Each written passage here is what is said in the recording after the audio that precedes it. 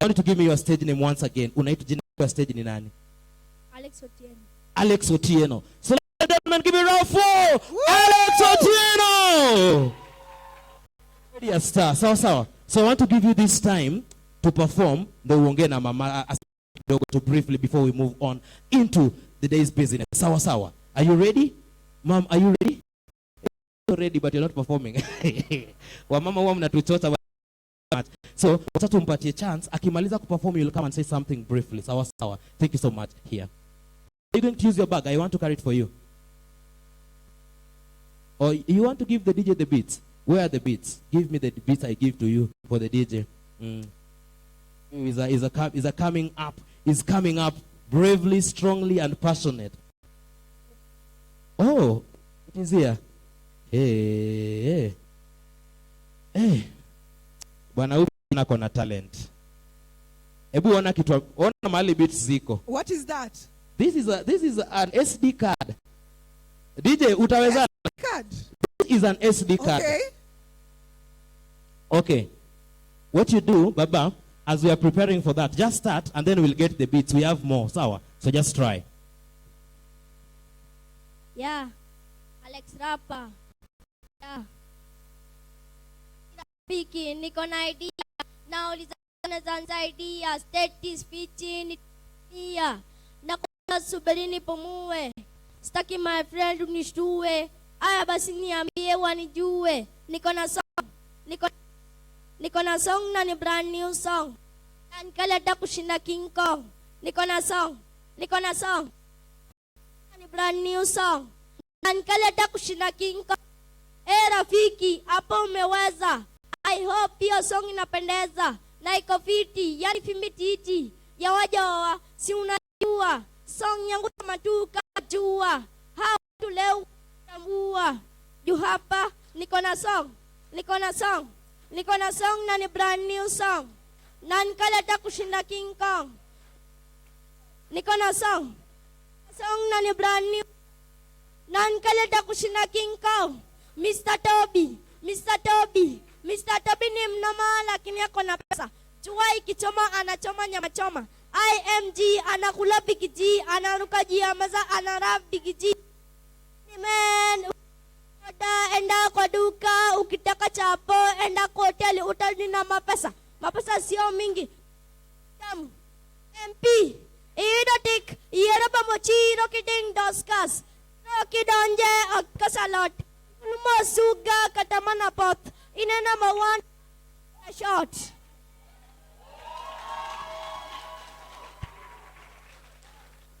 Wewe, ukijana anaweza ama hawezi?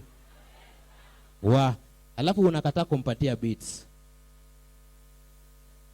Cheki, tufanye aje? Mniambie tu, you are the one to guide me here. Nifanye aje na mtoto? Apewe beats ama asipewe? Apewe ama asipewe? Niongeze sauti ya mic mtoto asikike vizuri ama nisiongezwe? Cheki mtu wa video. Hii kitu nataka ushike huyu mtoto vizuri sana. Hii highlight. Uko na talent moto. Unaona vile director anakuangalia? Wewe atakuwa na wewe. Sasa, DJ uko ready? Umepata kitu? Bado hujapata? Au usimtagulie. Sasa zile natafuta beats, mom come, you say something briefly kidogo tu. Kidogo tu uko unafanya CBC ama 844? CBC. Nilijua. Watu wa 844 wawezani na hii maneno. Watu wakuje hapa tangu asubuhi. Watu wa 844 you tell them the show begins at 6, they come at 8 p.m. CBC you tell them the show begins at 6, they are here by 8 a.m. We love you. With the aid of your mom, please share with us your experience here.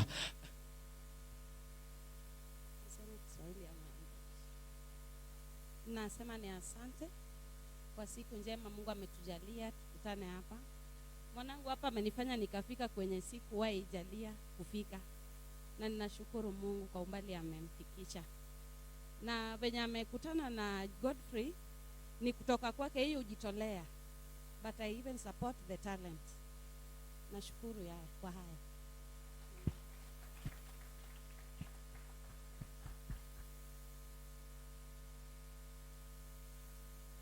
I guess now, DJ, you are very much ready. You are not ready. I'm very sure if I skip this minute, this boy won't come here again. Okay, you ready? Good. It's not there. wachana na card, just get any beat. Ndio maana aliimba so that we get anything. You know this boy amejaribu. You know. Sasa you know we don't want to disappoint you. Okay. The beats have failed us, but your voice has not failed us. Do it once again. They're going to clap as you do it. They're going to snap and do everything. They're even going to dance to your melody because your music will keep on lingering on their minds. Are you ready once again? Are you ready for the boy? Even without the beats, are you ready for him? Tafadhali appreciate makofi yake tena. Thank you so much. Haya, twende. But I know where the beats are. That is the song.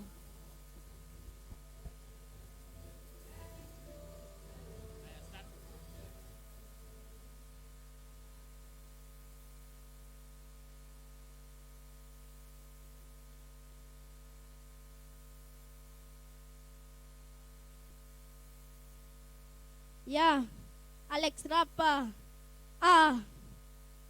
Rafiki, niko na idea. Nauliza kone za nsaidia. State is fiti, nitakuambia. Saki my friend unishtue. Aya basi niambewa nijue. Niko na song na ni brand new song. Na nikaleta kushinda King Kong. Niko na song na ni brand new song. Na nikaleta kushinda King Kong. Mr. Toby ni mnoma lakini ako na pesa. Jua ikichoma anachoma nyama choma. IMG anakula pikiji, anaruka juu ya meza, anarap pikiji. Mimi ni man, ukitaka soda enda kwa duka, ukitaka chapo enda kwa hoteli, utoni na mapesa. Mapesa sio mingi. MP idotik yero bambo chiro kiding daskas. Chiro kidonje akasalot. School masuga kata manapap. Toina number 1 manakom rock. Wow.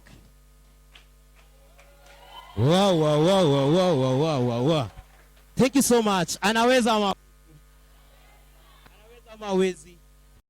Thank you so much. We wish you the best. And I know. Sema kitu. Aki tumekupatia sema tu dakika moja. Nilikuwa nauliza kana naweza kuenda kuonyesha DJ beats. Sasa kitu ufanye, onesha DJ beats. Sasa zile tunaendelea na program, nitakuleta tena na beats. Najua umekuwa ukirias na beats, ndio? Na wewe ni mtoto mpoa. Unariasingi saa ngapi? There is already a hammer. Wow. Now this is what we want to do. Mmesema tuanze na award ceremony before the performers. Mama County with the whole humanity, I want to ask come and award this, please.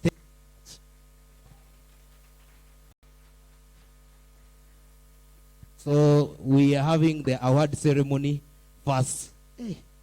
Ake kukua courageous ni kitu mzuri.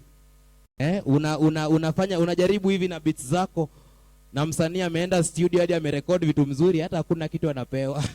Anamaliza tu, you can follow me on Instagram. Now look at you. Look at the person coming to present this. Mama Tita. Hey, here.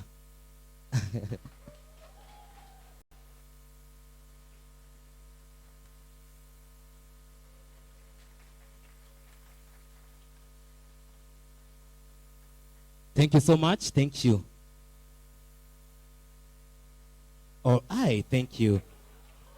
You can come over, Baba. God bless you. Gratitude.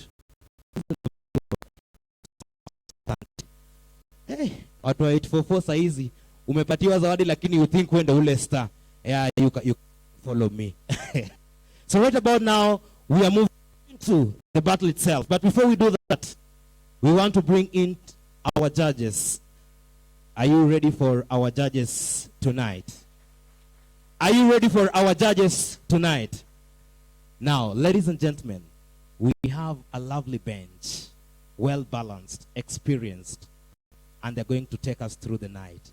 So allow me introduce the East Africa Poetic Hour Battle 2023 judges. Please, you may take stage. Wakuje tu pole pole, waingizwe pole pole. Nice.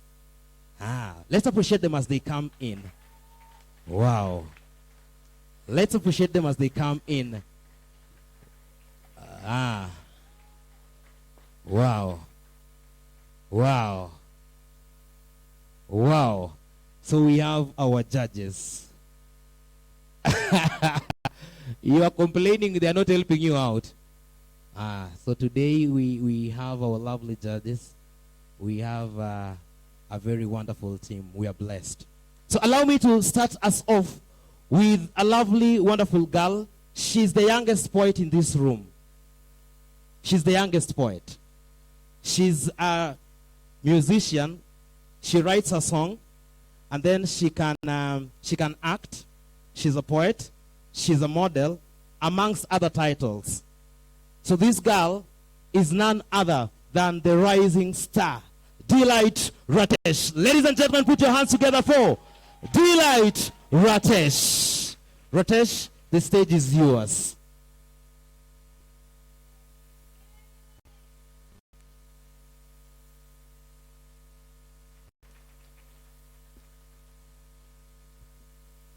Hi everyone. My name is Delight Ratesh, aka Supergirl Bagdi. I'm 9 years old and I have a poem titled Say No to Bullying.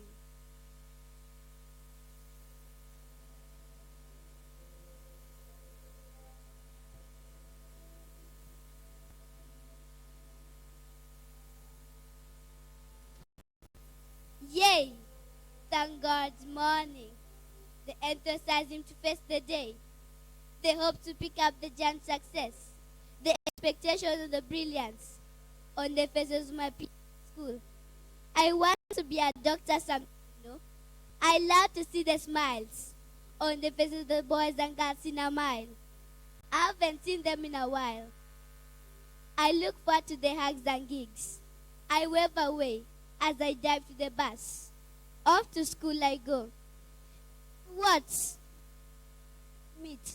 As I stretch and sinks, my hands shake, my mouth as tears wash my cheeks. What did you just tell me? That I mean nothing to the team? I'm worse than toys? That I deserve lizards? Laughter gets loud and sarcastic. There's a sobbing heart, deep down to my bone and marrows, lost in a cry my tears. Who will help? Who? Good morning. To meet you. To a great day ahead. I wipe my tears off and join in the twist of doom. I wish to speak my heart out, but I can't. I'm scared of spoiling the gist, of breaking the status quo, of failing to belong to this team that I hold as a dear than a dear. I begin to think, maybe they're right, but no, yes, no, maybe yes, maybe no, yes, oh no, who will help me, who? Jen yet not they look. Is it my fault that I look not their part? That nature gave me a trait they don't like? I have a plan I look forward to. The ululation from this great team. One day I'll shine like the sun. I'll do my best to lead the pack in academics. I'll get my medal whatsoever. Then my revenge will come. Bitter than the herbs of Alego. Because they lost a chance to treat me better than I deserved.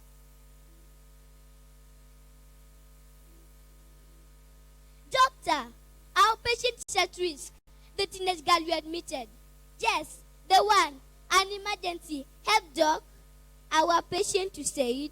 No, not mine. Aha. Her age met in school.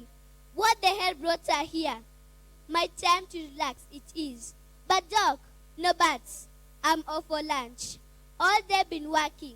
My time to shine, it is. Don't you think so? But doc, it's so bad. Oh no, she's dead. Baby and mother all alike. Don't you care? They do made it so in pride.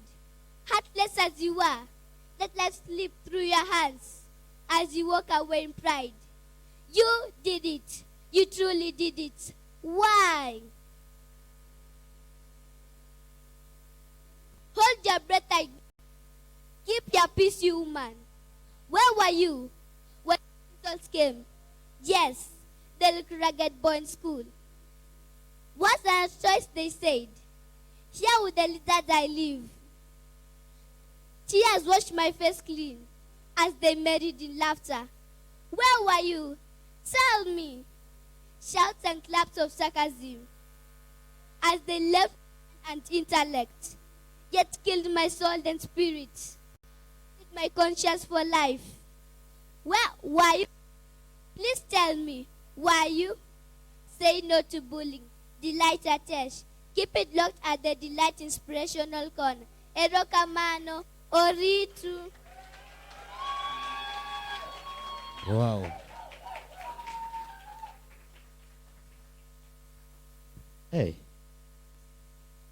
Now what can I say with such talent? Wow. Once again, let us appreciate Delight Ratesh. Hey. Ladies and gentlemen, there is something that we have to learn tonight. We have to learn to appreciate any young talent that is coming up. Sindio? Si yako sawa? Na mama yake pia ako around aki. Si pia yeye aseme tu kitu aki. Just come. Belated Happy Mother's Day. Najua upendangi kuongea lakini imebidi tu sasa tutafanya nini? Yeah, just come and say something about the journey and just briefly. Kuja tu juu. We appreciate you. We don't have fathers who are supporting talent. Hey, fathers, where are you? Ngoje Father Christmas. Hi, ladies and gentlemen. I just want to appreciate God for the gifts that she gave me. Ratesh. Delight is a poet. She's a model. Yes, she runs a book club called Delight Book Club, which supports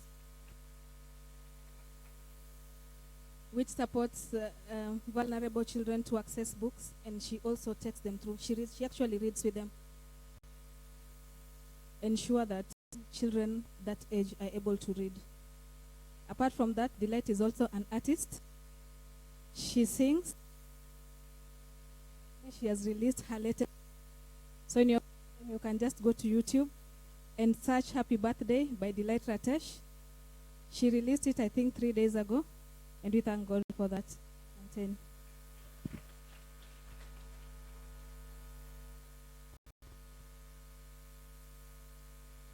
Wow. Thank you so much, Mama Delight. And now, I want to move straight to battle. Diana, take us through this. All right, those who have just joined us, welcome very much to this amazing event. And I would introduce amazing.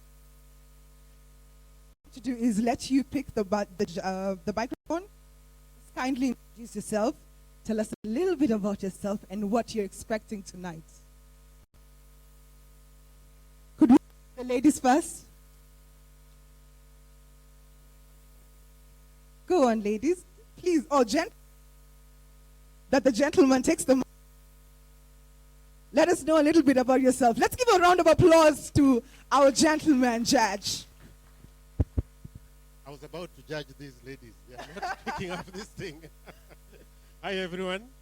Good to be here. My name is Oluwach Madiang. I'm a judge today. What do I expect? Fun, of course, especially the vernacular part. I really am looking forward to that part. I hope we'll enjoy. Of course, we'll enjoy. And also to give the performers quite some stage for them to be confident. We are not that bad. Amazing. Thank you so much. And I also have the same hopes as you, Judge Oluwach. And the next lady. Hi, everybody. Sorry, I have a deep voice, yeah? Okay, this is Ilinongogo, a.k.a. Dichol. Wow, okay. A round of applause for that. Yes, I'm a lover of poetry. I'm a poet, lover of books. I love a lot. Today I'm a judge, like said. Today I'm a judge. I see a lot of friends here. And I really expect to be entertained. I expect to listen to very beautiful poems here and many other things. Let's learn today. Let's enjoy this moment. Thank you very much. Thank you so much. A round of applause for our beautiful judge. And finally, already have a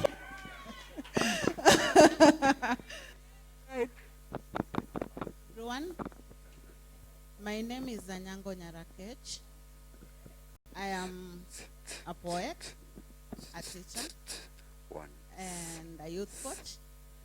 Today, I'm here to judge the contestants. I expect that they'll do better than they did last year. And as soft-spoken as I am, I'm not a very mean person. I'm a very good woman and a good judge. Welcome. Thank you and welcome as well. Yes, now that you have met our judges, we are looking forward to a very exciting evening. I'll tell you exciting because last year I was here doing the Poetic battle.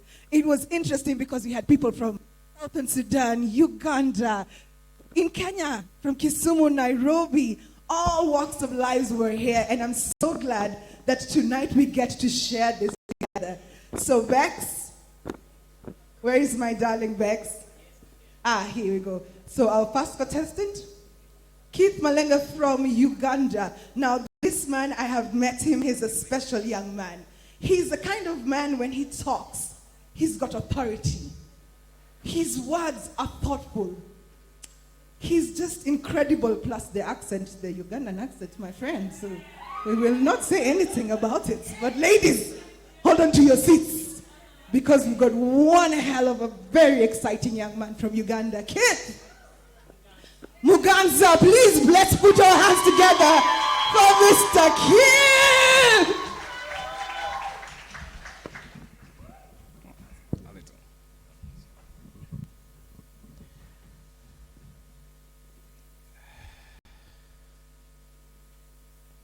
I'm a prisoner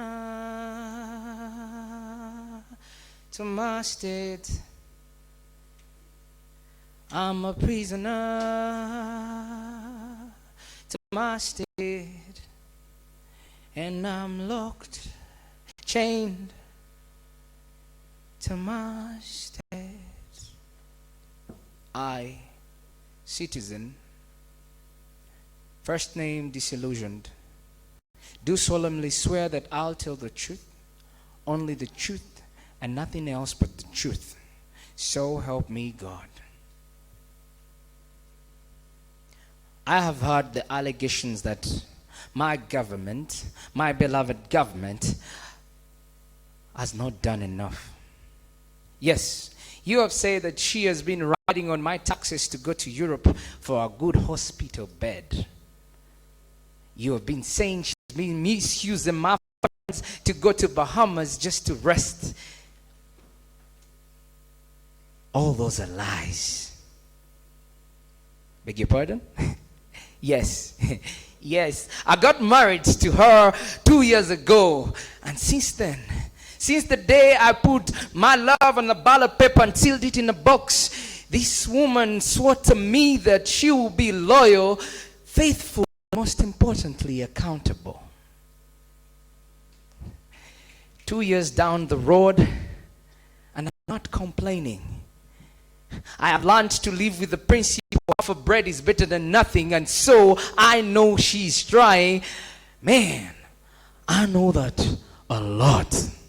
See, I asked for a road. She gave me a road and the other half filled with potholes. I asked for education. She gave me old school buildings with no teachers and a broken system to cripple me and my children. But that is better than nothing at all. Truth is, I asked for hospitals and all I got was old building with cracked walls and torn curtains, empty offices, no doctors. But then I got myself filled corridors with dying patients ready to fight for the next bed whose owner has been taken to a flooded mortuary. Because I hate people. Who wouldn't hate them, right? Truth is, I asked for freedom for speech. My beloved gave it to me. She gave me TV, radio, internet, and the phone and told me, speak up. Then after that, she gave me laws, commissions, just to shut this big mouth up. But that is better than nothing, duh. she has a very special hate for poets. This bunch of goons that has a talent of expressing their will. She's better off with them silent than having them bickering knowledge and wisdom in our ears. Yes, the truth is she gave me the freedom of speech, but she never gave me the freedom of the speech. But that is better than nothing at all. So yes, I'm not complaining. I beg your pardon? Yes. I pay my taxes. I pay my taxes to that government, but every time I ask for my taxes back, all I get is tear gas and bullets. She pierces her bullets to my skin and brings out the red blood. Truth is, I now believe that red is really a color of love, because this is a good love affair. Yes. What? No, she's not corrupt. No, she's not. I didn't say that. No, she's not corrupt. She's not corrupt. That's not embezzlement. She's only trying to spend our money to go out for trips. No, it's not a bribe. She only wants her water packaged in brown envelopes. No, it's not nepotism. She really wants her relatives close to her because the rest of you don't understand her. And how do I plea in this case? Yes, I'm guilty. I'm an over-demanding citizen to a government that can't provide. You want me to tell you more? My government sits right behind you, Your Honor. Yes. And I know how poisonous, how delicious our words are. So I won't speak more. Excuse me? Is that a brown envelope on your table? Really? You're one of them? Man, I'm a prisoner to my state. I'm a prisoner to my state. Wow. Ladies and gentlemen, one more time, let's appreciate Keith Muganza.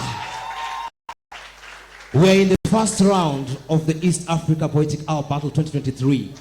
The first theme, they are hammering accountability in governance. And it's getting hot and hotter. Introducing the second contestant. Before we move further, allow me to remind us of just a simple rule. If you need to appreciate a performer on stage, you just need to snap. Put your right hand up, left, both right, left. Snap as you smile, so that you don't scare my performers. Now introducing the first feminine actor on stage. This lady is raised in South Sudan. She was born in Uganda. Currently, she studies in Tanzania, and she's presenting in Kenya. Hizo ni countries ngapi? Introducing Sarah Alexa. Put your hands together, ladies and gentlemen.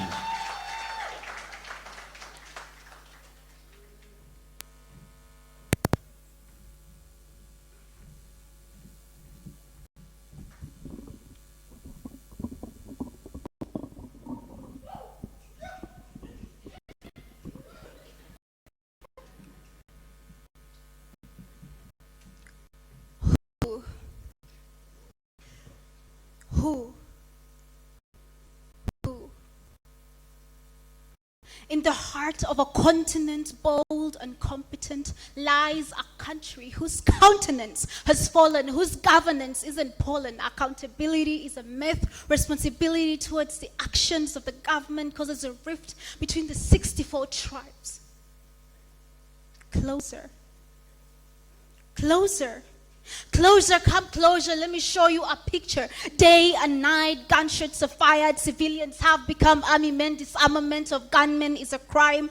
Day and night, fear is the beat to the rhythm of our hearts. My baby sister cries out feeling traumatized and scared. Our hearts are wounded and scarred. We doze off with the fear of not making it. But it's okay. We're used to it. The one question we fear to ask, who should be accountable? The government or the people? Wait a minute, that's not all. With these governments, we are in for a fall: abduction, rape, threats posed, looting, land grabs, burglaries caused. When will all this end? Tribalism, the root of all evil, a daughter of racism, here avails. Citizens out in foreign countries as refugees, while netizens like me lament elegies, because violence is the order of the day. The Constitution is just a book for a slave. Even the Bible mentions it. Isaiah 18:1, would the land shadowed with wings across the rivers of Ethiopia. This day will be left mountain birds of prey and for the beasts of the earth. 7, in that time a present will be brought to the Lord of hosts from a people toiled and of smooth skin, a people terrible from beginning onwards, and nations powerful treading down. Who should be held accountable? God, the government, or the people? We all out there blaming others, crucifying brothers, it's all preposterous. Our thoughts should be ambiguous. We are a diverse community. We ought to uphold humanity. The trials the nation faced, a call for change, a longing embraced, a rhythm of hope in each heart encased, where accountability shall be embraced. In corridors of power, justice must reside. Corruption chains we should untie. We should all take responsibility. We should be held accountable. The government must take charge and match the tribe. Our governance comes as our nation's guide. Let harmony be the guiding light as accountability takes its mighty flight. We should all take responsibility. As a person, a family, a nation united with strength complete to build a future grand and grand. With God on our side, all is possible because God is a being omnipotent and able. Thank you. Now, who is coming after this brilliant young lady? Who? Are they going to meet the expectations, judges? Are they going to meet your expectations? Up next, to introduce our third contestant, and that is Monroe, an amazing writer, a person who speaks with passion and is passionate about what he does. Monroe, it's your time to tell us what you bring onto this battle. Come on, Monroe, show us what you got. Give a round of applause for Monroe. Come on. Thank you so much.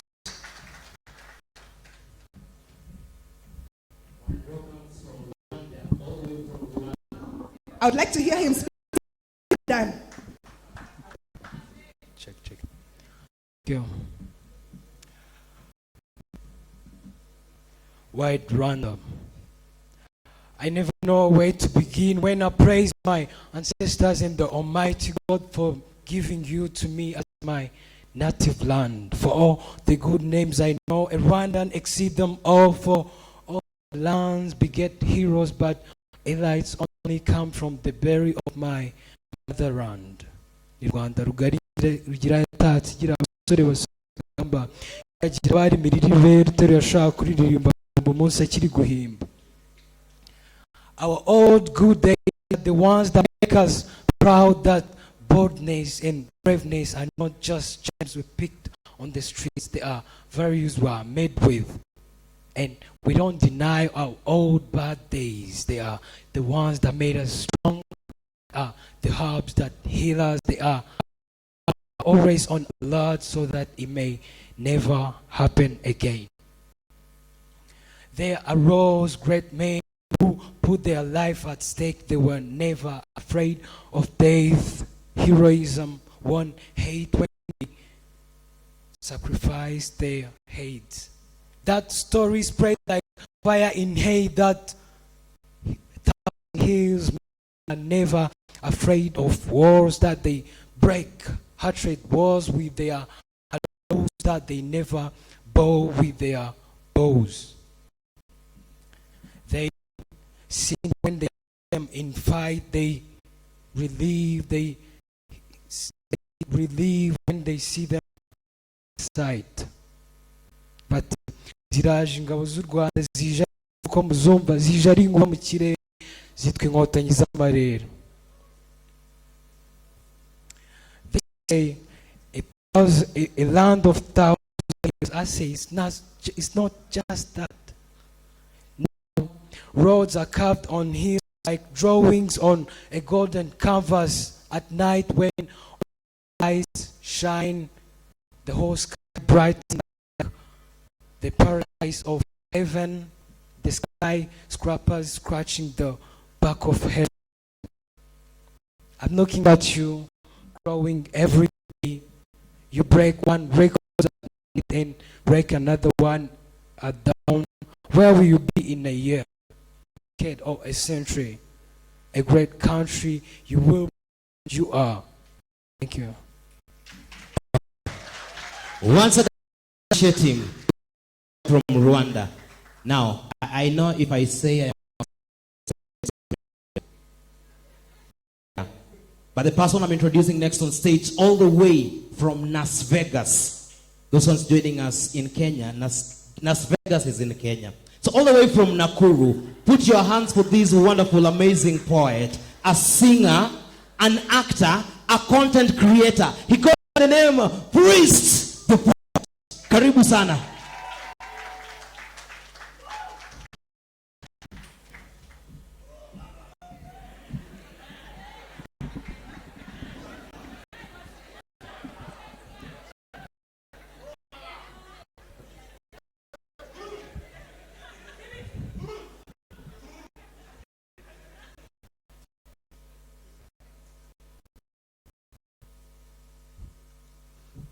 The Kenyan flag. Tupate kujieka haya bahari kwa shairi fu. And he's way bigger than Short Baba aliniita mimi mwana. That's why napiga takatifu kwa pamoja kama nyashu.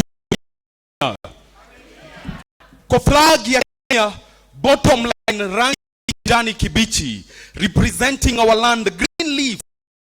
Kenya waida anachotegemea siniunga ya ngano kwa sababu maize flour iko high, price tag ya mahindi inazidi kuincline na ya ngano inazidi kuincline. Does that mean kuna the split of the word muungano? Line flag ya Kenya, ishara ya good pastures, life in every creature alive, leaf same na sawa na matawi. Thanks to our forefathers. Our forefathers walitupigania tukapata freedom, peace, liberty na ustawi. Just to mention but a few. Hongera the likes of our legend kina Wangari Maathai. Alipanda miti shimo zote ndio Kenyan men to Siran dry spell. Hongera the likes of our legend kina Dedan Kimathi. Amenifanya kwa days of the week ni choose Saturday time sun in a set and the only beaming light is from the blue moon. Na kimbia Sarova kwa the best bartender anishike tots za furaha niko at peace na nimefurahi. Na kwa flag ya Kenya kuna the middle line, and beneath this dark skin of mine ni damu nyeusi, but due to political regimes tunaimwaga hadharani badala ya kufanya blood donations kwa mahospitali. So wewe unayejiita Mkikuyu, Mjaluo, Mkalenjin, Mkisii, before pointing any weapon at your fellow Kenyan mjiulize, mtaendelea kuwa blood type yenye iko na rhesus factor ya B negative or mtachange to B positive.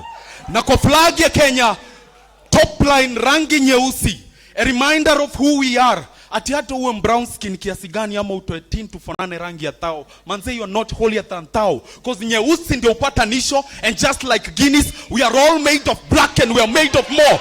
But nina swali, if the darker the berry the sweeter the juice, mbona vitu mingi ugly na mbovu hufanyiwa magizani? Nina swali, mbona msee akiwa kwa nooks ye huwekwa kwa the black books? Nina swali, mbona during funerals dress code ni black boots, black suits and tie? Si hiyo ni wrong impression kwetu sisi the living when we die. Unaingia 6 feet under into the world of oblivion and darkness, but kauli kuwa na maadili mema unaingia to eternal light where there is no hell madness. But I'll forever be proud being black if tutaendelea kutumia the white tissue paper kuwipe off our black dirty germs. Na kwa flag ya Kenya lastly kuna the thin white double line, amani, amani, Amani ya Bwana wetu Yesu Kristo, upendo wa Mungu Baba, ushirika wa Roho Mtakatifu iwe nanyi nyote. Semeni iwe pia nami.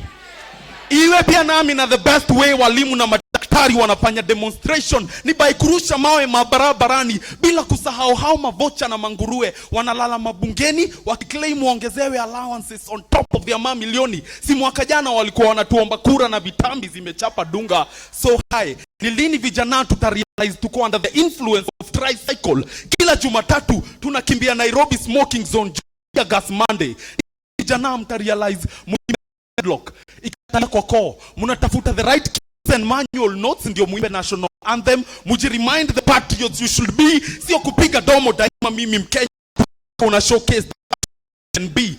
Funny, the only place where we embrace the thin white double line ni white party.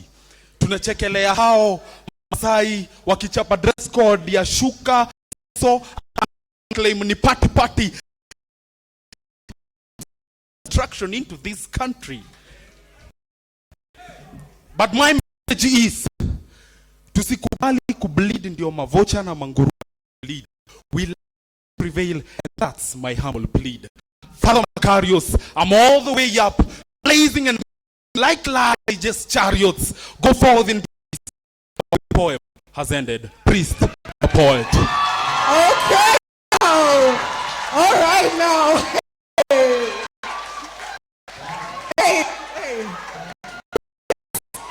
Yes. Selma.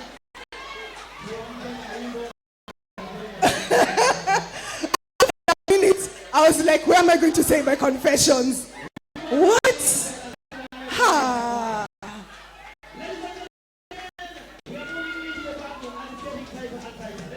That's right. And it's getting all the way hot and all the way up in here because I want to introduce an exciting gentleman. Another companion to the stage is Oyoma Richard. He's an award-winning artist. He's also won the Writer's Block of 2022 Writer of the Year. Now, this is a very exciting gentleman as well. Oh, my blood is rushing. Oyoma Richard, where are you? Come onto the stage, my darling. Give it up for Oyoma Richard.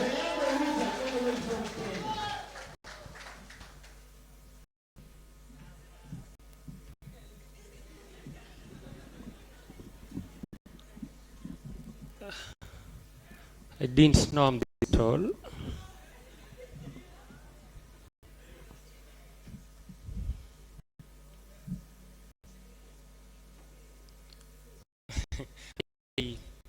I pity my friends who go to campus to study psychology so that they can be our therapist.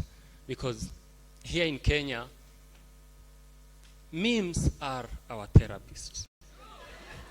We use memes to laugh off our frustrations. For example, this one. The word, you love this. Ogopi hata bei ya sukari.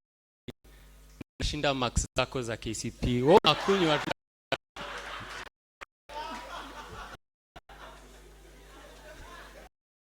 The other one. Hii government ya sahi kuikeep accountable ni kama kupigana na Pastor Mackenzie. Ndio maana huwa kinaturamba. My mom says, like a human being is a living being. It knows when it's well utilized. When it's misused, it becomes a living thing. It doesn't come where it's not appreciated. It builds a home where its value keeps appreciating. And the foundation of the home begins with accountability. Accounting 101. Mr. Serikali must be ready to do a 101 audit on himself. He has to note down how each and every note was spent. He has to coin an explanation for each and every missing coin. So that when he begins to point a finger, he has to have a handful of explanations on why the three are pointing back to him. But do we see to it? Oh, we don't. Because we are too blinded by the even not to see his hands. We are too blinded. In the name of blood is thicker than water. What happened to red being a sign of the color of blood? We are like the angels of death in the Passover, passing over where we see our blood. Our eyes are blood. And busy on Twitter. Hii government kuikeep accountable ni kama kupigana na Pastor Mackenzie. Ndo maana huwa kina turamba. Mr. Serikali, tax una collect lakini vile unaitumia ni serikali. Task umejipea ni kutusomea budget. Ni next month tu utataka tukupea wa years. Lakini utaki kuulizwa vile pesa za financial year. Mr. Serikali, kama una cha kuficha, mbona unaonyesha kushoto kulia umeweka mgongoni? Alafu siku hizi umejifunza kulia ati aliyepita hakukukana tu kuachia pembeni. Mr. Serikali, ulimlilia msichana tukakupa. Kama amekushinda, mrudishe sokoni. Maana anauliza ile unga ya bei nafuu hata siku kwani ile gasi ya bei nafuu haijafika, ama ni pressure tu ulikuwa unampandisha? Umebadilisha.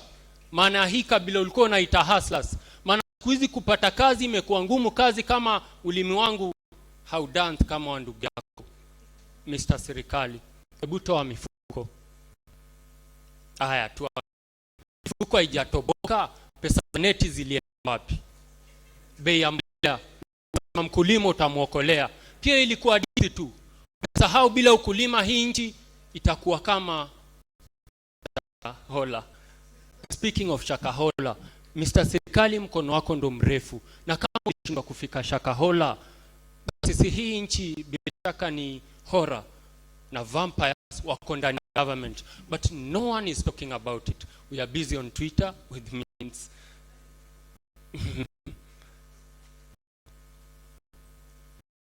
Oya, hii si kazi yangu. Njoo tuunganishe za kwako na za kwangu. Sisi masters. Mr. ni servant. Talent tulimpea, ni haki yetu demand kujua vile aliinvest. Na ujasiri tuvae kama bulletproof vest. Cock. Juni fantastic kujua tuko able kupeleka mswada kwa bunge. Na si out of question. Tunaweza fanya hata peaceful demonstration. Si out of question. Tunaweza fanya hata demonstrations, private sectors, in public mu demonstrate vile tochi yenu iko lit on the government. Civil societies, wacha footprints zenyu ziachana accountable government. Huyu Mr. Serikali tumulika kona zote. Akilala tunamulika mke, akisimama changamke, akisema tunamulika ame, akisimama tunamulika na akitembea tunamulika aone mbele vizuri. Wow.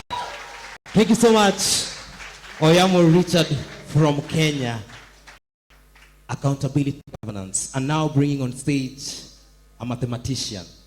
You know, you think that poetry is for those ones only who understand arts. So this lady, she's very young, pursuing mathematics in the university. And she's very fresh in the industry, but very fresh with a very creative mind, and very talented girl. Allow me to introduce on stage this wonderful girl from Kenya. Are you ready? Are you order? No, order low. Welcome.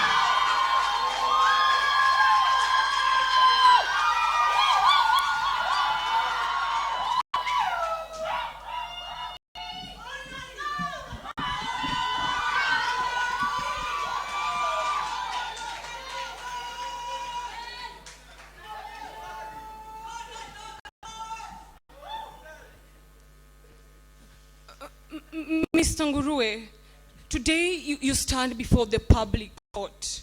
You're accused of theft, murder, and development disruption.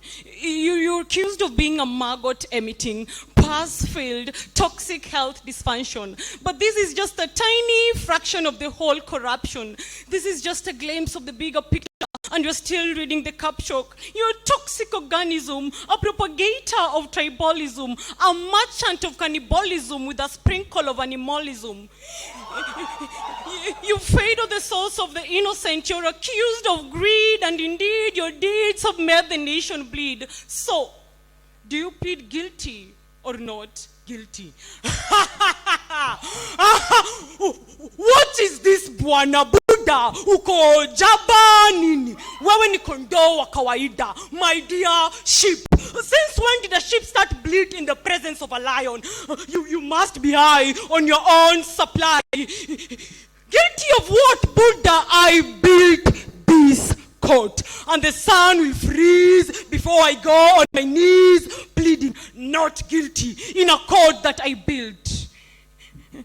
You may have built this court, but you can't buy justice. We may be a bunch of nobodies, but we are united. The voice of 1,000 sheep bleating at the same time, sometimes overpower the roaring of a single lion. We want justice, and justice you shall get. We have evidence to your corruptions, Mr. Nguruwe. The millions you stole and kept in offshore accounts, the mega corruption scandals, and Air, Kimorel Dam, Golden Bag saga. But before we proceed further, guilty or not guilty?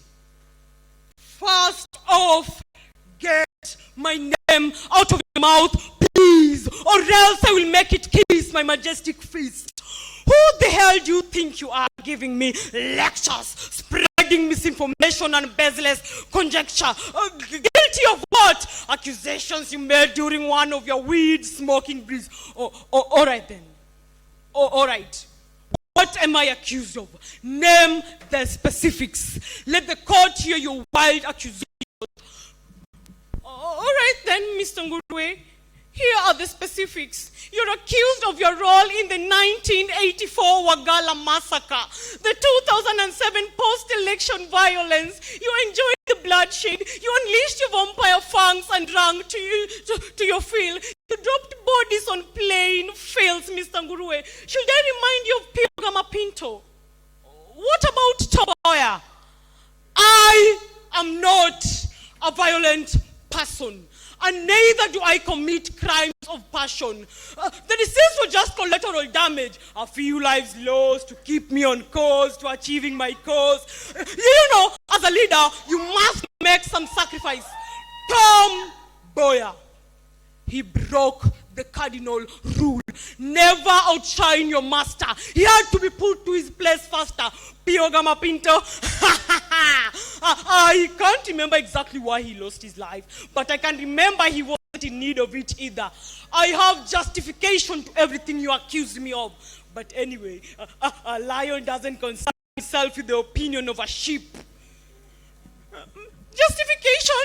You talk of justification, Mr. Nguruwe. Your justifications are as hollow as your heart. Your words are as dirty as your white collar, and your deeds are as dirty as your white collar. You're no lion. You're just a sheep in disguise, swallowing in the mud, stuffing yourself with stolen supplies. But your time is up. You have to pay for your crimes. I'd like to ask this jury to make a unanimous guilty sentence.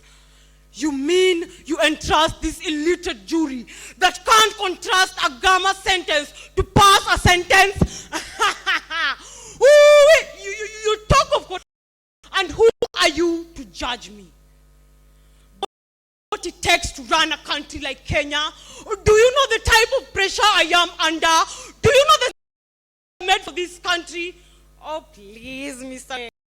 Enlighten us. Eyes with delight. Tell us about all the sacrifices you've made for this country. Built road, schools, and hospitals. I have created 1,000 job opportunities to jobless Kenyans. I have brought development forgotten. I have sacrificed my time and resources to make this country less.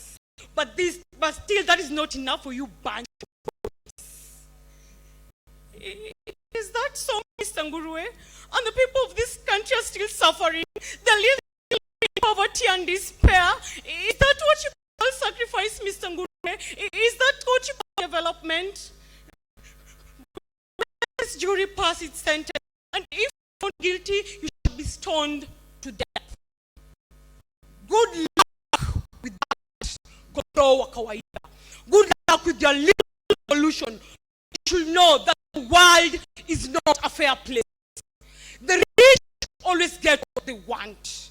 The strong always triumph over the weak. And the powerful always have a upper hand. Money talks. And if you want to whisper to the ears of the jury today, you're the most stupid person I've ever seen.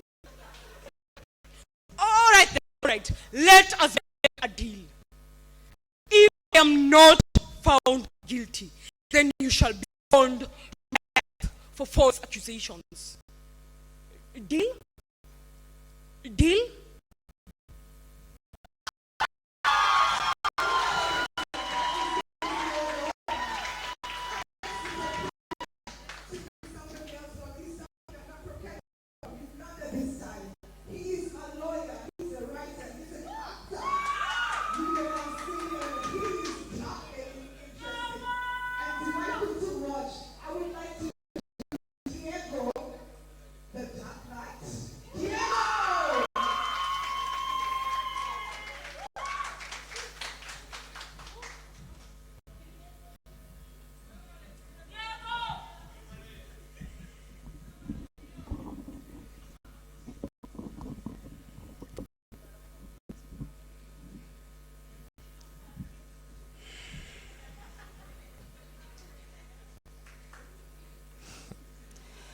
The long cry comes from the future and echoes in the past, but it is so sad to see that you of the present cry about the now. You, my people, have sought retrieve on eyes of retribution. In the silent streets of stench-ridden suffering, you where a handout is an electric current of life support. Like soulless beings, you lack a sense of what is good. Yes, my people think a trench is for rubbish and the road for dirty water. My people are spelt in illiterate just to literally define them. You, my people, are fed on ignorance to sensitize your arrogance. You think to climb heights in the bar means to leave your problems down below, but only to stumble, hit the floor, and realize how low you have set your bar.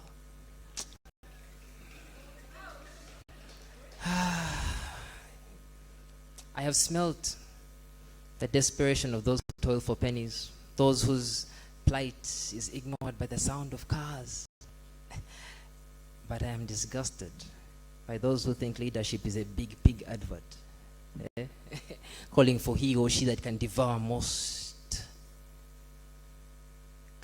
Why is it that we that have big brains cowered behind them? Has your patriotism been stripped from your bones? Oh wait, has it ever been in existence?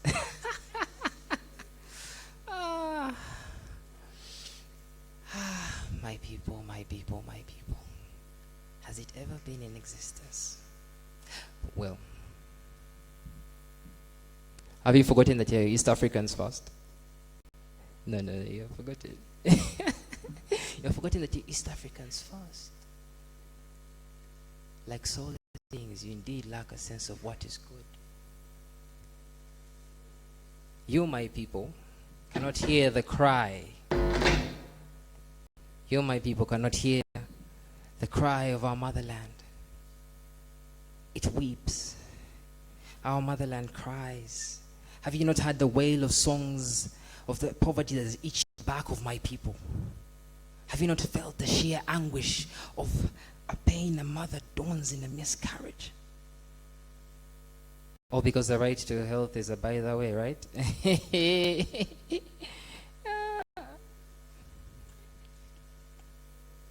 Have you not seen the dark crimson potholes filled with the innocence of maidens that has been ripped out of them? Have you not heard the teary sobs of battered submission, stifled under heavy hearts of unconsented wives? But do we care? You, my people, cannot hear the cry of our motherland. she weeps about her future. The long cry comes from the future and echoes in the past, but it is so sad to see that you of the present cry about the now. Have you not heard it carried in the wind? Like an echo of thunder and a sting of lightning. Our motherland wails. Yes, you. Mother, father, sister, brother, look in the mirror. You are that future. I think you know how it looks like. Ugly.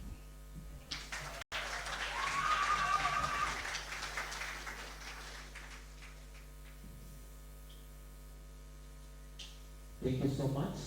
And now, getting back seat in Uganda. There is the only copywriter around, a professional IT guru. But again, when she's free, she does poetry. Ladies and gentlemen, give it up for Brandy. I really do it. Aye. She's the best. I can take. Once again, let us appreciate her, please, as she takes stage.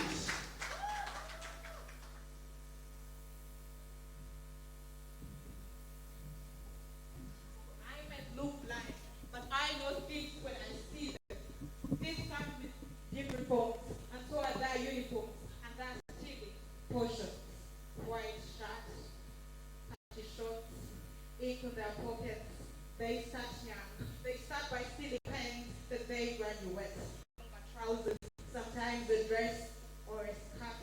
Beautiful faces created 16 or 15 years ago.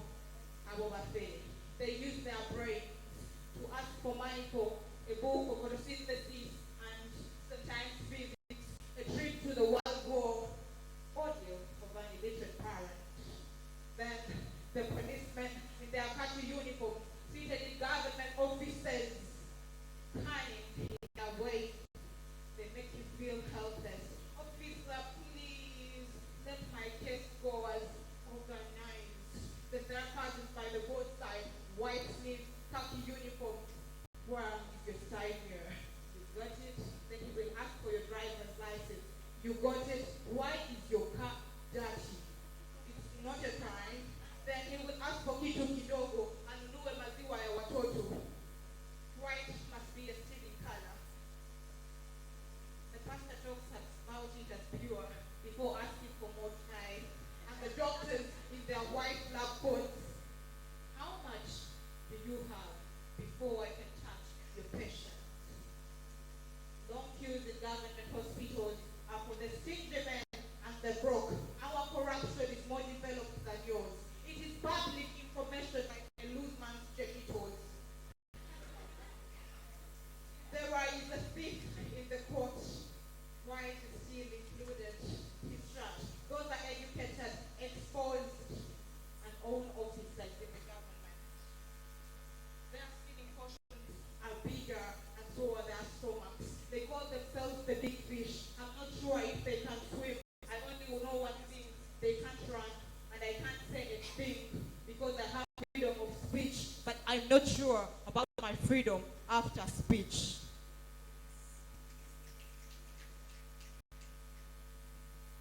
We stopped going to the custodian of the law knows how to break it. The custodian of our money knows how to steal it. So we create fake social media accounts and troll the thief, wait for his death and laugh at his burial. Sometimes we keep hopeful that one day the ballot will eliminate the thieves, and their delegates. But then I remember of the little children that we have trained how theft is okay and the only way you can ever get rich. I am not a prophet of doom, but I am here to tell you that if we continue training little children theft, we are doomed.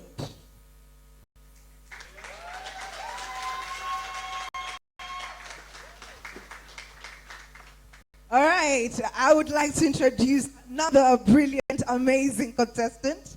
He's from the 254, of course. And if you were here last year for this event, you definitely saw him on our stage. So it's not his first rodeo with us.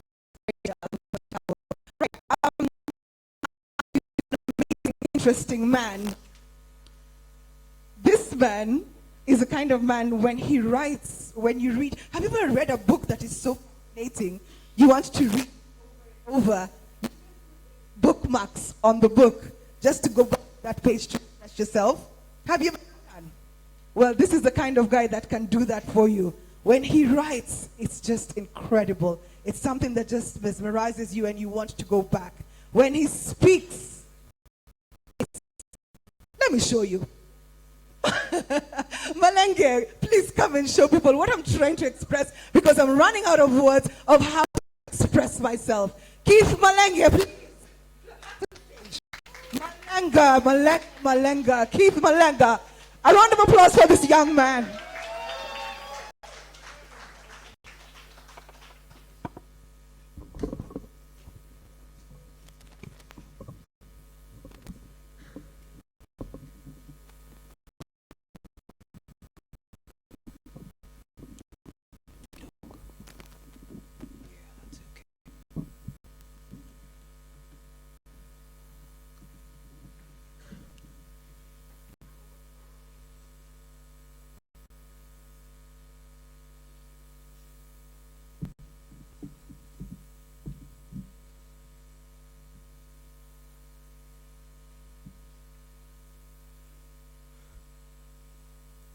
It's the private sector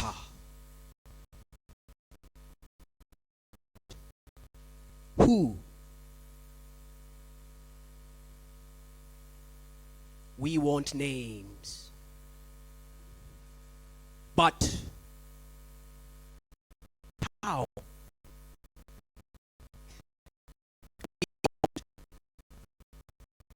the process for the tax who know how to this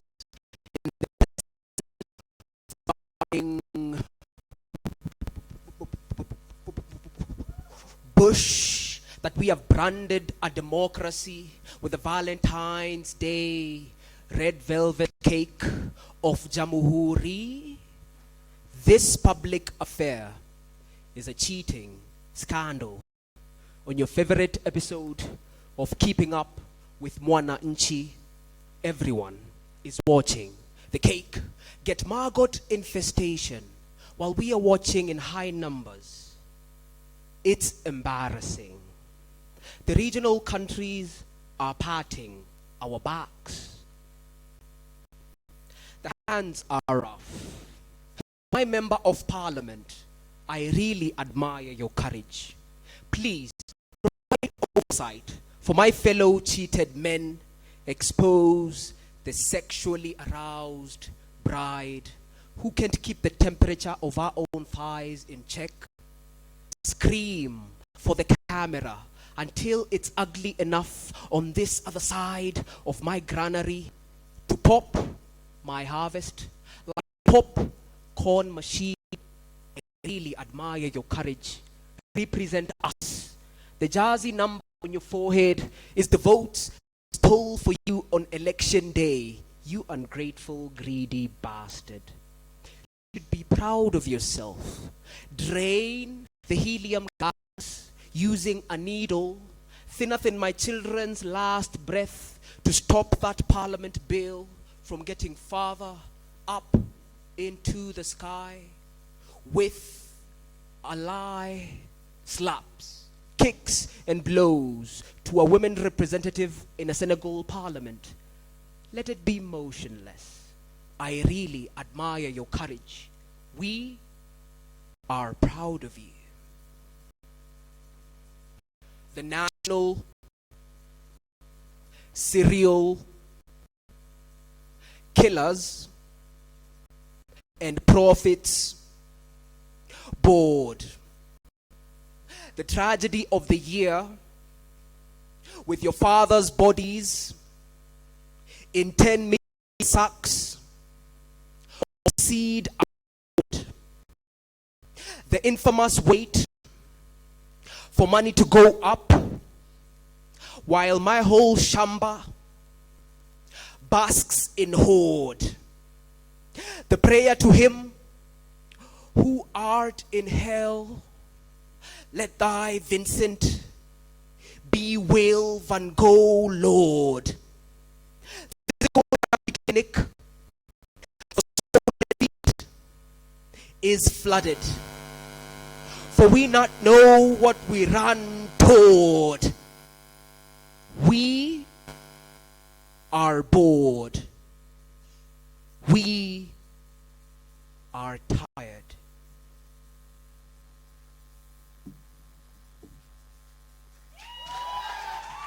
Wow. Thank you so much. Lovely. Now, as we keep on moving, those ones who are joining us in right now, welcome to the Poetic Hour Battle 2023. This is the best place to be this wonderful evening. Once again, if you're excited with what is going on this evening, please just give a round of applause to all the artists who have come so far on stage and who are yet to take stage. Now, there is this wonderful artist who has proved that you can forsake your profession for your talent. Graphic designer professionally. He's the founder of a very great brand and hails from Kenya. Ladies and gentlemen, I want to bring to you Homa also. Wale wanapenda rumba. I want to bring you on stage Mayu Sana. Check stage.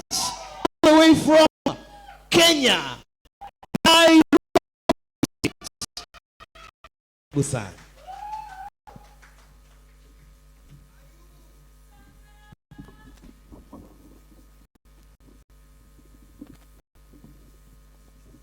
Ladies and gentlemen, I fought a battle recently and I lost.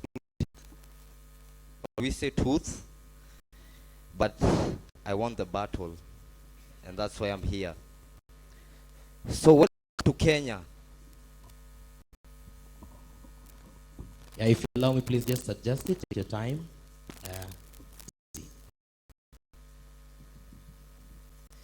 Na Mpesa tu wana reverse. Cheki vile Kenya wamegeuza nyake, sahii ni kila mtu wa slice yake ama ajikate. Tumegeuzwa wanyonge bila kushika shingo. Hakuna knock knock jokes hapa, kila mtu ako indoors. Ati virus ilitoka kwa monkey, show ijaribu King Kong.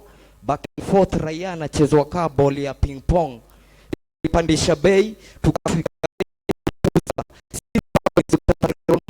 kiongozi ilivyo mask their mouth, the silence killing them. But sanani silaha Buddha, yo, I'm not afraid of them.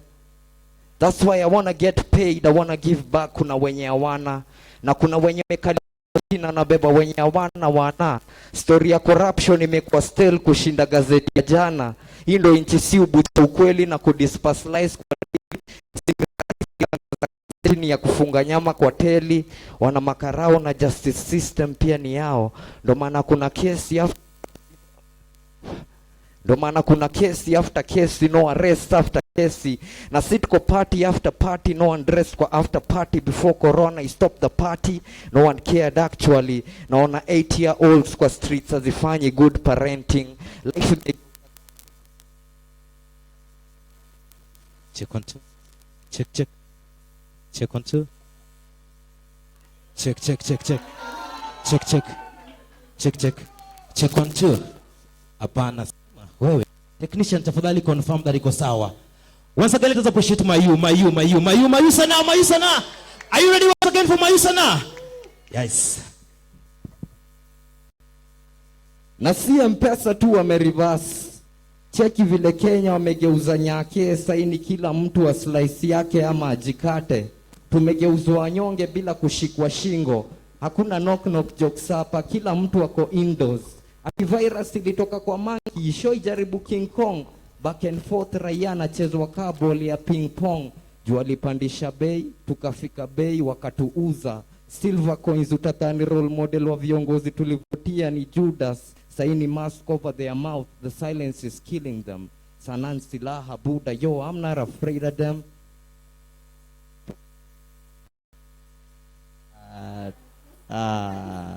Let's do this.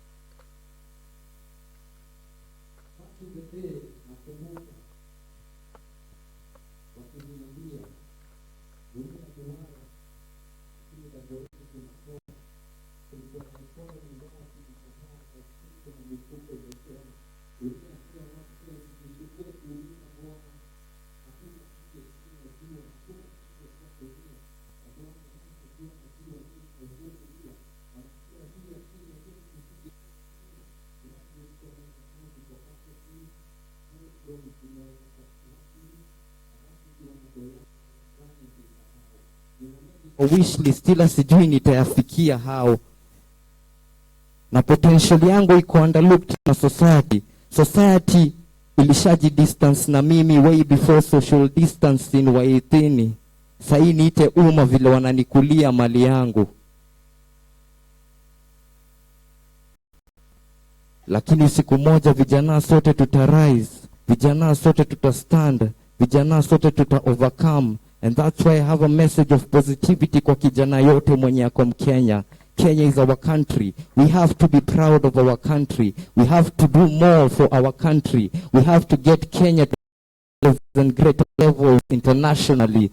Our universities, our high schools, our primary schools, our nurseries, everywhere in Kenya, greatness is the foundation of what we do. So East Africa Poetic Battle, I fought about here and lost 2 teeth, but came here and won a battle. For my love for poetry, that was my Sana. Thank you. Oh my Lord, Sana. Give it up for him. And thank you so much for being so patient with us. Everybody's fighting a battle, right? As he said, right? We are all fighting a battle, but this guy has really fought a battle. Has really fought a battle.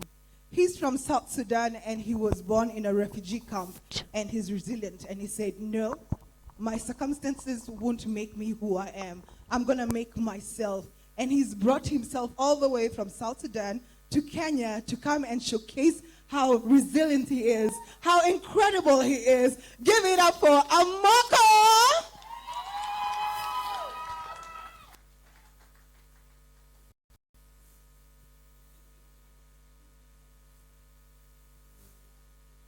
My poem is entitled, In Africa's Last Born.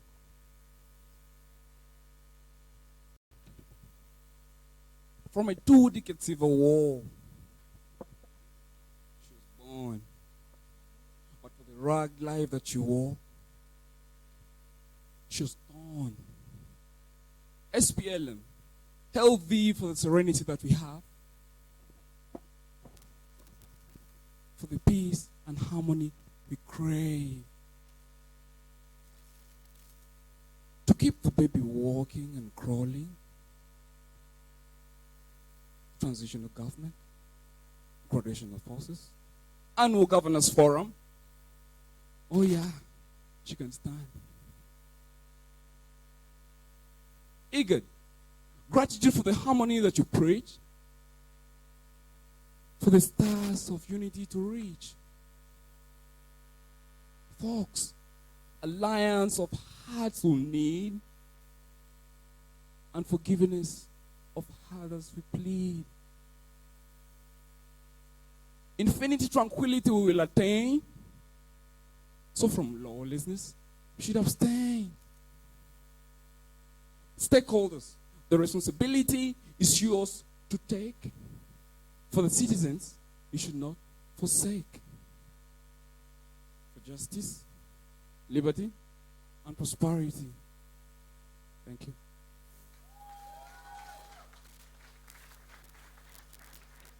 Thank you so much, all the way from South Sudan.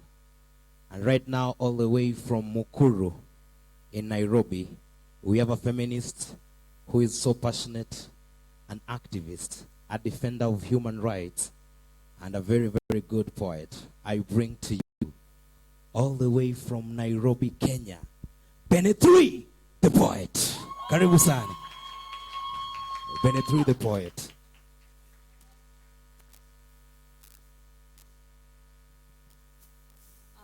Hello. Daily, najaribu yangu yote kwa committed.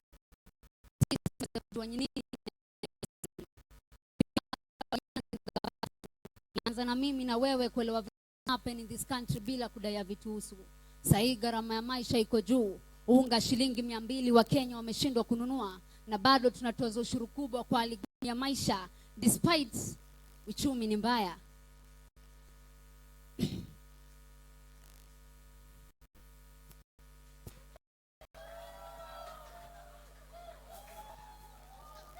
Hello, excuse me. I'm sorry, but I just have to replace this. Sawa sawa. Ngoja kwanza tumpatie snaps nzuri. Jakajulwingi choma raha. Tunaangalia watu na macho mbaya hapa. No wonder. Once again, are you ready? Once again, ladies and gentlemen, a round of applause for Bennett with the Poet. You can do this. Asante. Daily najaribu yangu yote kwa committed. At least niweze kujua nini inaendelea in this country. Being accountable yanzi na gavatu.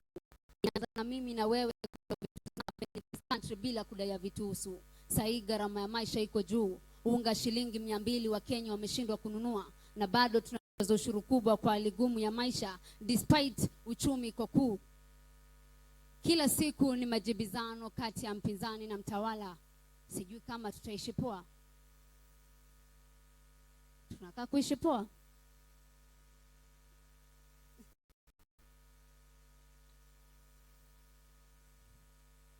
Aru?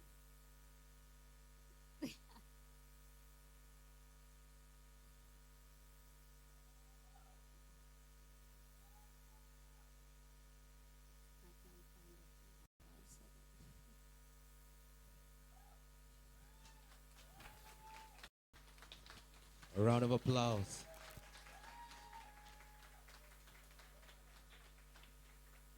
Yeah, ladies and gentlemen, she goes by the name Bennett 3, the Poet.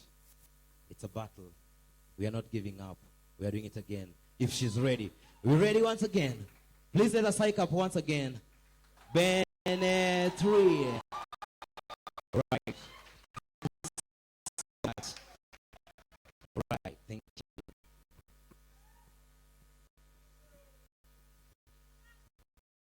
Check one.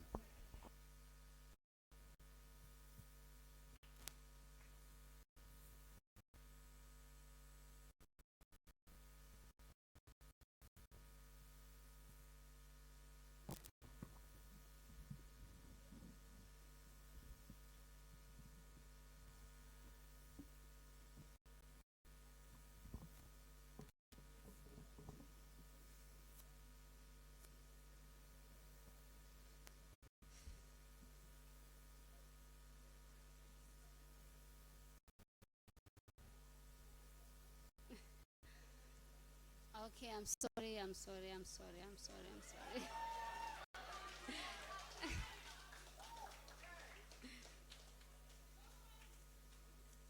Daily najaribu yangu yote kwa committed. At least niweze kujua nini inaendelea in this country. Being accountable yanzi na gavatu. Inaanza na mimi na wewe kuelewa vitu zinahappen in this country bila kudai vitusu. Sahi gharama ya maisha iko juu. Unga shilingi 200 wa Kenya wameshindwa kununua na bado tunatoza ushuru kubwa kwa hali gumu ya maisha.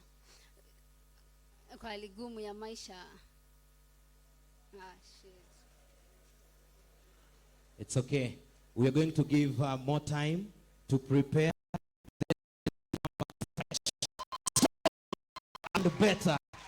Ladies and gentlemen, we're going to give more time as she's preparing. Allow me to bring the next battler on stage. All right, coming onto stage is an interesting lady. She's a rapper, she's a singer, she's an actor. She says she's versatile and she's got it all. I would like to bring from Uganda to Kenya to Kisumu, Nyaruoth Mercedes. Give it up for Mercedes, please, ladies and gentlemen. Mercedes.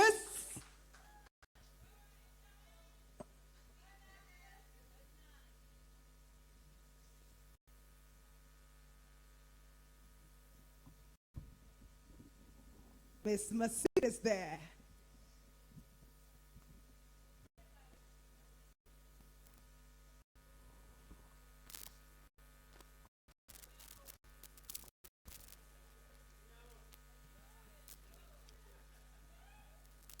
Have you ever loved,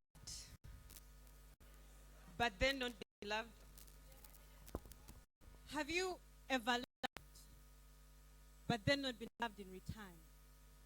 If you have ever loved and not been loved in return, then you definitely know what it feels like to be. See, I love my country. I honestly do. But Uganda's story is as bad as my relationships. They never make it past the third week. Some even last for only 2 days. Oh, Uganda, may God uphold thee. We lay our future in thy hand. Oh, Uganda, may God uphold thee. How exactly is he supposed to uphold thee when the government cannot even uphold its own citizens? Let me tell you, there is a country where a man eighth presidential term the audacity to come and tell us to eat cassava if we cannot afford bread.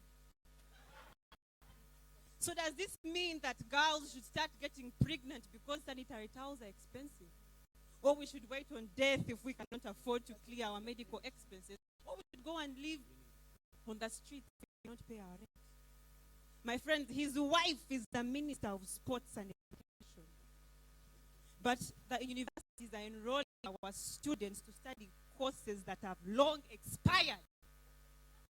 They're not nice. We lay our future in thy hands. At this point, we even have a future, let alone to let it in. Our executives do not. Our citizens receive heart more often.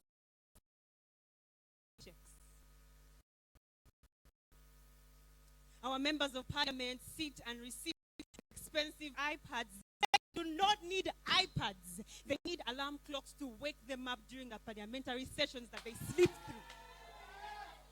If our leaders are sleeping, they are sleeping on our nation. Oh, Uganda, the land of freedom. Yet our journalists are being bundled up like they are criminals. That means that our voices are not heard. So they need a face. And I have chosen to be that face. By the way, I call upon our religious leaders to stop contemplating about the offertories and tithes that the Wanaichi take to churches, but start advocating for policies and demanding for accountability from our leaders. Oh, Uganda, the land that feeds us with lies, of course. They speak of a democracy that is only superficial. You see, there is freedom of speech, but prison after speech. We cast our votes and they disappear into thin air, like as if we have ancestral monitoring spirits watching.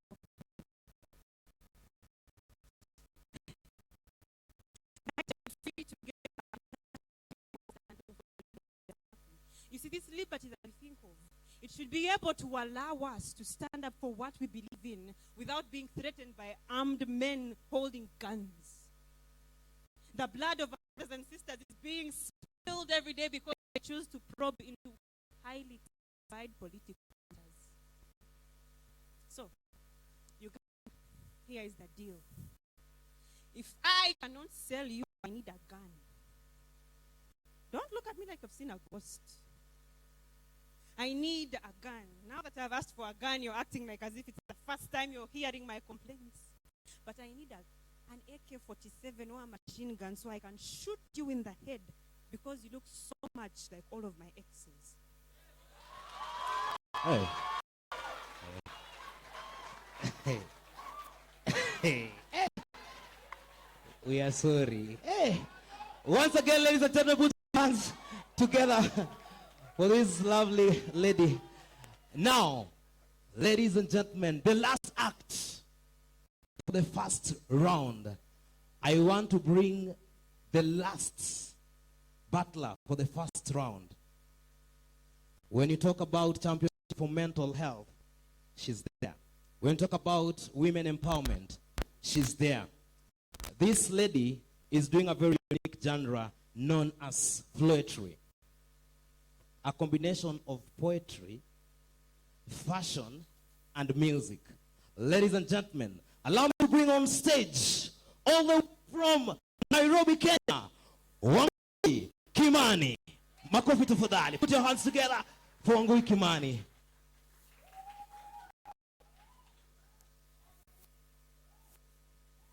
Hello. Turn to your neighbor. Ask them, is this your real face?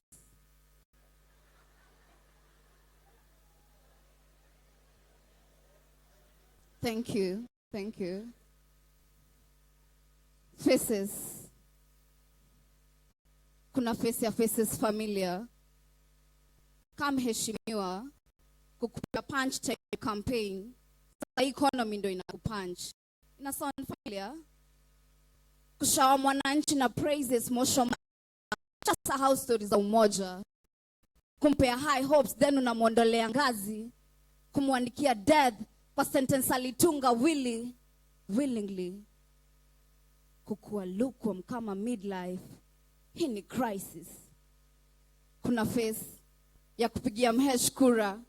Na hiyo time ndo mhesh kuita mhesh. Anakupaka mafuta kwa mgongo. Akishaingia mafutani mafuta inakuwa expensive. Anakuonyesha mgongo.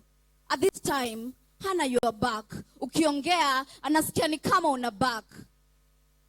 After kumpigia kura, kuna face ingine ya kumpigia simu wa kupea chakula, mnazungushana kama hula. Alisha raise the bar. Sai kazi ni kuwakunywa. Oops. Na akafika kwa finishing line. Wenda mkimbizi in your own country. Luckily, uko Kenya. We appreciate athletes. Unakimbizana na mheshimiwa, unakimbizana na bei ya bidhaa, na hata hii bei ya bidhaa haiko idhaa yako tena. Wakenya, literally, tuko kwa streets, and all nasikia ni, usisahau kunidrop ya something kwa pipa pia. Nina hamu ya kugrab ka kitu pia. Manza ungekuwa na banana tungepil pia. Yani, from kupil maganda za banana to orange, tusai kudropiwa hizo maganda. Hizi propaganda zishaganda. Kitu yenye mebaki fresh ni kilio ya Njiku. Akiserikali tafadhali niko mbaya zaidi. Masaibu ya faces familia. Kila mtu hukaa familia. Kila mtu sound familia. Ambia neighbor yako, kila mtu si familia. Kuna face ingine ya kuuliza nako. Mwangalie umuulize, what do you bring to the table? Okay. What do you bring to the table when you can't even afford one? When the people you kept your hopes on keep telling you tells on, the rains will ease the pain. The prayers will fill your stomachs when you clearly know that you are not in pain. You are not tormented. You need no prayers. You need food. You are hungry. You need a face where everything, anything, something, thing, you mention it. Everything is on the rise. And so is rice among our staple foods. Rising, getting high. Just like everything else and everyone else. Getting high beyond our reach. Rich? No. Our farmers are not rich.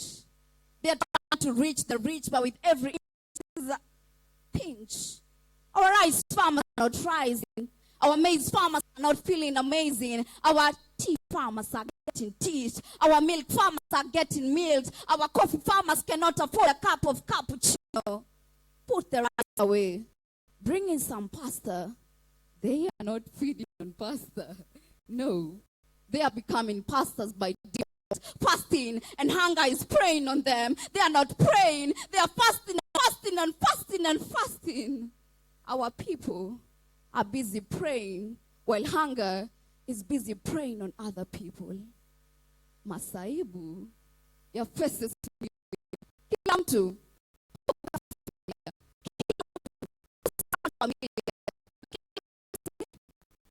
kila mtu si familia.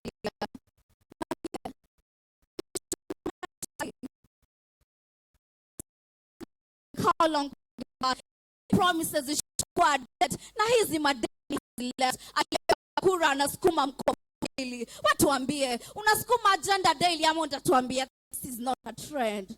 Listen, treading on these grounds feels like walking on a mine. Katia tukaingia box mzima. This space is so confined, we are losing our breath. For the fittest for the longest. Haina kama survive for the richest. But you know what? We have the ability. We have the ability to make our soil better together. And while we are pointing fingers, ask yourself, what do you bring to the table to make it better than you found it? Or are you, yes, you and you, part of the problem? Wangoi Kemani. Wow, wow, wow. Once again, let us appreciate Wangui. Oh. Kumbe ni mama county program. I was almost Nyakajulu somewhere. We've come to the end of the first round. Wow, it's not easy. It definitely isn't. It's not easy. The only thing that I know is that moving forward, we are going to have some elimination. But too sad. Right. There's Yes. got to be a tonight. Yeah. Somebody got to go home. I know. I have to say this.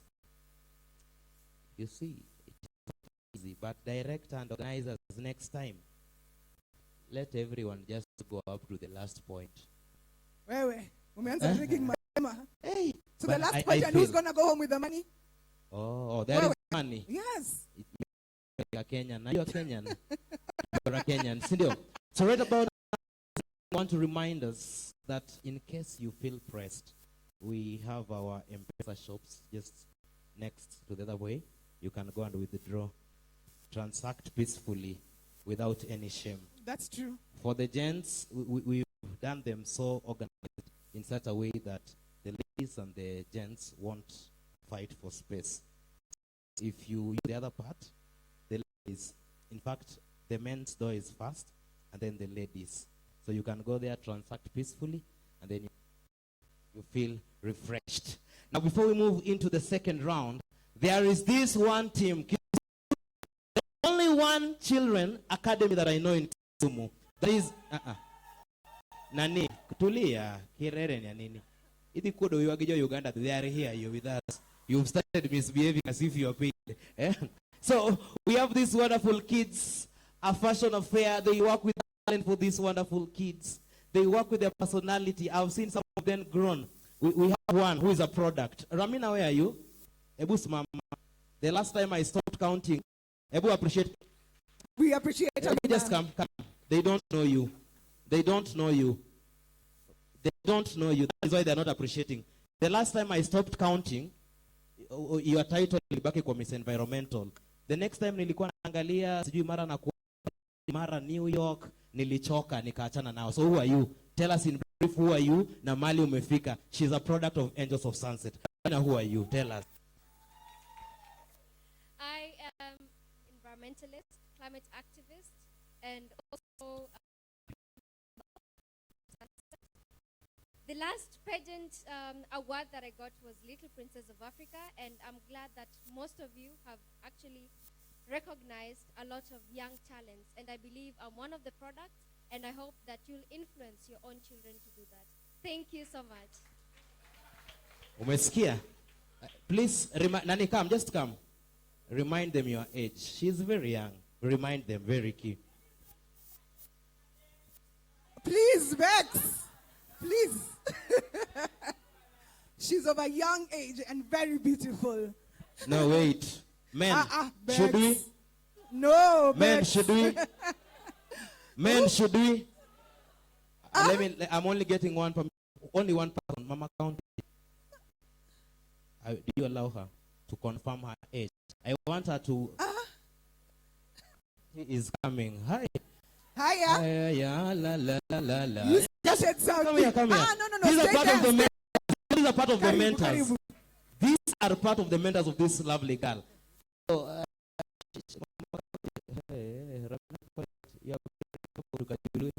we are good, we are happy. It's going to be a problem, my dear. Yeah, so this girl, yeah, that's a very great mentor to this lovely girl. Say something about her. This girl is going places. She's young, 16. Yeah, you've had. Hey. 17 now. Okay, recently 17. And really, really fighting for Lake Victoria and for the environment.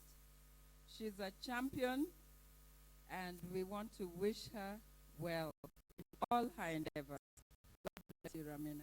Wow. Proud of you. Thank you so much. That is what we mean. So when I bring angels on board, that is what I'm talking about. I'm talking about a lovely, wonderful organization working to mentor our children to be what you're seeing here. So right now, ladies and gentlemen, allow us to introduce and bring on stage Kisumu's finest Kids Academy, Angels of Sunset. Woo!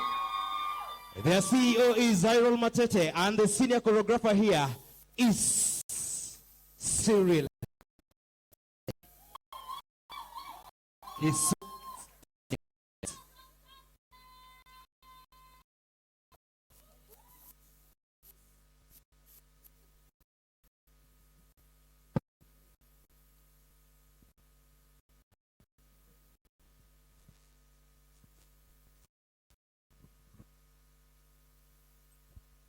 Good evening, everyone. This is Angels of Sunset, and we are dedicating this dance to Ozzy because today is his birthday. Oh,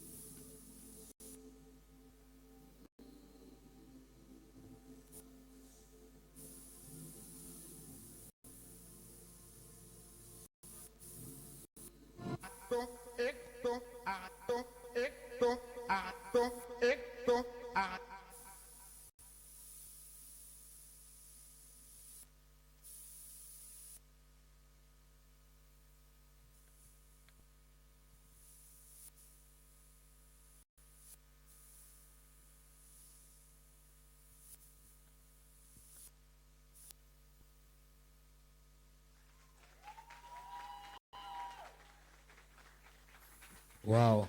Angels indeed. The Angels of Sunset right there. Come on, guys. We can do much better than that. Yes, you can. You can do much better. The angels are winding up in style, and we love that. Yes. Now, What is no?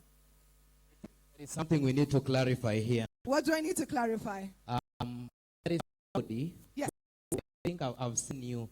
You've really appreciated these children. There was somebody who could dance after dance guitar. Who's and that? I've seen you appreciating these children. Ako wapi? Where is Ako wapi? Kuja hapa. Just come. Talent that does not.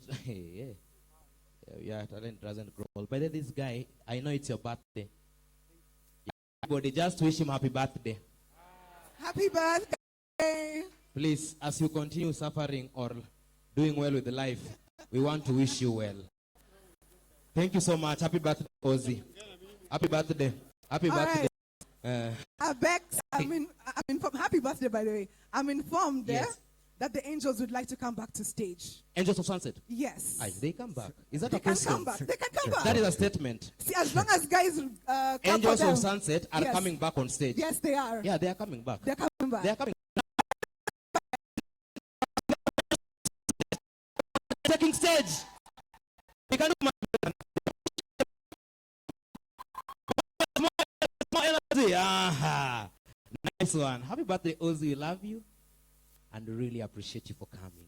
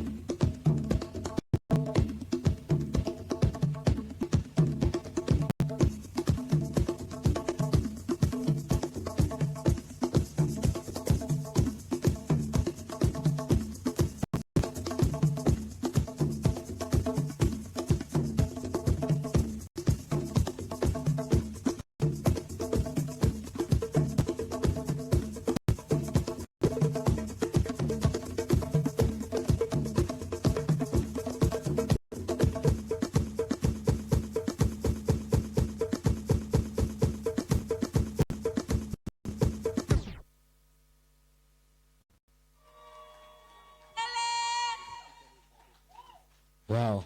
Thank you so much. An official invitation for a festival, International Dance Festival.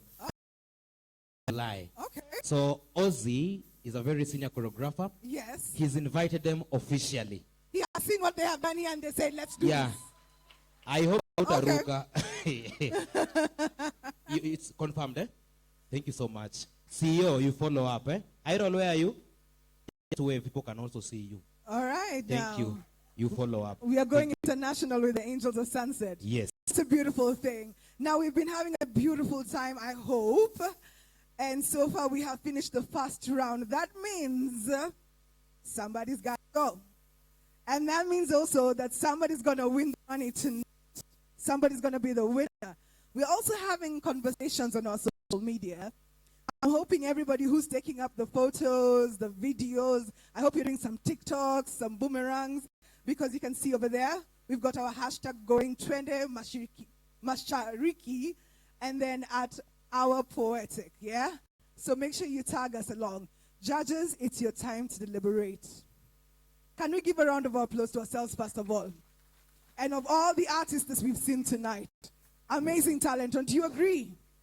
Don't you agree? Hallelujah. Now, judges, please tell, pre-tell. Okay, judges, through your guidance, do we bring all the battlers on stage? Shall we bring all the contestants on stage? Yes. All right. All the contestants, please come out. As they come, please appreciate them. Show them love. They have done fantastic job so far. Yes.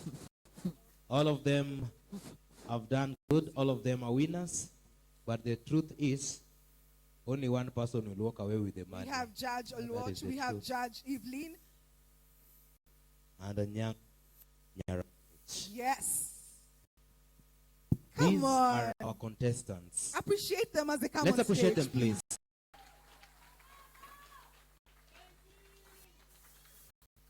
Okay. If possible, take a picture. Yeah. Remember. Oh, hala, hala.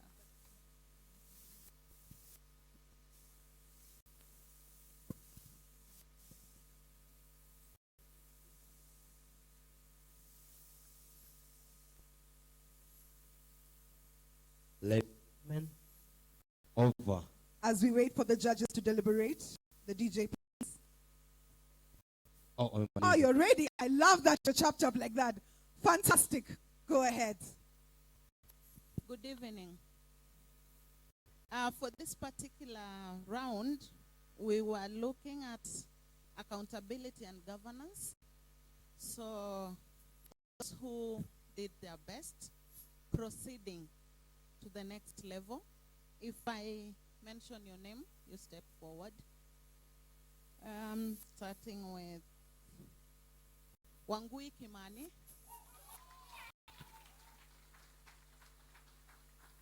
Yeah. In no specific order. Mercedes.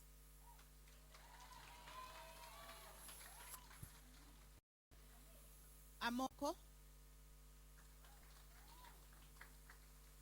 Mayu Sana.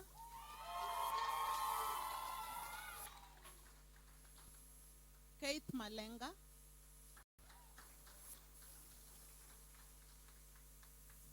Diego the Dark Knight. Odalo the Poet.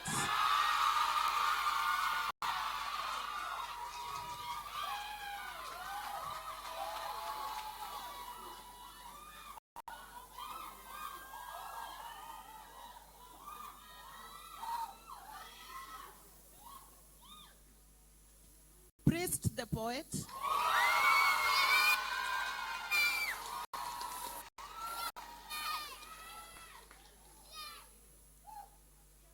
Sarah Olex.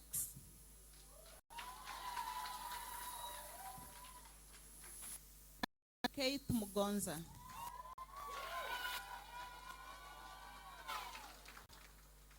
So I am requesting that those who have stepped forward to kindly leave the stage. Thank you very much. Round of applause for them.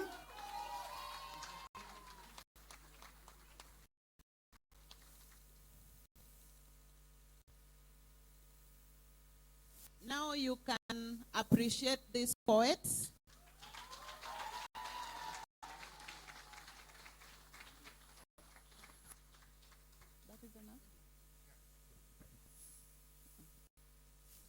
Thank you so much. We really appreciate you. Ladies and gentlemen, we are officially moving on to the next round. Just a simple rule. When the poet is on stage and you feel that there is something the poet has said that is so close to what you can relate with, you just give them a snap. Let's do this, please. Let's try. Put it higher. Then you can equally put the other hand up. The other hand. So use both hands, and then you do a smile so that you don't scare the poets. All right. Thank you. So as we give the poets some slight few minutes to change, allow me to bring on board a very special and a dear partner of this event. I want to bring on board Techno. Please come and give us some remarks briefly as we continue celebrating you. You awarded for us somebody here, a very talented boy. He's seated around that place. So Techno, please come over. You do some brief remarks as we move on to the second round of the East Africa Poetic Hour Battle 2023.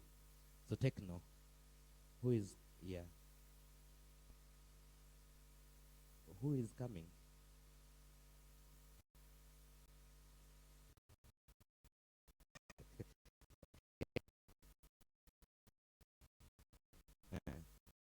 Good thing I can see your table. It is branded. So if nobody is around, we'll move on. Or somebody is coming. Just come. Yeah, come over as we prepare the poets. I don't know if the poets are ready. The second round, we're going to do a very smooth transition, poet after the other, so that we move on very fast. So if the poets are ready, please allow them to also prepare to come back on stage. Techno. Nice. They are not yet ready for this time. We'll give you some other time. So we're moving into the second round of the poetic battle. Are you ready for the second round? Hebu fanya hivi. Hiyo ni kiboko. Unashitaki mtu anaenda kuchwa. For those who don't understand this language, when you do like this, it's just a way of relieving yourself from stress and tension. Introducing our poets for the second round. Are they ready? Yes, they are definitely They are ready. ready. So introducing the poets. In no particular order. Who is in? We have got Keith coming through. Keith Muganza. From Uganda. From Uganda. Take Yes. stage. Keith, take stage. Keith. Thank you. As he comes, let's remember to appreciate all the poets and keep on encouraging them, because it's our day. We are celebrating as East Africa, and thank you so much for coming Yes, and being part of this lovely event. And also remember to use our hashtag that is there, Twende Masharikani. Oh, Twende Mashariki. Please, yes, thank you. Twende Mashariki. Thank you so much. Nyinyi Say it ndio- again, say it again. Twende Mashariki. Nyinyi ndio watu wa group of schools mnatusumbua hapa. Kwenda huko. It is Twende Mashakani. Ati twende wapi? Mashakani. Mashakani. Yes, say that again. Twende Mashakani. Mashariki. Wewe unani So introducing our first battler. Yes, he's saying that he's getting a little ready. He's getting anxious, He's but ge- he's, okay. he's getting ready. Another simple thing that I want us to take note. All right. Tonight, we have children around, and they are requesting. Somebody has requested me that there is a girl that performed when they were not there. If we get time, please, I will bring her back. Not now. Before she becomes tired, I'll ensure I do that. So I think Kate is now ready. Kate Bananga is ready. Muganza. Yes, sir. All the way from Uganda. Thank you. Let's move on to the second round of the Africa Poetic Hour Battle. And the beat is Twende Mashariki. Hapana, sio hivyo. Haya. Eh, Kuja kweli. Kid. Oh. Kuna zile rituals you have to do when you're coming from this other side. Are you scared? Hey, I'm not scared. You're not scared? But I'm excited. Me too. Yeah, because I can see those things that are being done there. These Ugandan people will show us everything things. is. Nani, where is that rapper that was supposed to do with some beats? Haraka, kuja very fast as Kit is preparing. Where are you? Okay, just come very fast, Kuja raka. Yeah, I don't know if the beats are ready. Very fast. I'm giving you 30 seconds as Kit is preparing. I can see he's still preparing. I don't know if the music is ready. Yeah. Just a minute. What's kama kushua? So that we do this once and for all. Cheza beats. Are you ready? Sawa. Adjust.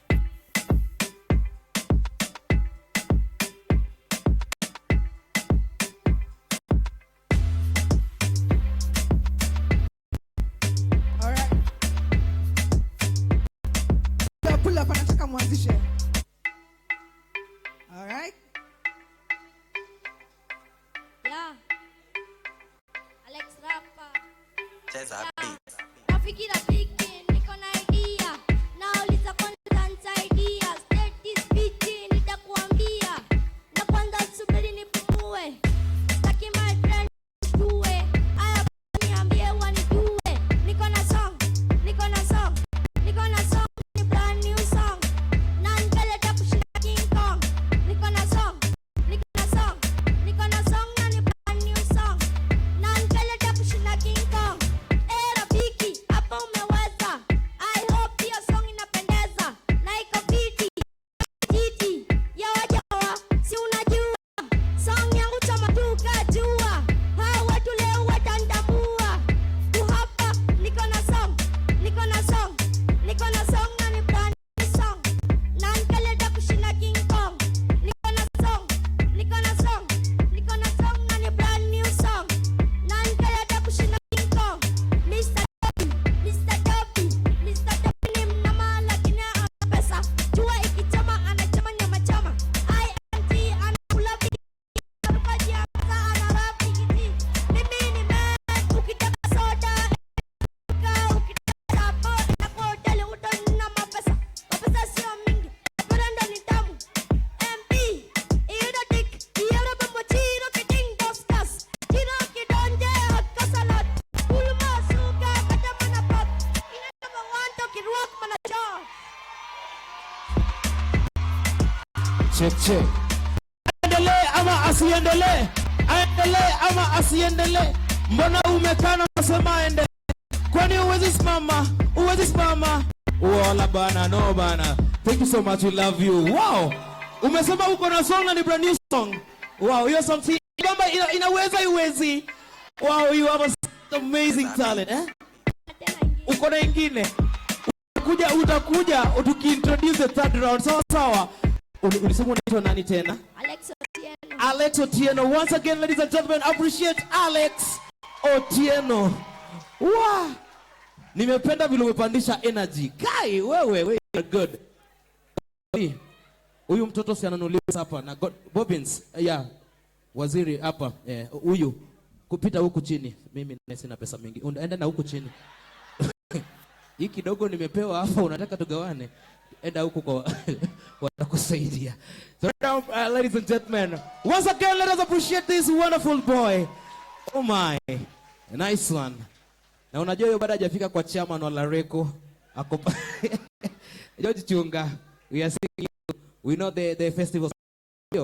Yeah, we are anticipating for that lovely one. Now, introducing the second round, and the theme that is going to guide the battlers is cohesion, integration, and economic growth of East African community. Cohesion, integration, and economic growth of the East African community. And the first battler on stage, second round, Kit Muganza, all the way from Uganda. Take stage. Nice one.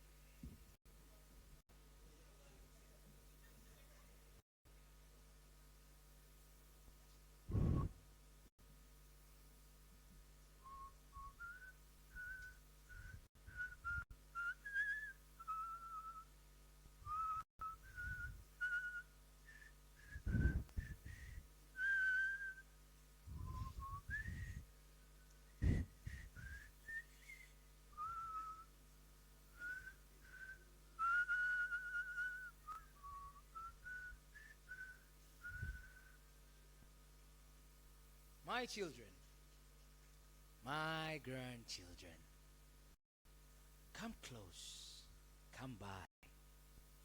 Your mother, Mashariki, has given birth to her 7th daughter. So come, let us celebrate. And as we celebrate, I will tell you the story of my children. The first, my 3 beautiful triplets. My lovely daughter, Kirinyanga.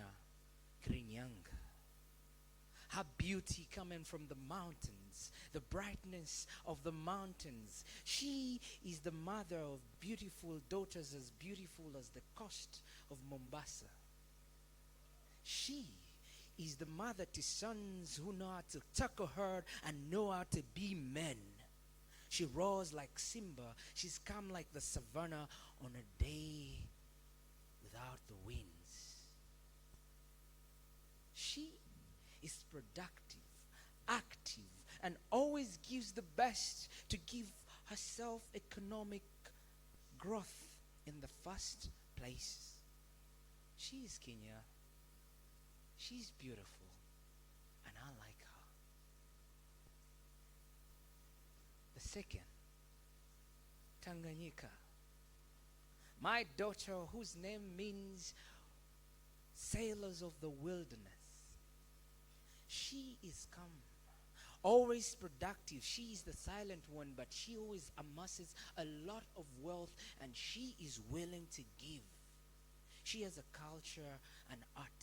She loves music, and she loves to dance. She got married to the Black Coast, and she turned her name to Tanzania.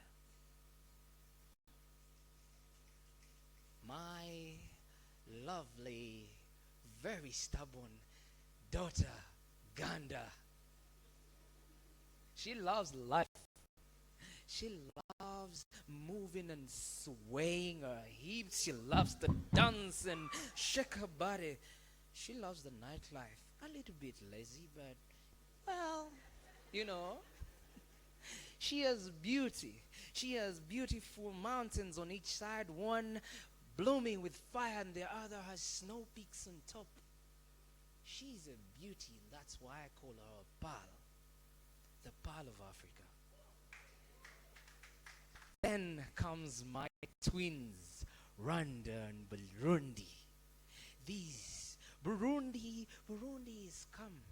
She's an artistic spirit, the soul to always come to you when you need her. She dances. She loves the long drums and the way she jumps and gives you the rhythm. It's Burundi. She never really does much but dance.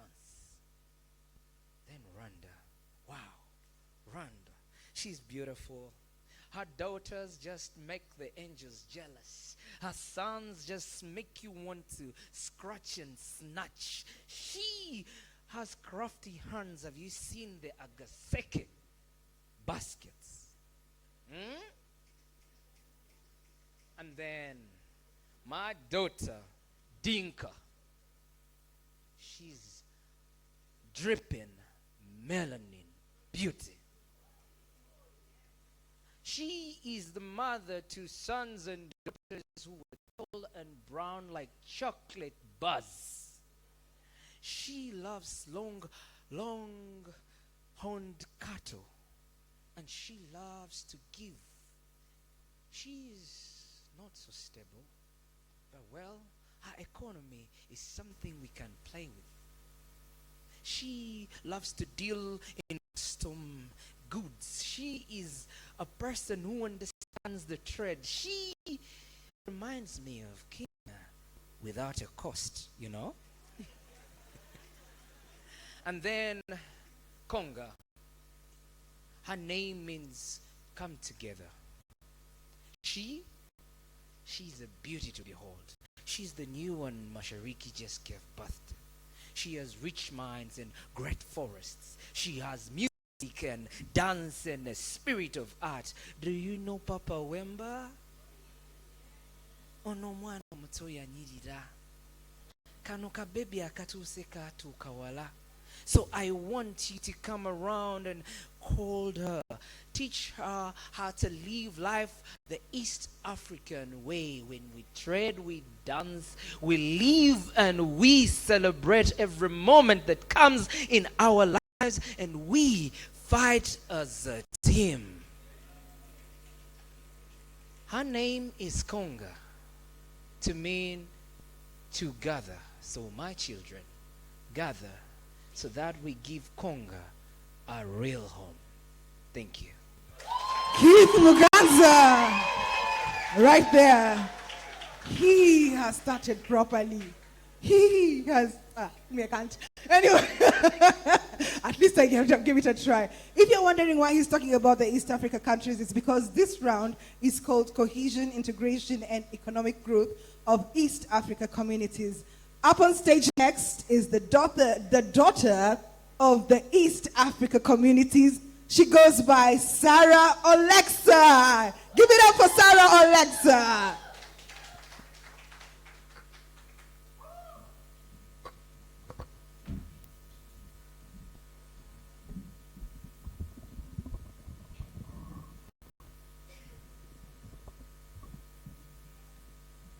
Sarah Olexa, a daughter of the East African community.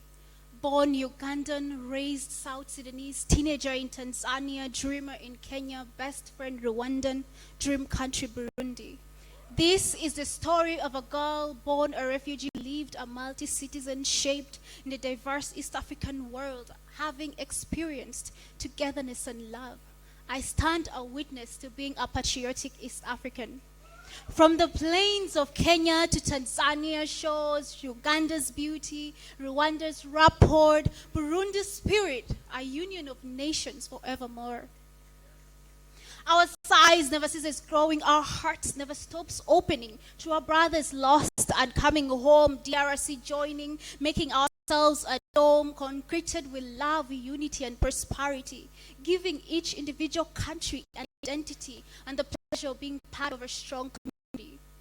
Like a tightly woven tapestry, we are stronger together. United as a mighty oak, we wither each storm. Like a flying of birds in a flight, our unity propels us to new heights. So I, Sarah Olexa, a daughter of this community, calls for love and togetherness this day in the mosaic where unity derives to forge a destiny, where hopes revive through bonds of cooperation. We shall thrive, hand in hand, building bridges of trade, unlocking potential like a vibrant cascade. With economic growth, our vision gleams, a brighter future where prosperity teems. Let us nurture the culture of peace. Let us heal the wounds of the past. Let us stand together stronger and free, and let this moment last. From the tall culture reached Nilotis provides meat and the trade advantages, holding the economy of the community, and culture being a basic source of income. We feed nations to come. Our flag, the blue background, signifying unity, a handshake signifying the fellowship of the East African community, our emblem, our identity, harness, our anthem, our feelings express. E Mungu tuwaomba ulilinde Jumuiya Afrika Mashariki, tuwezeshe kuishi kwa amani, tutimize na malengo yetu. Jumuiya yetu sote tuilinde, tuwajibike, tuimarike. Mmoja wetu ni nguzo yetu, idumu jumuiya yetu. So I, Sarah Olexa, a daughter of this community, wishes for nothing but peace, prosperity, and solidarity. Let us put our differences aside and let brotherhood abide, tolerating each other's flaws and celebrating our brothers' cause. Let us strengthen our community and let us build a better future for all, embracing this moment of unity and answering the future's call. Mungu ibariki Jumuiya Afrika Mashariki. Thank you. Check on two. Thank you so much. Now moving to the only church that has completed the Old and New Testament curriculum, all the way from Las Vegas. Father Macarius, are you ready for Priests the Fight?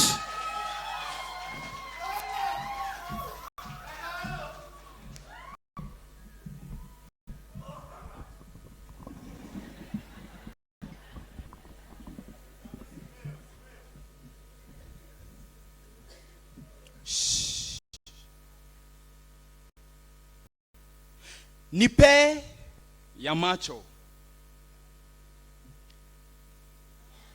Nipe ya macho is a phrase and a slogan that should be used with patients diagnosed with myopia in optical centers. Now, seeing is believing, yet we tend to believe more on things we haven't seen yet. Take this for instance. I might be having 6 cups, colored differently. Inside them having one component, let's say water, since it's something we are lacking as a nation. And based on judgmental looks, I'll pick a color and drink from it. But upon being blindfolded, I'll randomly pick any color and comfortably drink from it. Ladies and gentlemen, that is the oneness in diversity. But unfortunately, we were indoctrinated, manipulated, and programmed during birth that there is a difference between black, white, and mustard yellow Japanese. Yet we are not in a position to name the common color of their brains respectively. Even God in heaven is wondering, are these humans stupid in the head or something? So rise up, Africa. Wise up, East Africa. For our forefathers blessed us with strong arms for us to hold one another. For with that, we can make a great growth and a mutual dependency. Whoever came up with the analogy that we Africans are poor, that guy really messed up with our consciousness. Because how can our co-creator make us poor, yet still implant all the prestigious minerals in our land? Name them: soda ash, copper, gold and green belt in Western Kenya, diamond in Tanzania, platinum in Uganda, diatomite in Rwanda, petroleum, oil and gas in Southern Sudan. Not forgetting that when Jesus rose, he promised us a golden home for us to live in when we perish from this earthly high cost of living. You see, I'm sad. I'm sad because we've made Africa a cemetery and titled it as a graveyard for the Africans. Take this for instance. When an African man becomes rich, he invests in Swaziland. When his kids want to further their studies, they'll go to Germany. He shops in Dubai, consumes in China. When he becomes sick, he seeks medical attention in India. If he is a Christian or a Muslim, respectively, he will worship his maker either in Rome or Mecca. Yeah. But when he dies, he's being wrapped up in a white robe, boxed and exported back to Africa so that he can be buried. Because that's the only time where we find this land productive. Look at your faces. So right now you're realizing that you made Africa a cemetery, titled it as a graveyard for the Africans. I believe that we Africans might be poor in English. Systems as an optional subject. That's why we are speaking fluent English while dying in starvation. So, rise up, Africa! Wise up, East Africa.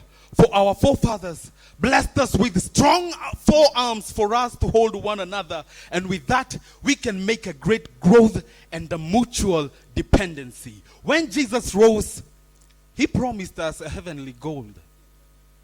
And that's why he managed to assist our beloved brothers from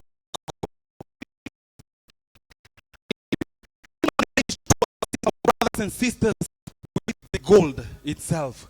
But unfortunately, our beloved brothers and sisters, I'm tending to think they're not good with love at first sight because their quarries are still having gold diggers. So to our beloved brothers and sisters from Congo, Karibuni, East Africa. Praise Yeah, the poets. Rise up, East Africa. Stop sleeping now. We have got an amazing lady from Kisumu, Dala, and she's called Oh. She's up on stage. Odalo.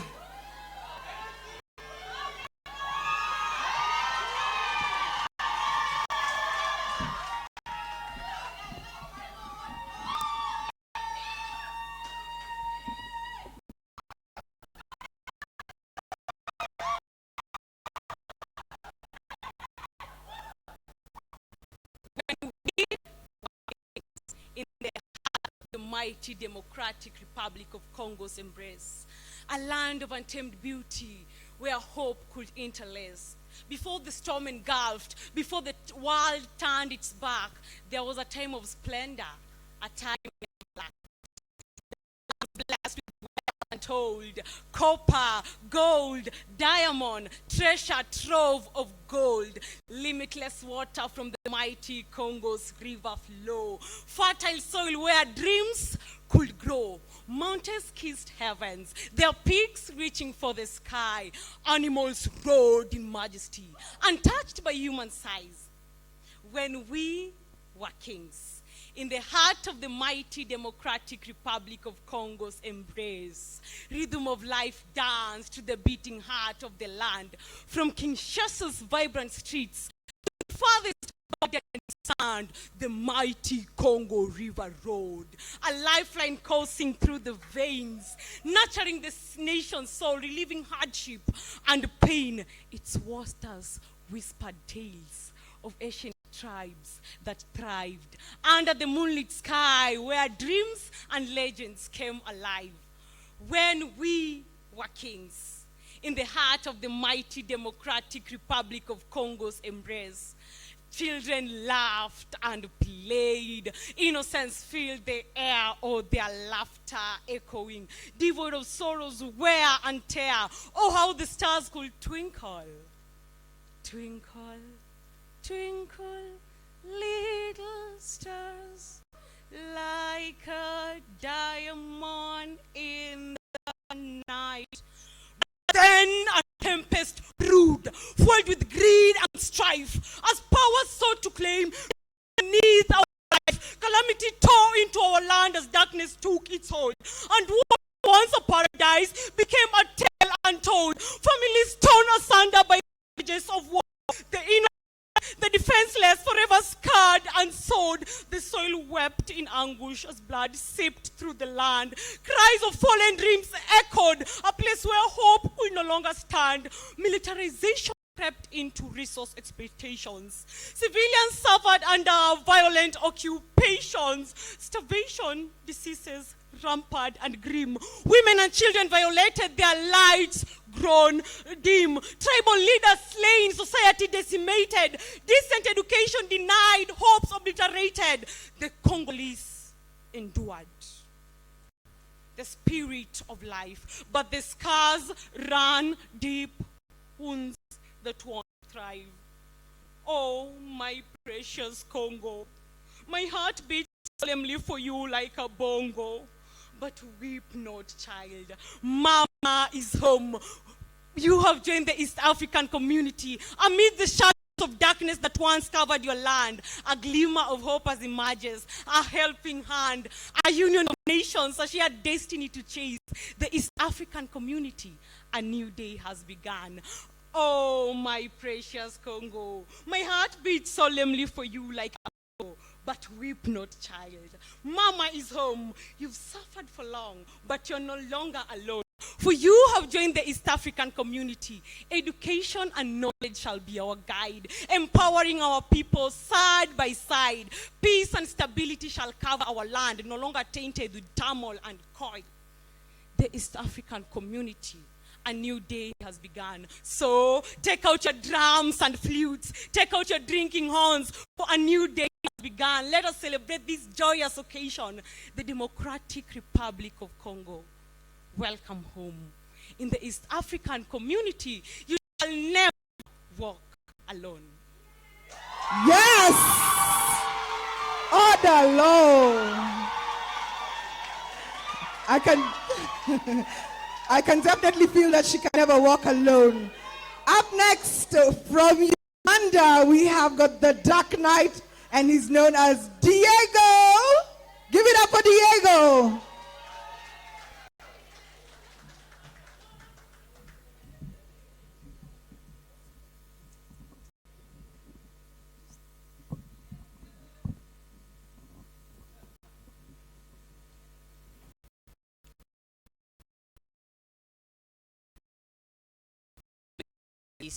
And home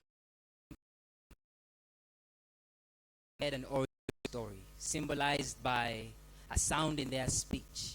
They were a Bantu of Bantu, where every Muntu practiced the way of Ubuntu. They merged with the dynasty of Luo to form mighty people of rich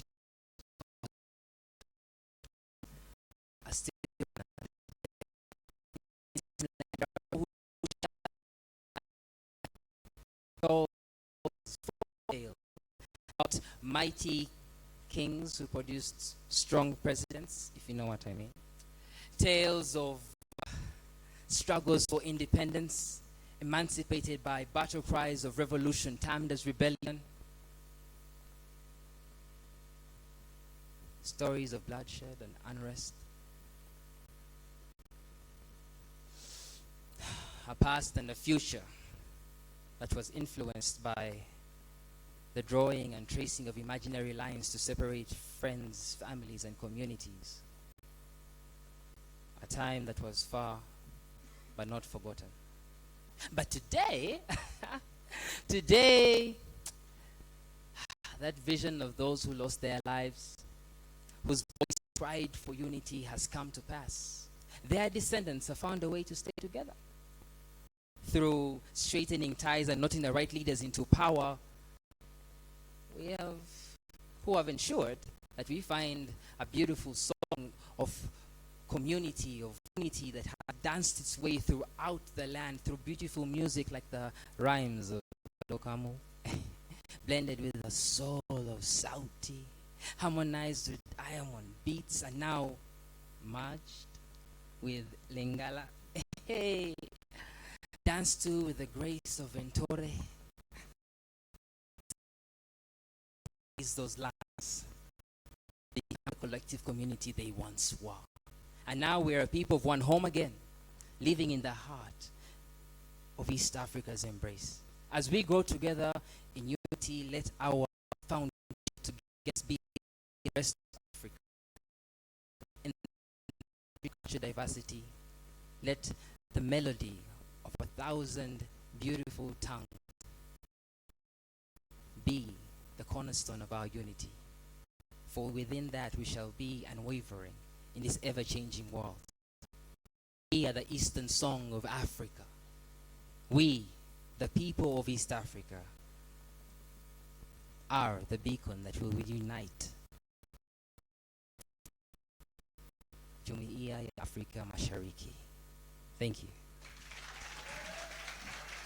Diego the Dark Knight there from Uganda, and I'm bringing you back to Kenya.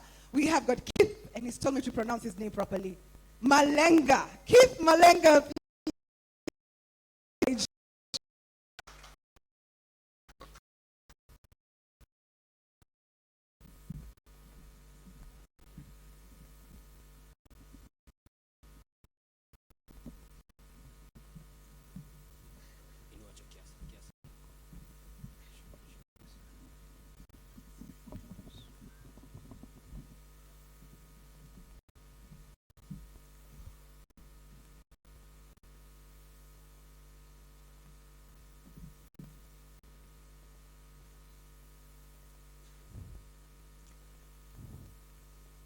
Please, let us all, in good faith and decorum, respond with Amen. Praise bow. Praise bow. Praise bow.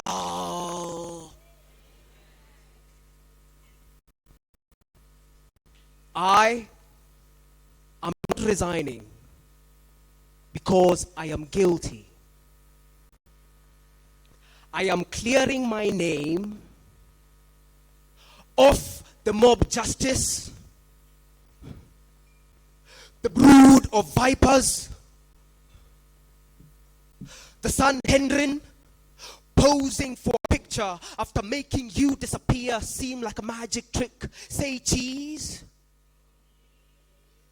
The disciples posing as friends but hissing all the way to the Amazon next to the boas and constrictors, the front stabbers. They don't do backs. They look you right in your face so that you could dream with them once you're dead. The flashy fashion liners who use your kids for child pornography and then apologize with a tweet on a Sunday morning. Please, let us all respond with amen. Praise Baal. Praise Baal. Praise Baal.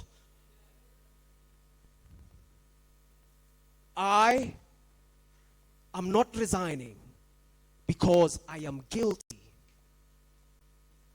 I am resigning because I cannot afford to buy a bullet and face a tribunal made of M16 rifles, a tribunal.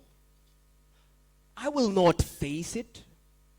Watch me walk out of the death towers through the 10th floor ceiling rope. Watch me fly with Kaldrogo Kalisi, mother of dragons and demons, to my own self-destruction in this crooked game of thrones. Give up. Stop the legal sideshows. The broth is already contaminated and served on your wedding day. Everyone is dead. Well, of course, except for the lovebirds on the aisle in matrimony with a certificate, golden swords for ring fingers, limping soldiers, facing east, ready to welcome the Democratic Republic of a Congo drum that beats like part of Africa. Yes, sir. Can I get an amen? Can I get an amen? Hallelujah. Let me bring the next person to stage.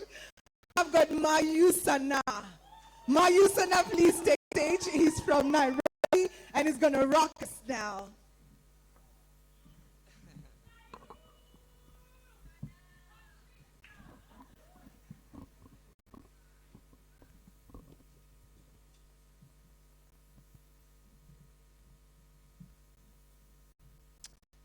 Mwafrika siple, siko vitimbi na likobe.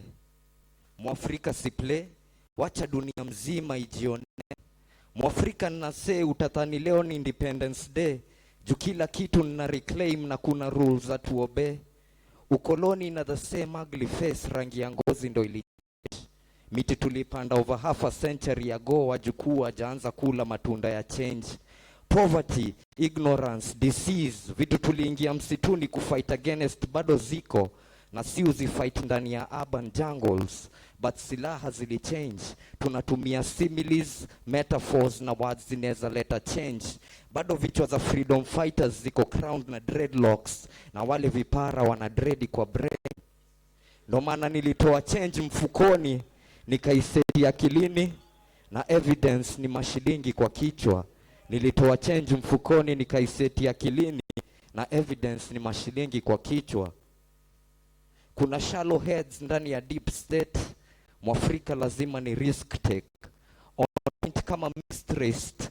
Ini chungu na tamu ni mixed taste. Akili ni maso na si dead weight. Akili ni maso na si dead weight. Control C, control V. paste. Mi nafuata nyayo za the greats, juu nilibatizwa ndani ya the same lake. Fika drown ndani ya maji, ujasiri ikachukua hiyo nafasi. Nimechaguliwa hii kazi, kupaza sauti cha kizazi. Step by step juu ya ngazi, daily kukimbiza kiangazi. Na hatuchoki kuishi, itisha washindi ni sisi. Upendo uzidi kuishi, mashariki tuzidi kudish. Watupe skill na sifish, hiyo ndo my umoja uzidi kuishi, tusitishwe na mais. Ndo maana nikaiseti akilini, na evidence si mashilingi kwa kichwa. Niliwa change mfukoni nikaiseti akilini, na evidence si mashilingi kwa kichwa. Tusahau yote yaliyotutenganisha, tushirikiane kwa yanayotuunganisha. Natamani siku yote yataisha, Sudan Kusini mpaka Kongo kupate amani. Tuone thamani walivyomwangusha Magufuli. Nilipandwa na hasira, hiyo ilikuwa blow kubwa kwa ajenda ya Afrika. Walivyomwangusha Tombo, nilipandwa na hasira, hiyo ilikuwa blow kubwa kwa ajenda ya Mwafrika. Na vita si vya mwili bali ni vya vimafikira, ndo tutabisha muungano wa Afrika. Ndo maana nilitoa change mfukoni nikaiseti akilini, na evidence mashilingi kwa kichwa. Nilitoa change mfukoni nikaiseti na evidence.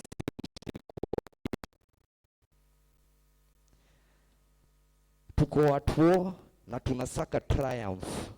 Si home, wao wametoka Ulaya. Mkoloni na form ya kunitawala, na worst of all, ananiona fala. Nina mashamba madini na home, linirusha ni shaive, napotea misi crawl na worms. To hell with home guys Uncle Toms. So kabla wanifunikie na lea mchanga futi 6 anda, kabla waniite hayati na story yangu iko imepitwa na nyakati, kabla rhythm ametia ndani ya my soul go silent na breath itaitwa my last breath, kabla soul na body zipart kabla ya death, wacha nione muungano wa Afrika. Mayusana. Ayusana. Absolutely amazing. As we proceed on, I would like to thank everybody for showing up tonight. I really, truly appreciate you. So we would like to appreciate our partners. Some of our partners are the county government of Kisumu. Please wave for us wherever you're seated. Thank you very much. A round of applause for those partners of ours. We have also Techno in the building. Techno, please wave for us. Yes, there you are, all gentlemen. Karibuni. Baraza Love, where are you? A round of applause for Baraza Love. There you are. Thank you so much for coming through and supporting. Naweza Film, where are you? Yes, thank you so much for the amazing work you're doing. And then we've got Tembea Kisumu, hey. So much for supporting the event. Urban Radio, what's up? And then we've got Kiri Consultants amongst the few that we have. Up next, let's continue on. I would like to introduce the next contestant from South Sudan, and his name is Amoko. Let's give it up for Amoko, please.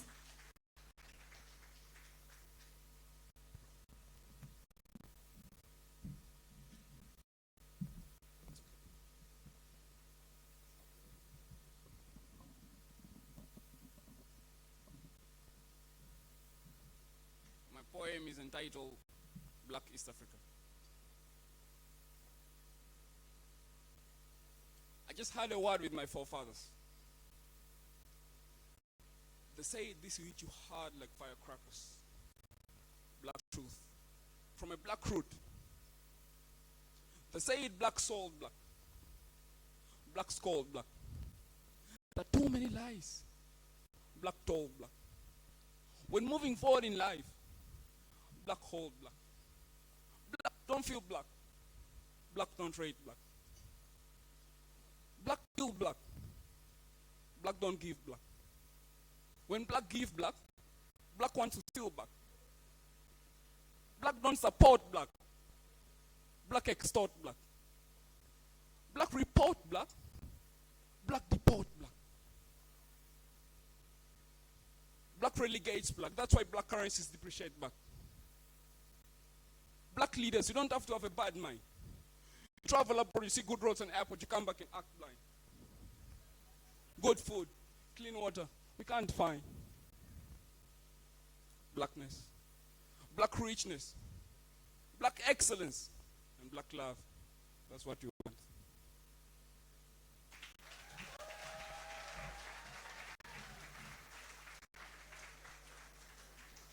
All right, that was the vocal right there. And we bring back the Mercedes girl. Are you ready for Nyaroth Mercedes? Nyaroth, please come onto the stage. Mercedes.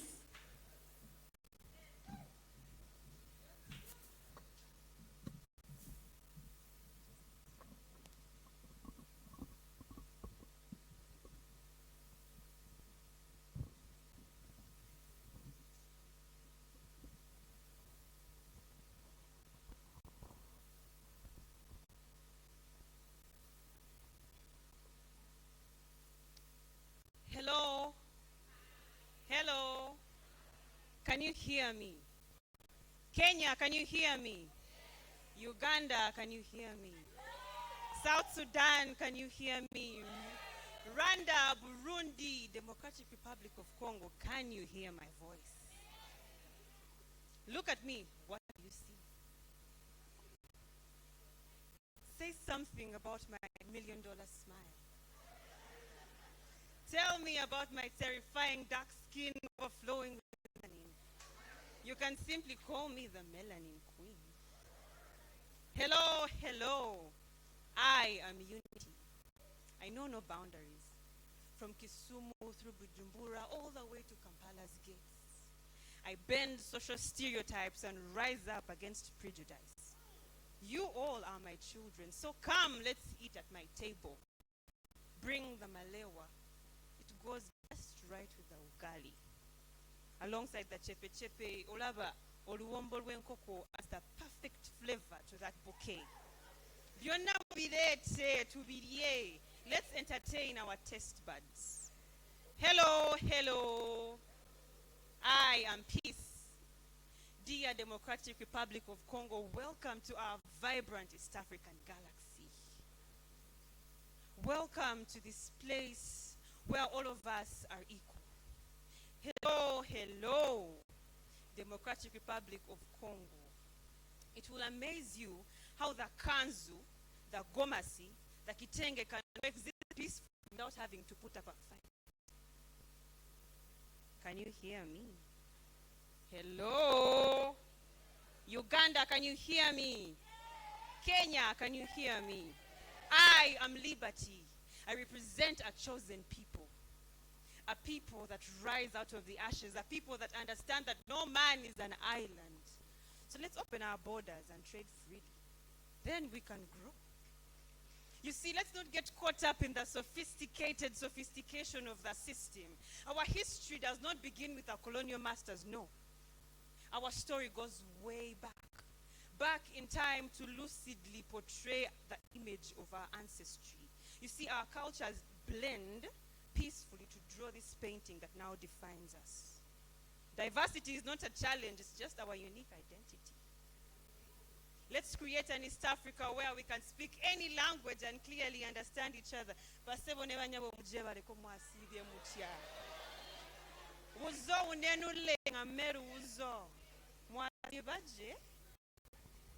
Hello, hello, can you hear me?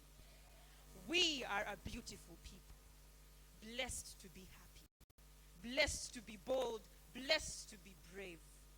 Twende Mashariki. Miss Mercedes there. We are a beautiful people, Auntie. Thank you so much. All right, as we proceed on to the final contestant of the night, I'd like to thank some more of our partners. We have got Vic Media. Where is Vic Media? Please raise your hand and just wave.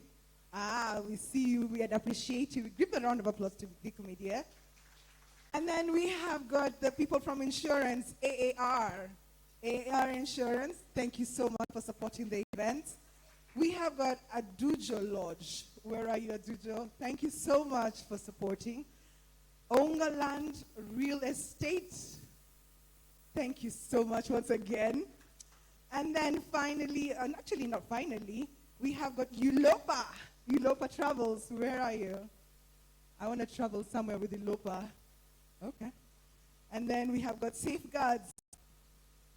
Safeguards, where are you?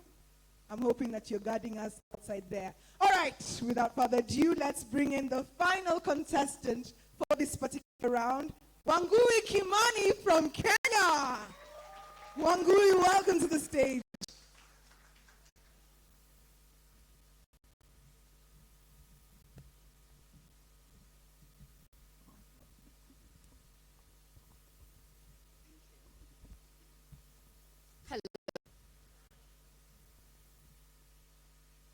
Okolelanga itango nyoso namuchana ai let me see.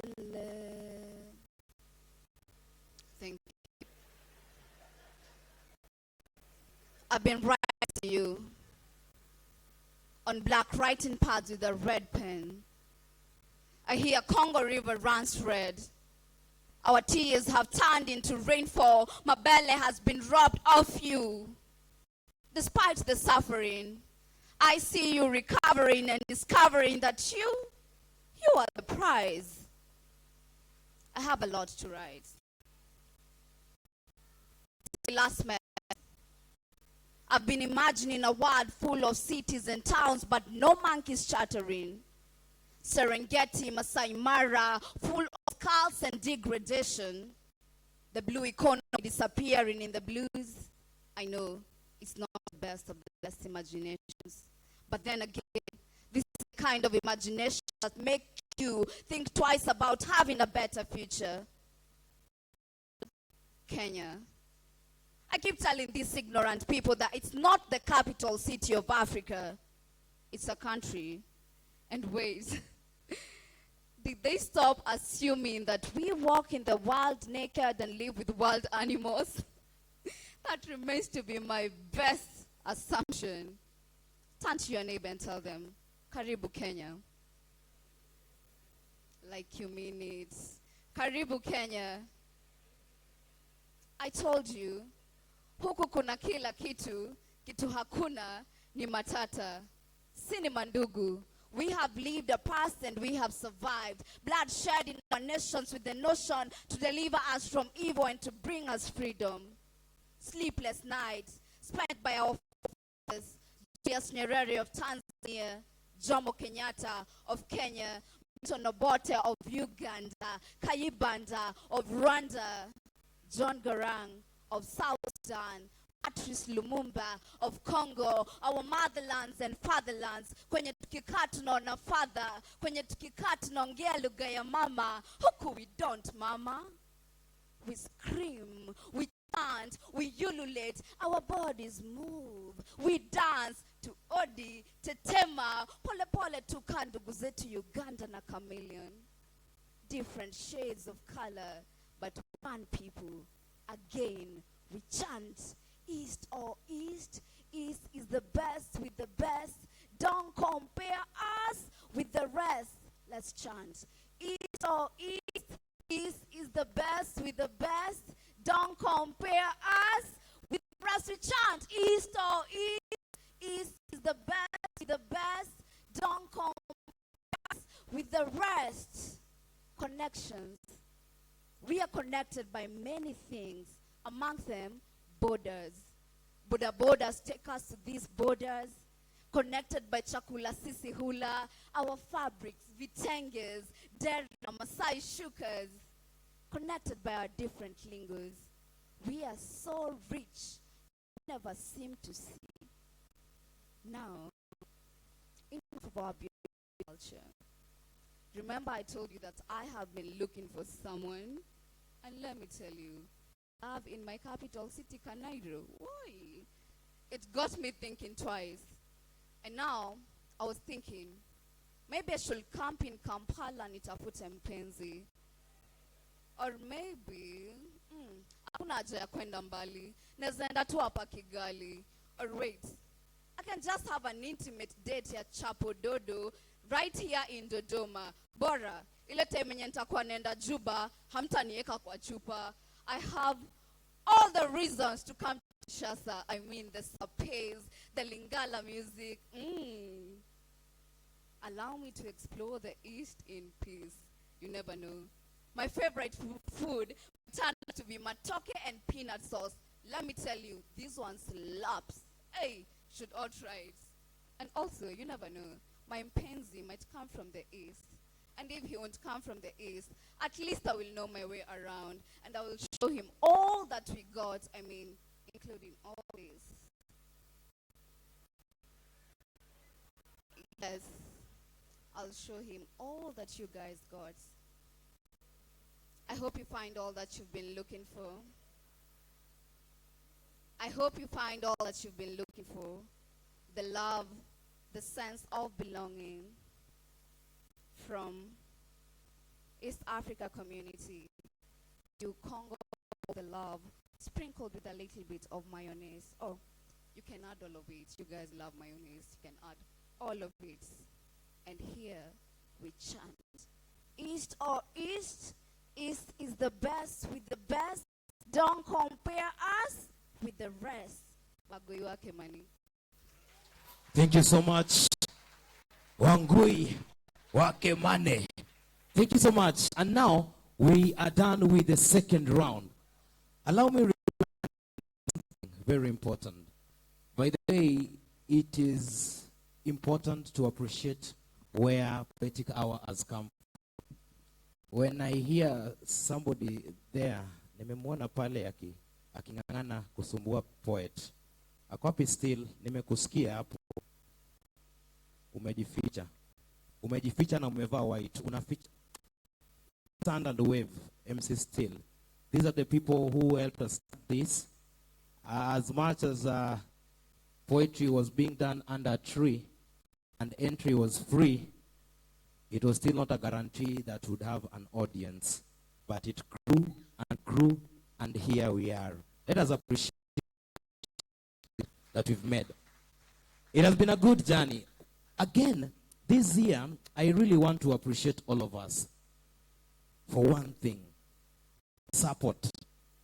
Since day one, when the director posted PAP, call for artists, PAP, auditions, PAP, 20 contestants, PAP, 19 days, 4 days, 5 days.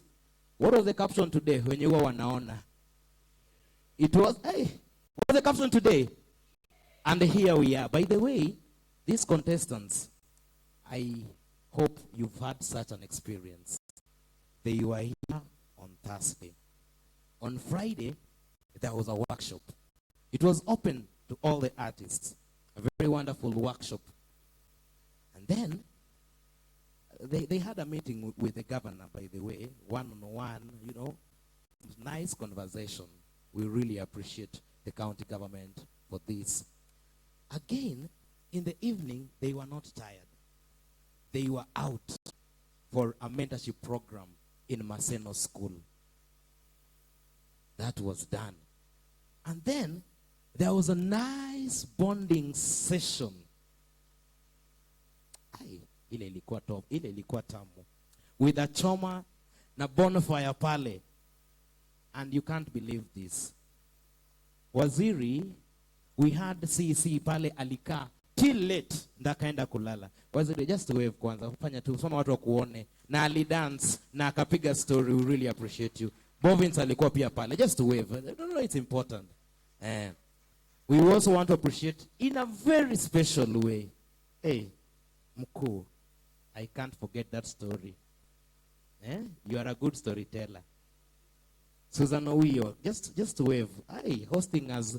The Susan Owiyo ground was there for us, and we enjoyed so much. And again today, they had another workshop. After that, they went to the museum. And here they are. Please, help me appreciate the organization of the Poetic Hour Battle. Everyone that made sure that this is possible. Wow. I think that is very lovely. Now, without much ado, allow me to call one of our partners. And please, I want to invite Techno. And specifically, I want to call upon, let me just confirm, Shadrach. Shadrach, please come and talk to us as Baraza Media is preparing. Karibu sana. Let us appreciate him, please.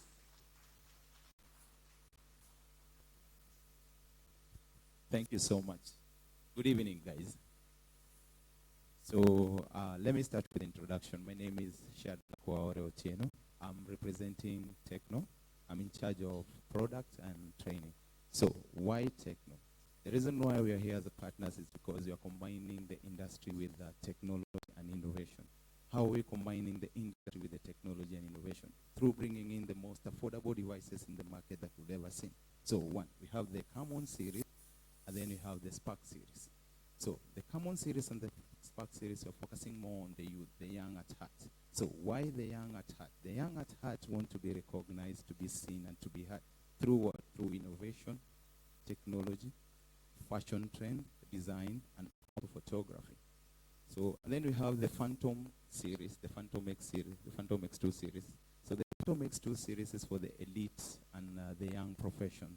So the young profession who want to be seen in a different kind of space level as compared to the other young at heart. Also, I would like to appreciate someone today. Can you give a guess? As partners, we want to appreciate someone here. Can you give a good guess? Who? Who? Who? I have gifts here to give out. A good guess? Yes?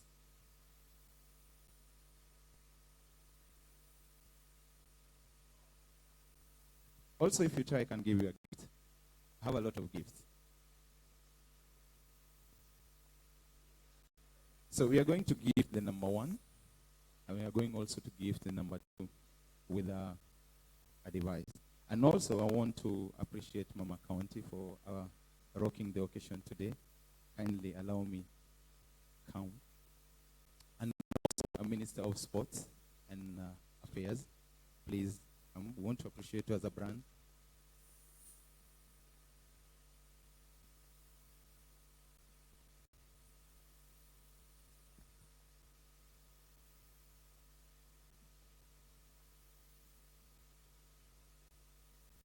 Wow. Nice one. We keep on gifting others. Yes. Nzuri sana.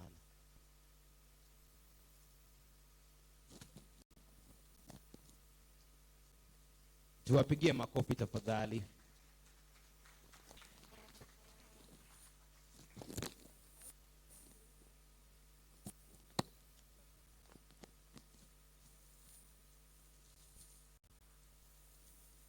So this one you'll remember the Techno team. It's a laptop backpack. So it's a nice one for Phantom series. So it's a high-end gift. Thank you.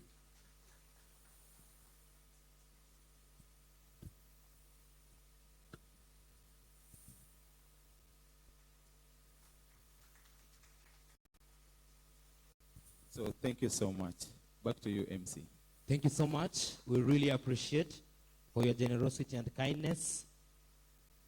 And we're moving on to the next partner for this session, Media Lab. Karibuni sana. Send us your representative, Cynthia. Karibu.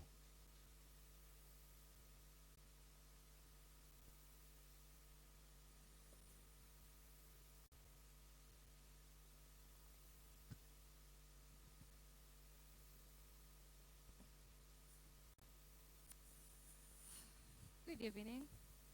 All protocols observed. Thank you so much for having us here today. My name is Cynthia Modoni. I work for Baraza Media Lab. I am the head of operations and community, and we are so happy to be here in Kisumu. This is our second time here in Kisumu.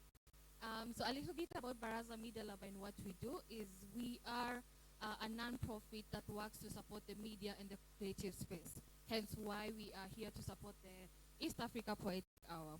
So we do this by running different programs. So we have an incubation program that we support the new business ideas in media. We also run a program called Fumbua, which recently was more on discussing the misinformation during the election. We also do research, trying to educate the media on how they can be reporting different aspects. For example, we did a research on how media reports on death by suicide. It's not just every day you say somebody killed themselves. How do you report that? So it's more of educating the media through capacity building and just trying to educate them on how they can be doing a candid reporting also through data. We also run another fellowship called Data Storytelling. So we're trying again to educate young and upcoming media practitioners and creatives on how they can be using data to actually tell real factual stories. Again, one of our other mandates is to build a community of creatives. We do this by having a core working space back in Nairobi, where we bring in different creatives and media practitioners in one space, where they can be able to collaborate, network, and even just talk to each other for potential collaborations.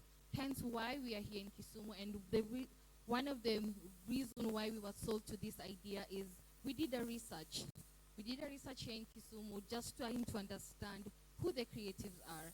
And as we talked to the CEC yesterday, came to learn there's a rich creative sector in Kisumu. The passion, the vibrancy here in Kisumu was very interesting. Hence, we talked to Godfrey. If you've interacted with Godfrey, you know how passionate he is about this craft. There was no way, it was a no-brainer to partner with us. We are happy to be here, and we look forward to working with the county government to partner more to try and strengthen this creative sector in Kisumu. Thank you so much for having us, and I can't wait to see more partnership that will grow out of this, and more partners supporting creatives and the media practitioners. Thank you so much. Thank you so much, the Media Lab. And now, allow me once again to recognize our judges once again. We have from the very end the son of the soil, Oloch Madiang. Please just wave so that those ones who don't know you can actually see you. You appreciate the judges, please. We also have our own Bichol, those ones who've gone through music festival. You've met her several times. Evelyn, just wave. Very good. And of course, we have our own Nyara Cage, Anyango. Hey, wave. Thank you so much for the books that you donated yesterday. We gave them out to the boys, and they were very happy. Allow me as well, not a judge though, but I have to appreciate her in a special way, all the way from Uganda, Afretri. She was with us yesterday, and she gave out some books again. Please just stand and wave. We appreciate you because of how we are really getting a lot of poets from Uganda. We love you so much. Thank you. And now over to you, judges, for the deliberations for the round. All the contestants, please take stage.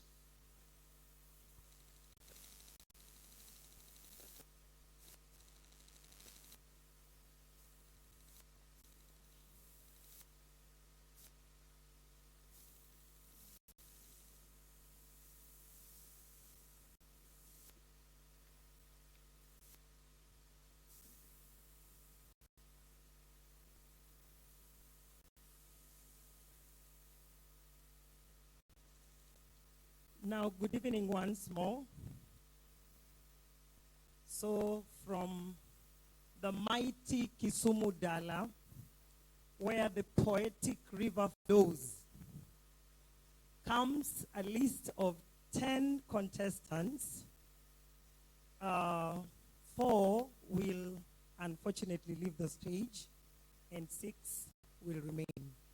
Let's give a round of applause to all of them.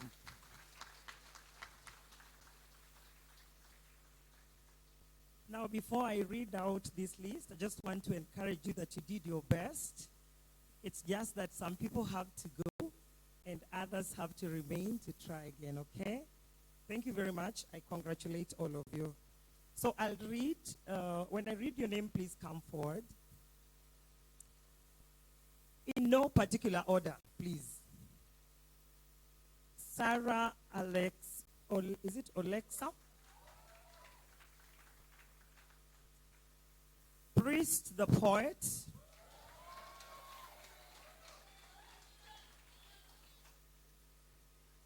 Odalo.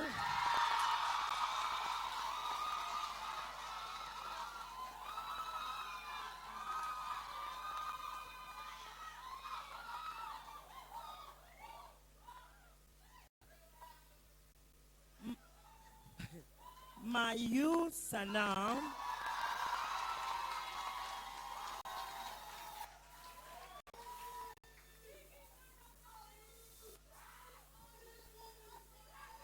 Mercedes.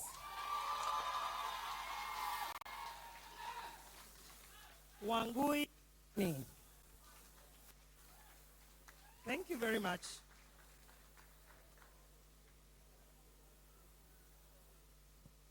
Oh, I thought I said that. So, see, can walk. Proceeding to the next level.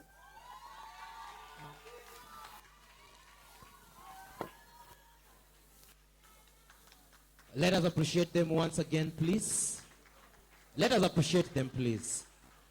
Wow, it's getting tough. Now we are headed to the third round. Now, we have this action stage coming through. We have this amazing lady. She was here as a contestant last year. I don't know, was she position 3? No. She didn't make it to the final round. She is coming back to support us in a very different way. She is a lady that has come out very strongly in Kisumu and beyond. She's performed across the country, championing for various themes. But of course, we love this wonderful lady. She is the founder of the Free Healing Ministry. This is none other than this vibrant, lyrical, powerful, super iron lady, Felicity Moody's. So Moody's, as they are setting, I can see people are setting, but it is well. As she's setting, Moody's, just a minute. As they are setting, I know, director, Wadi, pressure time candle, but 2043, when you'll have the poetic bar battle, so far I have 2 people that I'm very sure will apply. So, Delight Ratesh, sijui kama ameshaenda.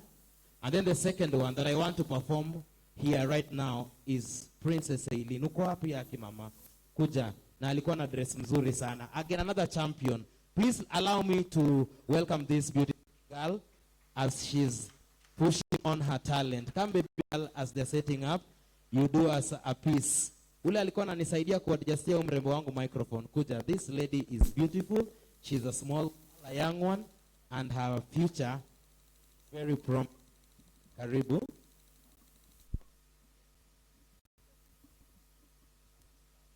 Hi everyone. Hi. My name is Princess Elena Kinyu. I'm 10 years old. I'm a model, a poet, an actress. I am a charity ambassador, a charity champion, a young environmentalist, and a humanitarian ambassador. Recently, I won the Apostle Hayford Alile Humanitarian Award in Nigeria. And I have a poem entitled The Beast, the Burden. When the sun rises to the east, it rises with lots of hope, for a new dawn has come. My sister and I have to go to school. Yes, I guess. In my small backpack, a bottle of water mommy packs. Wait, is this my breakfast packed? I silently ask myself. Another hungry morning. Mommy can't afford a packet of milk and sugar, but at least she can get us water. My little sister jumping and yelling, Mommy, Mommy, ice cream and chocolate, I want. I raise my face to see her reaction, but a posture sends my eyes away. Yes, I saw a face, drops of tears almost falling. Then it dawns on me. The beast, the burden, has visited our home. Our world has become nothing. Every day more problems for Mama Mboga, and the artisan. My father is a rider at the local joint. I can see the frustration written all over his face. I overheard him share his frustration with Mommy last night. I whisper a prayer for him. The beast, the burden, has invaded our home. Wait a minute. For how long is this going to last? A week? A month? Or a decade? I have no answer, but rest my case. Just a plea, a humble request to our leaders. But before that, have you ever slept hungry? I guess not. That's why you can't feel it. We retired on empty stomachs last night. With my sister, we all walk to school. At least we can catch up with the sugarless porridge in school. I approach my class teacher, who agrees to give me an extra cup for my mama. Back home in the evening, Mom calls Dad on phone. Baba Otis, upitia kwa duka unilete my ex. Ex? Yes, she says with a broken tone. We used to have a strong relationship in the past, but now my two exes are in the past. Baba Otis yawa na manesa sukari na unga. Siku hizi my two exes wamepanda bei yawa. Indeed, the beast, the burden, has invaded our home. I stand here to speak for the voiceless children. Can you hear us yet? Are we children of a lesser God? Second day running on empty stomach. It shall be well. It is well. I am a princess of hope. I am your princess, Aileen Akim. Gratitude. Thank you so much, Aileen. Let us appreciate her once again. Before you leave, I want to give you the honors to introduce the next act on stage, and that is Felicity Moody's. The name is Felicity Moody's, so do it on your own way. Are you ready? Are you comfortable? You're good. You don't understand. I'm saying I want you to call Felicity to come on stage. So you'll tell her, like, next on stage we have a presentation by Felicity Moody's.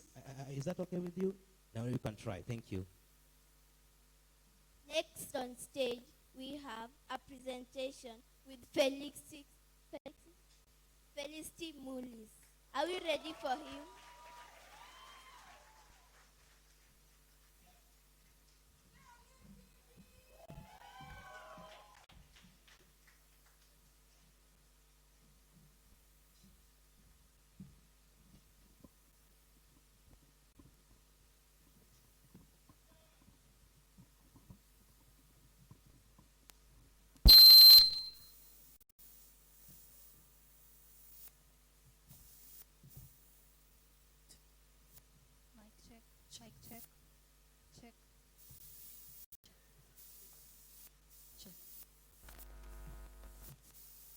Good evening, East Africa. My name is Felicity Moody's, and my amazing buff over here. This is Benja, this is Jones, this is Tory Bud, this is Atlas, and this is Asanat. We are doing a play called Chieu Africa. We hope that you enjoy it.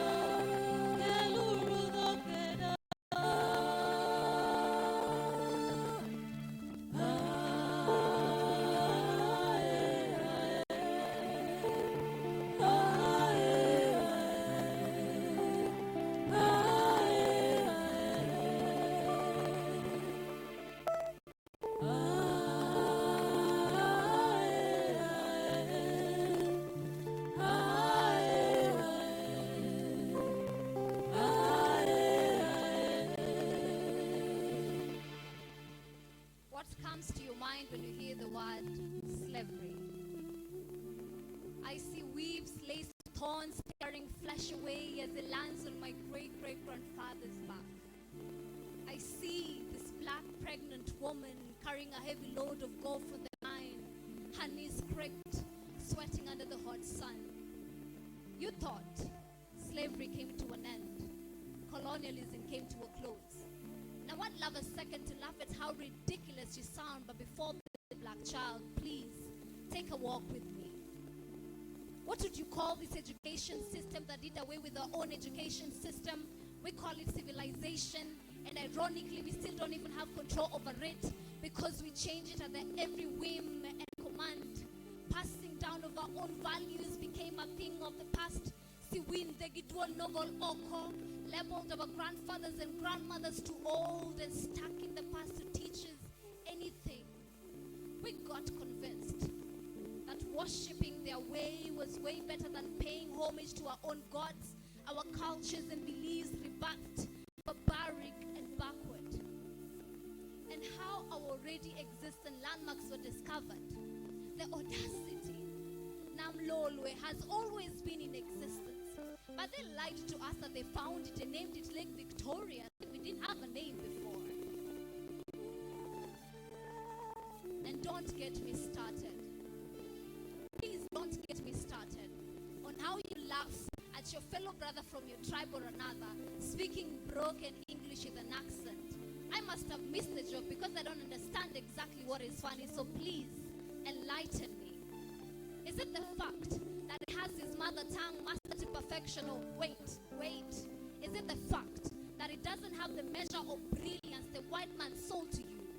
Then you're the very people who awe us to death when you hear this white man speak. Oh, English with an Italian accent is so sexy. I can barely hear anything under his heavy French accent, but who cares? I wish I could speak like I'm from England. Well, I'm sorry to be the one to burst your bubble, but you aren't. The way Wanjala, Mudhoni, or Tieno speaks is a reflection of where you're from. Be proud of it. Honor your heritage. And teaching our little black girls that the white man sees the standard of beauty has to come to an end. What happened to black is beautiful, black is holy, black is glorious. That extra melanin on your skin, deep black queen, is divine. It bears your history. It should ground you and remind you of where you're from. Oh, sorry, I forgot. Still,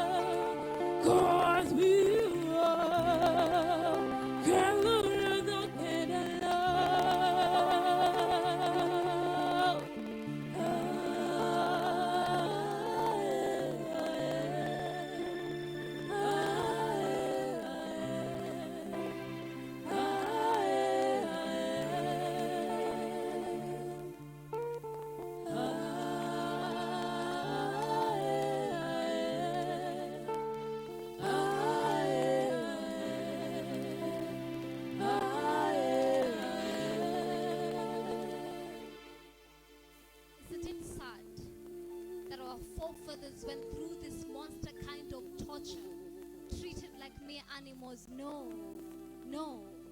Even animals don't deserve the kind of treatment they got. They were turned into nothing, stepped on and made to feel filthy, only for you to grow up years later after they fought hard for independence, shed blood and died in the process. They died so you'd live free from these chains you've decided to tie around your neck all by yourself, led yourself into the dungeon, into the slaughterhouse. Because this time they didn't come with force. They came with sweet words and promises of heaven, manipulated you into believing you're poor and you need them to make you rich. Then they went ahead and took our gold, our precious stones, our oil, our coffee to make themselves rich, then brought them back to us processed, that the very local man it belonged to couldn't even afford it. And the leaders we have signed deals that are care in the world if it benefits us or not, because their primary concern has always been their big bellies. Colonized Africa, you bought into the narrative of your poverty. Africa, awake. My motherland, awake. Chieo kama thoth poko ketore. Chieo igol which kote we kapok injauri. We need to start fighting back as our forefathers did, in blood and sweat. We cannot afford to keep snoring away, as all we are is getting stripped from us. And we are not happy to take off our clothes, our wealth, our heritage, our values. Africa, my motherland, please awake.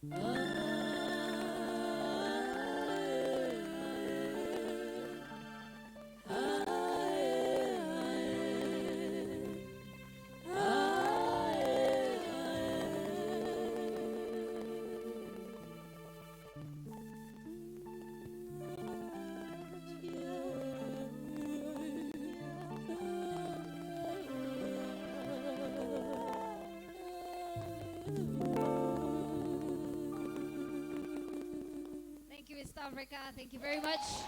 Thank you so much, Felicity and Ben.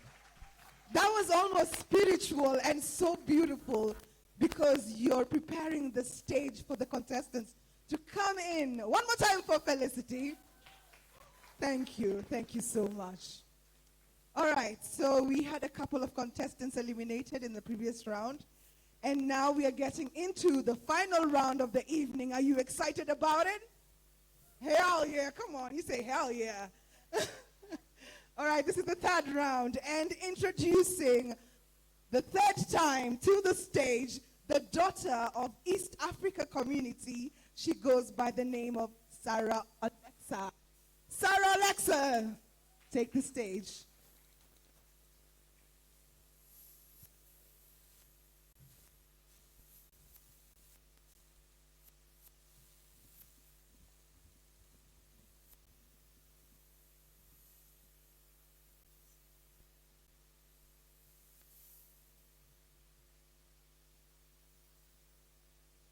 Give it up for Sarah.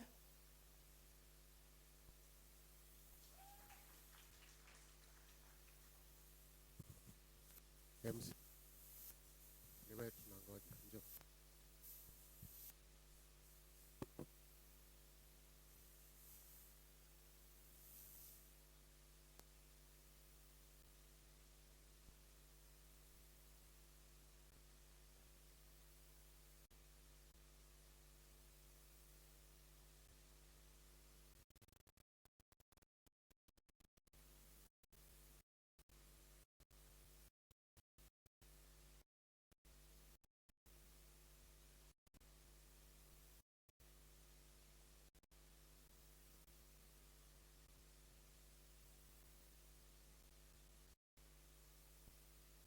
Sarah, sorry for the interruption, but I am told to tell you that this particular theme is about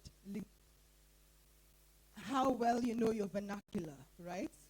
All right, so my dear Sarah, please take it away.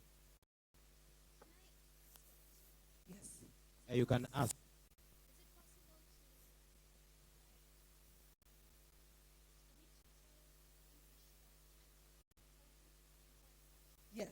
You're allowed. All the best.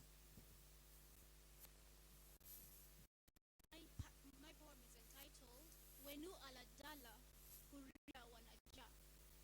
Where is the justice, liberty, and prosperity?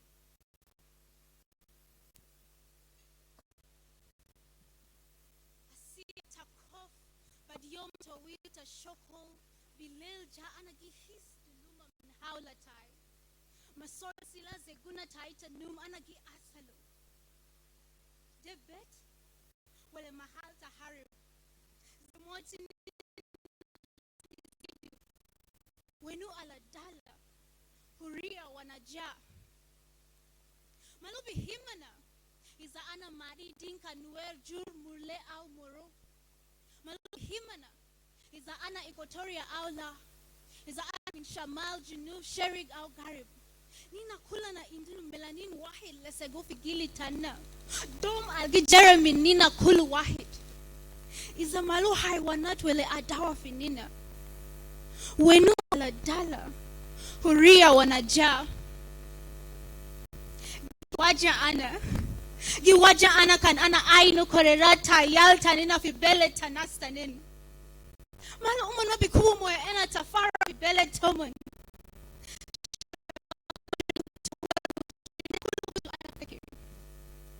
Malunina geni pego betanas. Nina indena belet manian peganian nina vigeni fisalam. Lakin al swal woigif.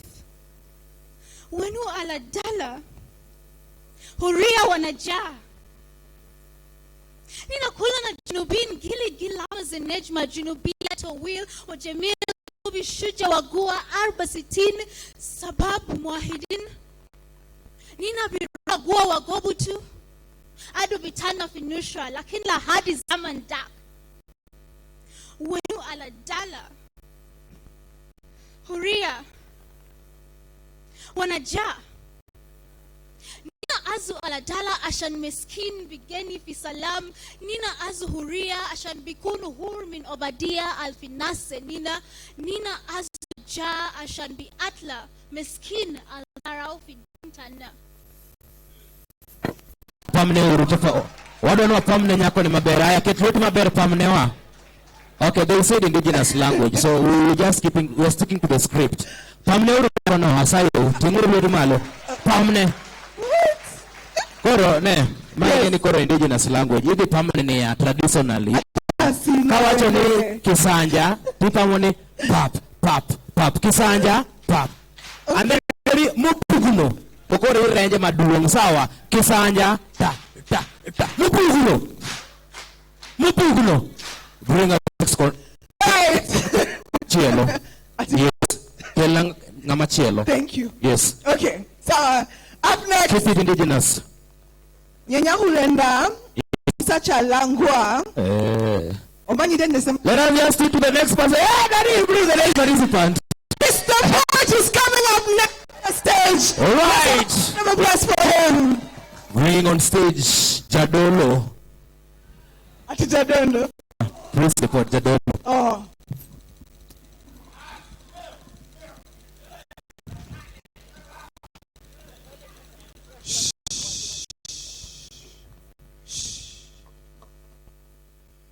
Menoe jata yakwa ruparu rwake priste ashwagene wige wa madhagu wike no shiakwa noe wiki wenoe jata yakwa ruparu rwake priste ashwagene wige wa madhagu ike no shiakwa noe wiki wiki tiemwe na tigere kana ithatu kuma riria twatiganire weciririe wadiga bara eno ndikahotana no bara eno ti yakwa ni ya mwathani koguo ndahotanire na tondu wendo ni uriru uma mundu akige arire na korore ta mundu ugucitie ndogo na muturiru rekei ndimuhe karugano gakwa ka wendo wigie mugikuyu uhoro-ini kihiko kiria giathukirio ni mbari ino ya LGBTQ na gaka niko karugano gakwa koria ndacemanirie na muiretu wetagwo Maria twasemanirie handu fa na ngikera kigatoreki nigukugeithia Maria muyore ni wega mwathani ari nawe tondu we uri murathime kuri aka yothe na o mwana angiaciarirwo ihu-ini riake angiri murathime na tondu wendo ni uriroi utumaga mundu akige arire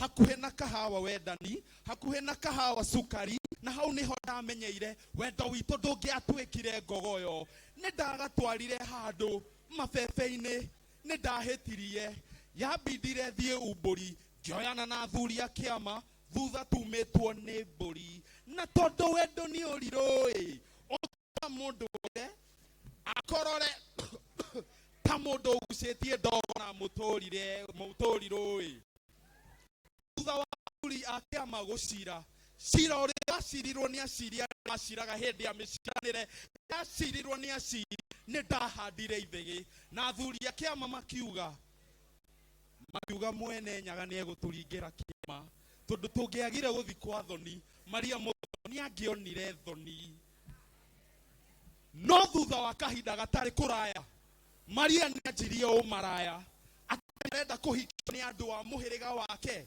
na ngĩũria maciũria ucoga ũgathira rĩrĩa tũgatiga gũcũnga kana ũgathira rĩrĩa tũgatiga mĩtugo ĩno na harĩ mwene nyaga tũgacoka tũkĩgetie nĩ mĩtugo ya andũ mananja tũgakĩgio nĩ thinema ciao menũi na menjaga tũgakĩgio nĩ magongona mao magongona mokĩte gũthũkia rũrĩrĩ rwitũ na to rũrĩrĩ rwa Mũgĩkũyũ rũrĩrĩ rwa Mũnjaruo rũrĩrĩ rwa Mũmbaruya rũrĩrĩ rwa Akalenjini rekei tũtige gwathwo nĩ andũ a bũrũri wa nanja Father Macarius thiĩ na thayũ igongona rĩtũ nĩ rĩahurutũkana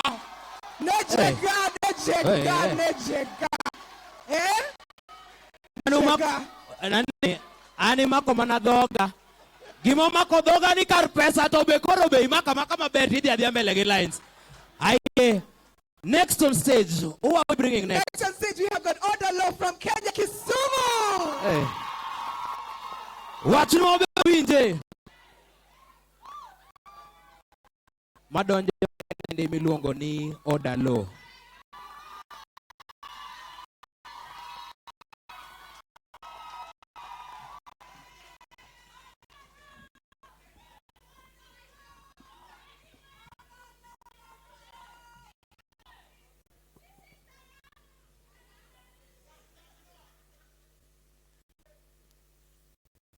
Mimi ni mwanamke wa ajabu.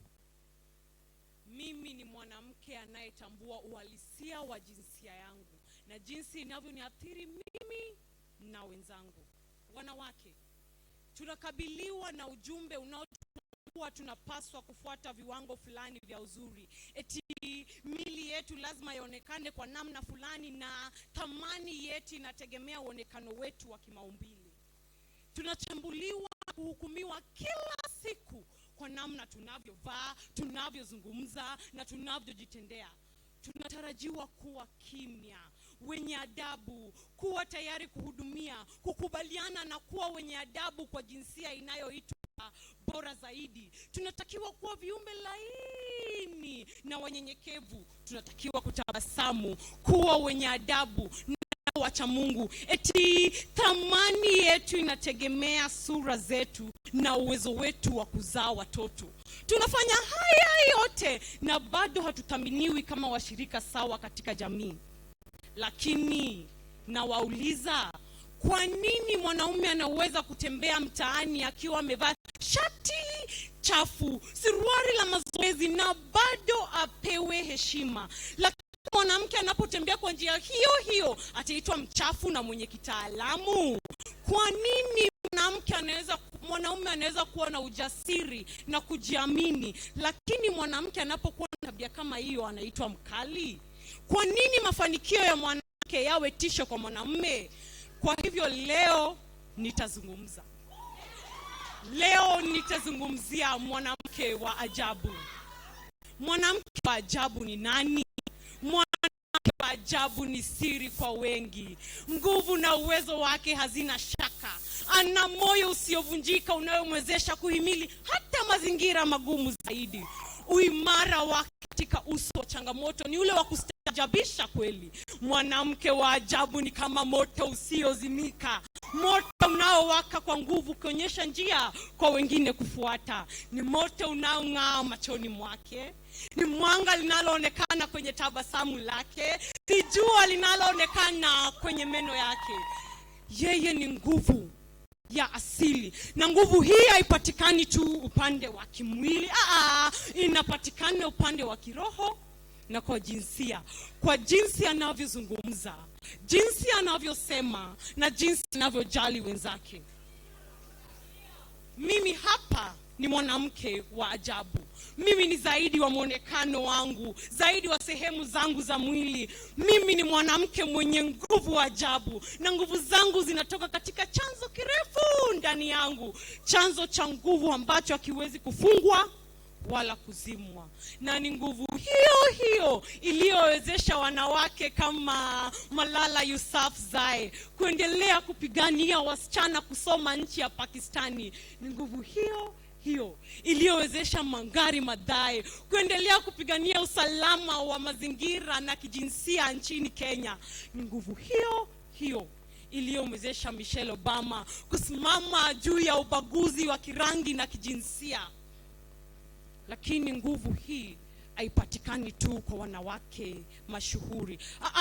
Inapatikana katika kila mwanamke anayejiamini. Wanawake, tunajiamini?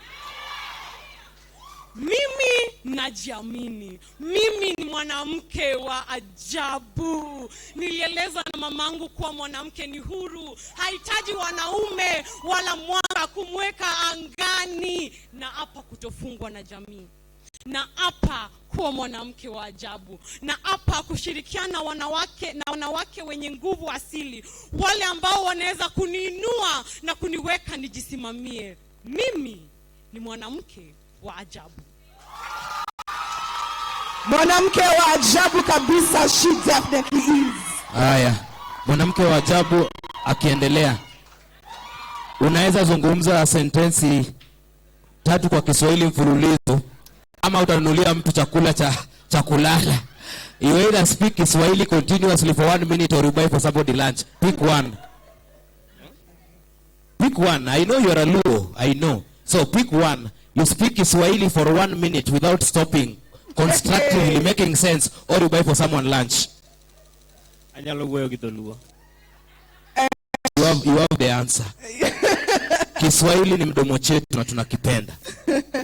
All right, remember we continue using the hashtag Twende Mashariki. Thank you very much. Right now on stage, we have got Sana coming back from Kanairo. Sana. Mayu Sana.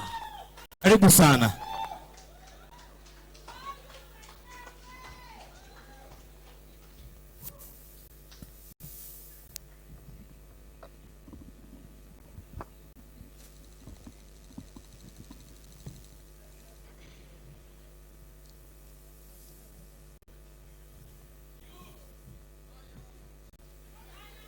Kiswahili na kitukuzwe. Dunia inaenda kasi, kaa rada isikupige radi. Kina babu wangeamka sai, wangeshangaa rada gani? Mwakimbia kwenda wapi mnakoelekea kujulikani? Maadili ya kijamii tumeyatupilia mbali. Heshima si utumwa na mwenda pole hajikwai. Ila sitaki kubaki nyuma, ndo nakimbiza karatasi. Dunia tunapita, hii ni bunge bila spika. Kila mmoja anajisikiza kisha kujijibiza, na walimwengu ndo wanakasi. Dunia iendi mahali, ila sitaki kubaki nyuma, ndo nakimbiza karatasi. Patana na kipofu mwenye maoni, pia atakuambia kuna kitu hajaiona. Nimeona wakileta hizi simu, nimeona zikiwapandisha wazimu. Nimeona mvua ikipandisha nauli, wananitabiria mvua kali na radi. Dunia tunapita, hili ni bunge bila spika. Kila mmoja anajisikiza kisha kujijibiza, Na walimwengu ndo wanakasi, dunia iendi mahali, ila sitaki kubaki nyuma, ndo nakimbiza karatasi. Kama kesho ipo jibu, naomba ilete jibu. Utang'oaje mbuyu uliokomaa kwa vizazi?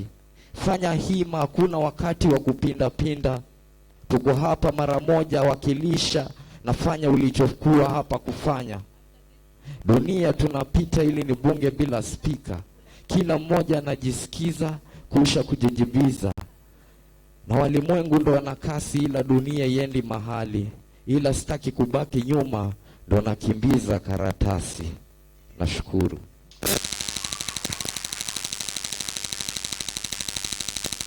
Check. Asante sana. Wacha tu niongee. Asante sana. Asante. Ongea tafadhali, ongea Kiswahili. Haya basi, wacha niongee Kiswahili. Next up on stage, are you ready for Mercedes Nyaruoth? Mercedes Nyaruoth. From Uganda.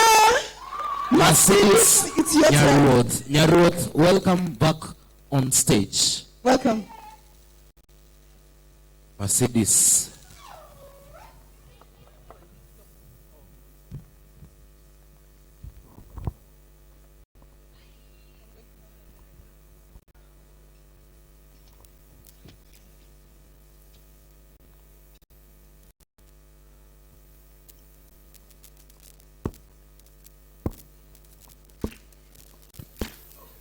Muna Kampala, baby, wansanyaraza. Hey, Muna Kampala, wanchankaranya.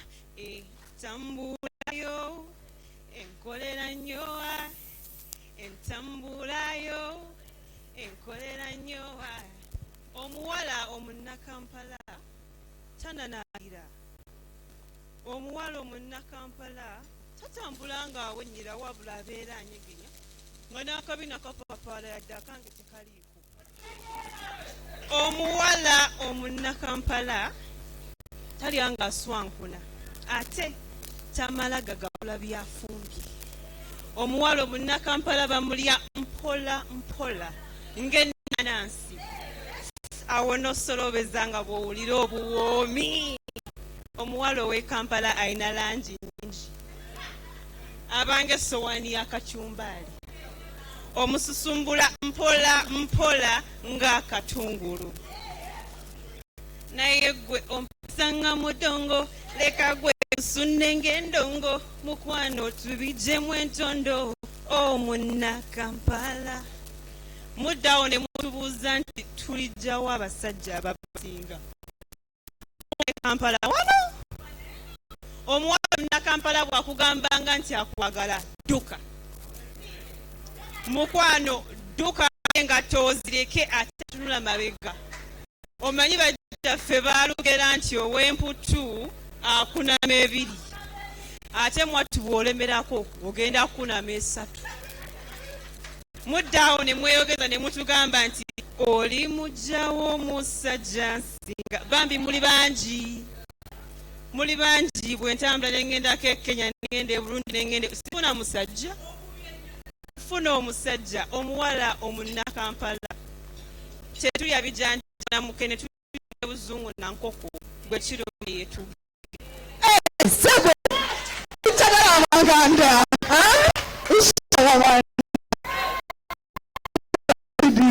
All right, finally, for the final round, actually not the final round, the third round, we got from Kenya, Humani coming back on stage.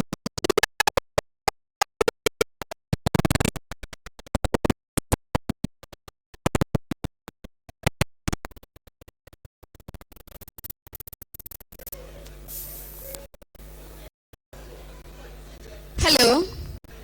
When I say Muriega, you reply, Nekwega muno. Muriega?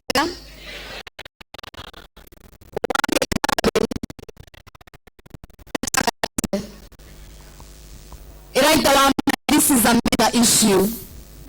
Agetumaira to atume dogonado. Aria mabushagia kiraiko na aria maigaga karioko. Mare na motaratara kana matare. Mataratara ado aria marahetoka buroti. Nigetha hwaine mamuhe marifoti ate mukamini ageire mundu. Hohoro wa mohoro. Rekei demuhe mohoro. Nemo kami. Nemo kami. Nemo kami.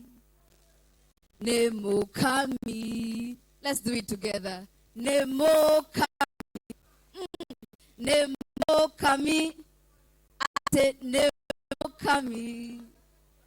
Nemo kami.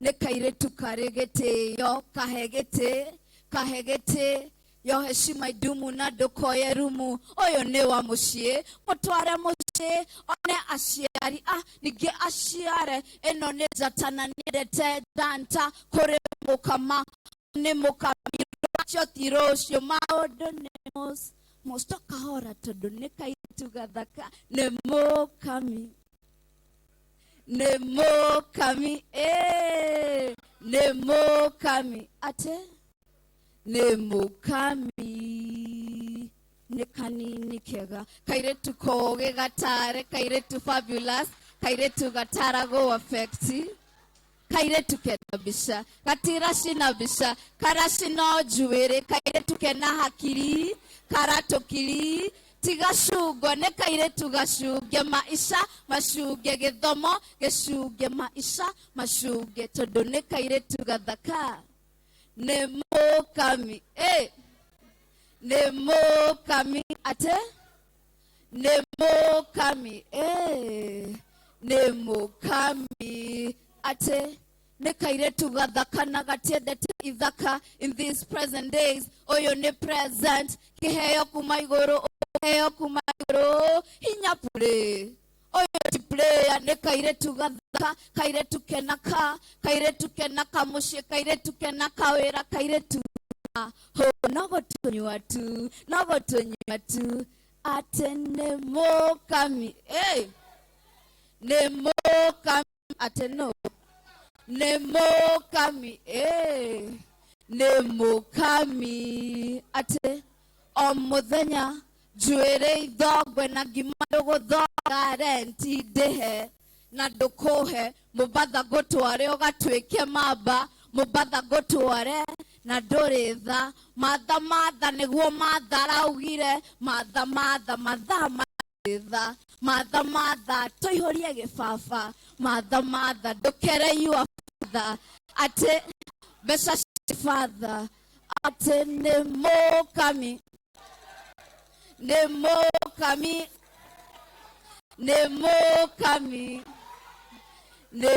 kami, one more time. Nemo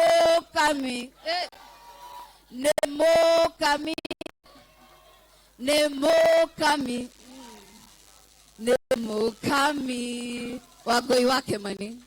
Thank you. Oka. Judges, this is outside. I hope we are done with the round. It's outside the judgment. Korado ni weka kawer donge. Umefundisha watu. Kuna watu wako na saa iko chulu dong. Koro iwernia. Tinge gimalo werkamano. Tinge gimalo. You are teaching us a song. Okay. We gladly learned the song. So I also want to teach you one. Say tinge gimalo. Tingeni malo. Kete kama. Tingeni malo. Kete kama. Kasiduoke kama. Sounds like something naughty. No, it's not. Thank you so much. What? The people who are writing us in school while you are speaking in mother tongue, we are still looking for you. We are looking for you. You made us make very grammatical errors. Ati this, sindio? Uko hapo unajaribu unavumilia na kizungu, unajaribu ukitaka kwenda msalani, hata unai kuongea kuskus miti out. You're just struggling with things. Umeenda nyumbani umekaa hapo kidogo, your grandmother died, sindio? But hauna ile language. Unaulizwa what happened? Why were you not in school? My tomatoes is dead. What are you saying? My tomatoes is dead. Nani, what are you saying? My tomato sauce is, what tomato sauce? Watu wanataka alafu wanamwambia grandmother. Sasa wacha nikuambie kitu moja. we want to move on swiftly. Allow me to welcome our CEC Sports and Culture to come and in turn invite Mama County to come and make her remarks before achoke aende alale. Na na na na na na da da. Aya, kuja, asante sana. So pigia CEC makofi. Beatrice, we really appreciate you. You've been with us since hey. Hiyo ni chama ya burudani na wajua watu wa taratibu wangee bwana. Thank you, karibu. Good evening, everyone. Oimore. Thank you so much. I'm Beatrice Odongo, CCM Sports, Culture, Arts, and Gender, Youth Affairs, Kisumu County. Before I say a word, I want to invite, just for 1 minute,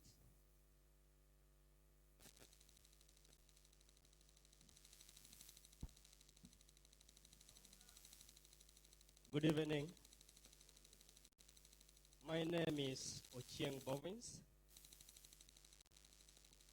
Yeah, Ochieng Bovins.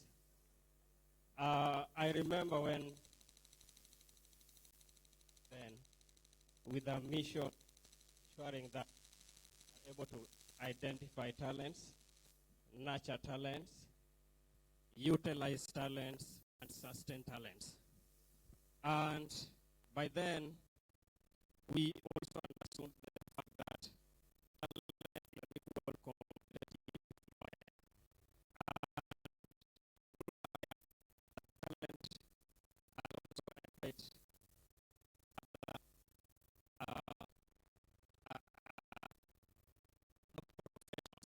we have professional artists who have employed doctors, they have personal lawyers, they have personal accountants.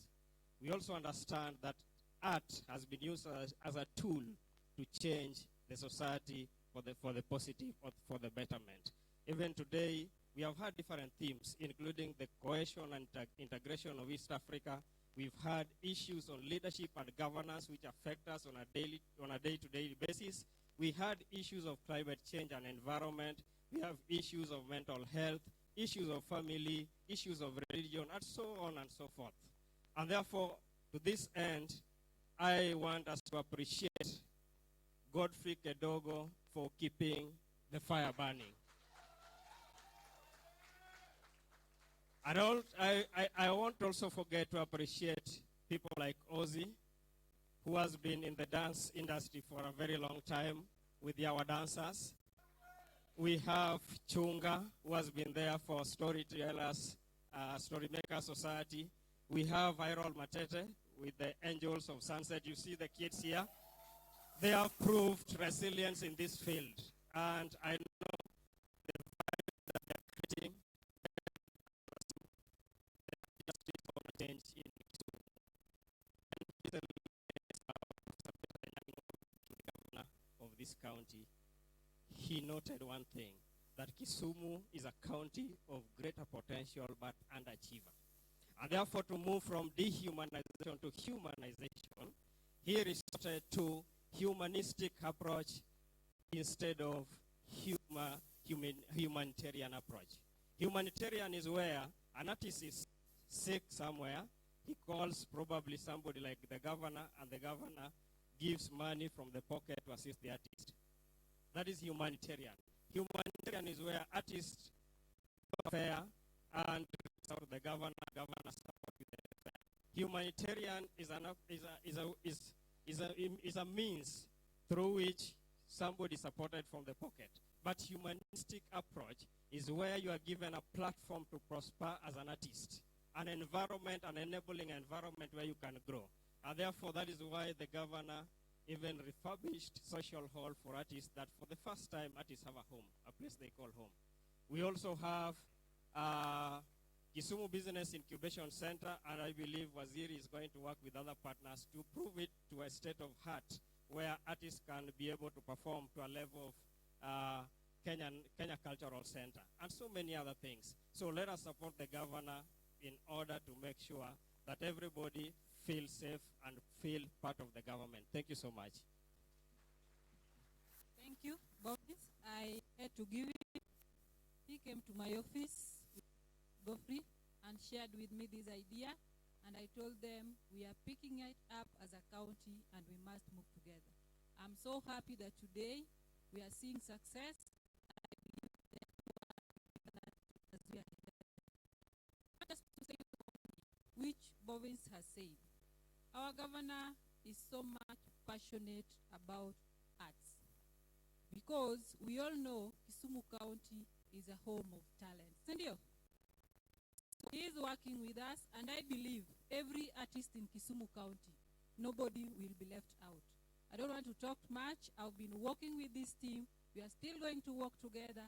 As you are told, we also have an activity as a county that is dubbed Kisumu Arts and Cultural Festival that is coming up next weekend on 2nd and 3rd at the Jaramogi Oginga Odinga Sports Complex.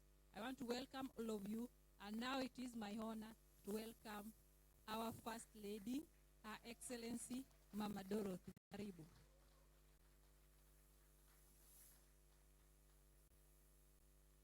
We also have Richie Spice tomorrow coming to Kisumu. Usikose leo Jomo Kenyatta International Stadium in Mamboleo. Make sure you are there.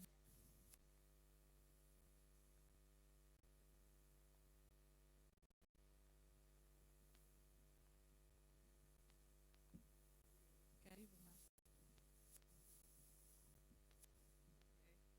Hello. Are you still awake?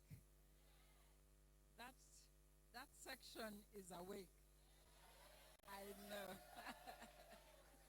Well done, well done.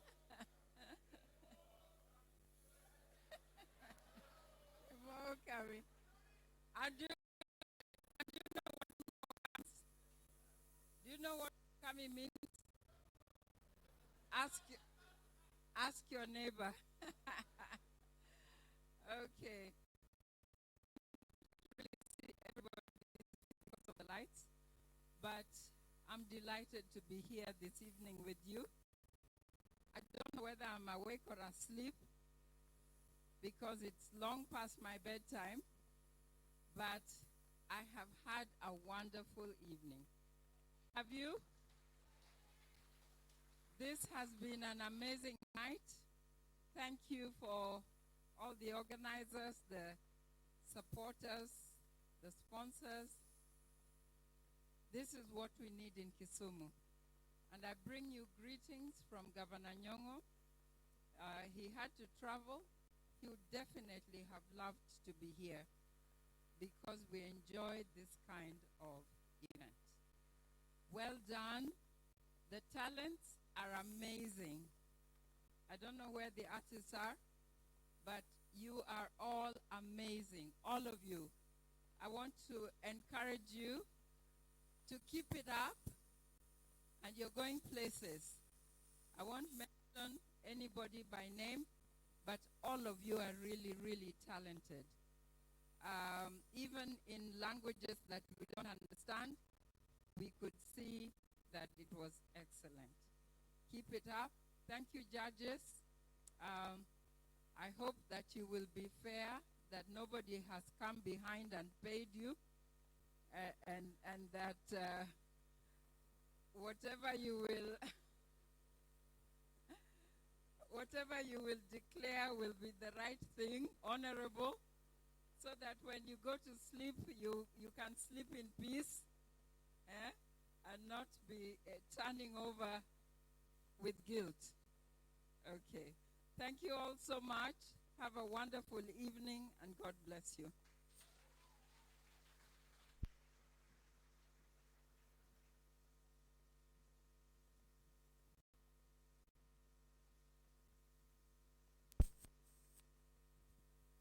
Thank you so much. Now we are going to the judges. Karibu. All the contestants, please let us take stage. Hey. Kisumu, are we ready for the final round? Are you ready for the final round? Now, for your information, we have a very, very, very big award for anyone who is going to predict correctly our winner for 2023.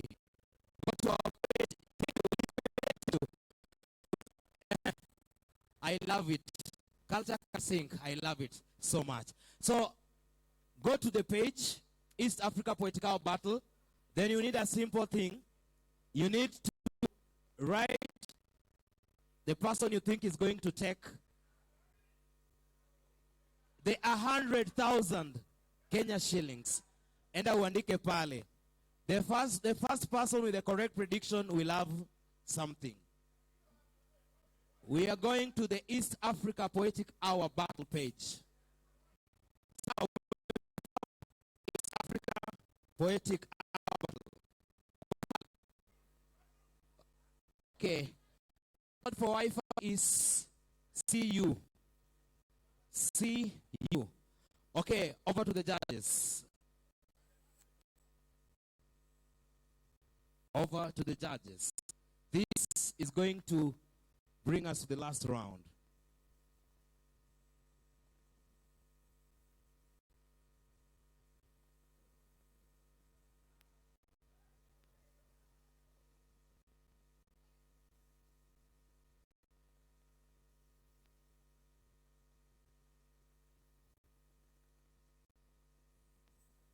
Check on 2.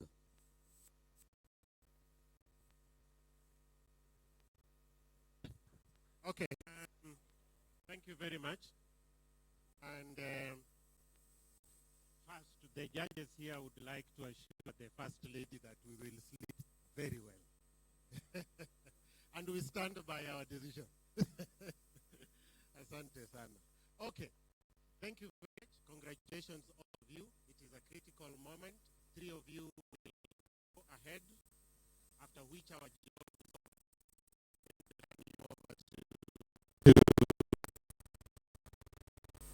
to the audience. So, the 3 who are moving forward are as follows: Odalo, Mercedes,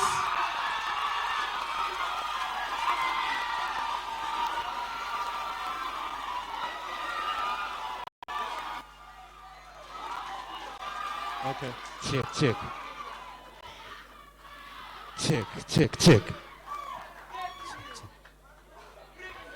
Okay, thank you Thank very you. much. Thank you very much. And in no particular order. Then Mercedes.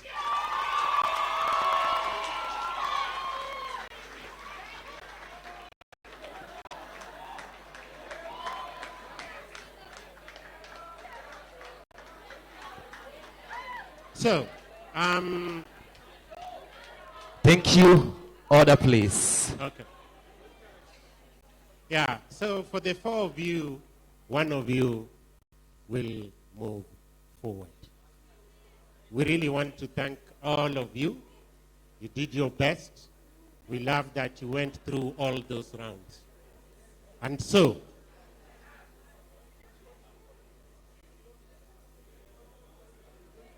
the 3rd contestant moving to the final round. And with that, you guys were coming in, and doing all this kind of thing. It was really the thing. It was really nice.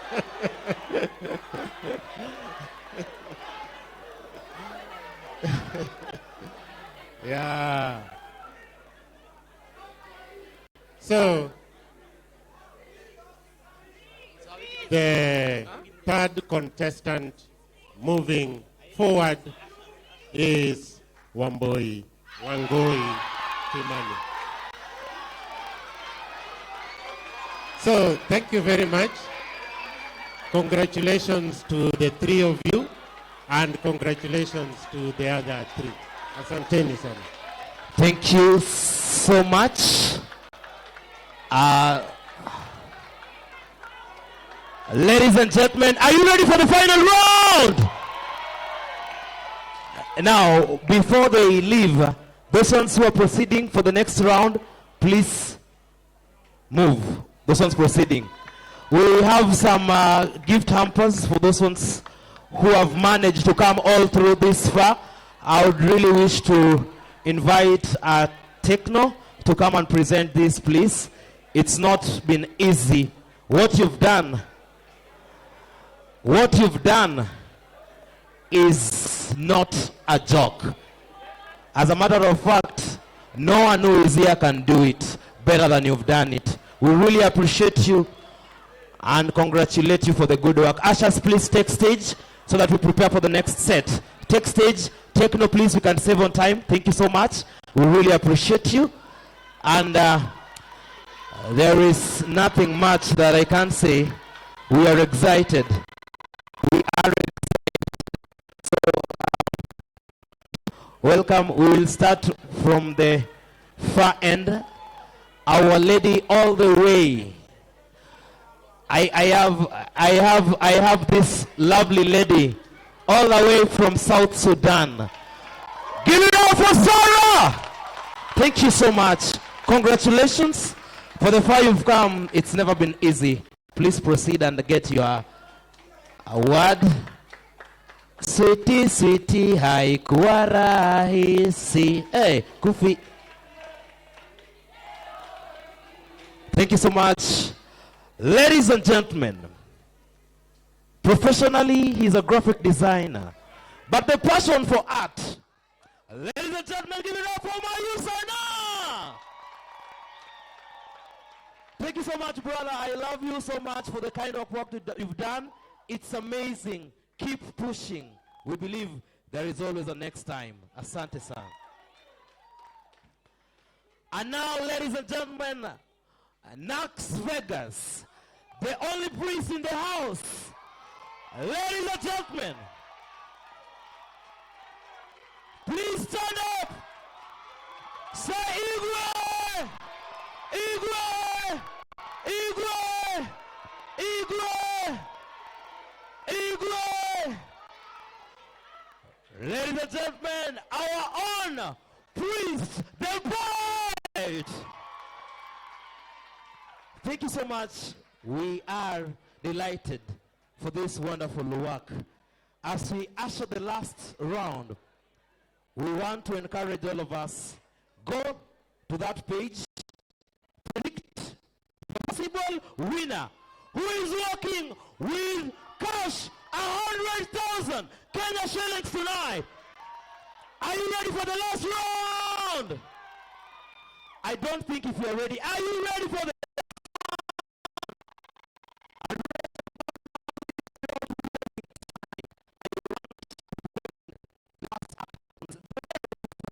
Nyoremo, if the artists are ready, please let me know. Are they ready? Diana, are we ready? They are set. Who is coming first? Ladies and gentlemen, Kisumu's finest. A mathematician by profession, but passionately she's dying for poetry. Give it up for the finest. Order low. Order low.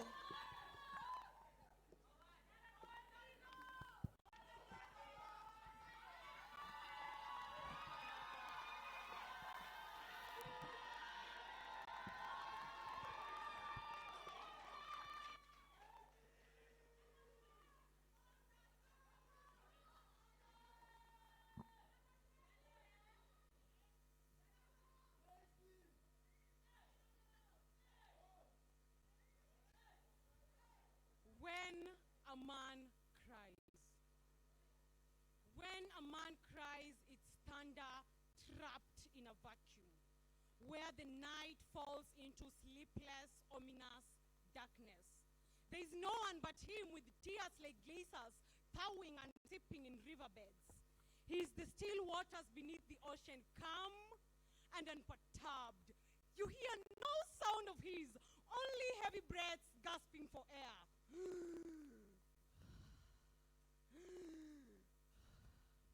When a man cries, its beauty seen in darkness, where the night falls into sleepless, ominous darkness. In silence, his voice frail twig snaps, his heart like paws of a predator growing from a den, and proud like a prey feeding on fields with brown grass and yellow basils. He's fast and steady to spew blood from one's neck. When a man cries, the world thinks of him. He is not man enough, not strong enough to be a man. He is being a child. Really? It's feminine of him to cry, to hurt, to love. When a man cries, the wind do not listen, neither does rain. Children do not cry, neither do women cower on his robe. The world does not end, neither does the earth stop orbiting. Time does not wait for him to explain himself. When a man cries, no one knows. When a man cries, the Lord God washes his hands, clenches his fist, and strikes him with a blow.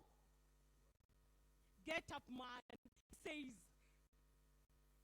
Angels depart, demons adulate, and Delilah presents herself before him. Come, tell me your secrets, tell me your problems. Listen for him. A table with long neck bottles, pints of whiskey poured on clear glasses from which he gulps until he loses his sight. When he wakes, the ground begins to shake as he staggers back home. His face was he clenches his glass, drags, brews, screams hard. Women and children wait. The end is nigh. The end is nigh. When a man cries, only a mother can understand. She's beyond the societal constraints. When a man cries, he needs loving. Because behind the mask of endurance lies a fragile soul that needs loving. Loving. When a man cries. Oh, hello there. Yes. That was Olo from Kisumu, Kenya. Introducing Nyaruth Mercedes from Uganda one final time. Give a round for Mercedes.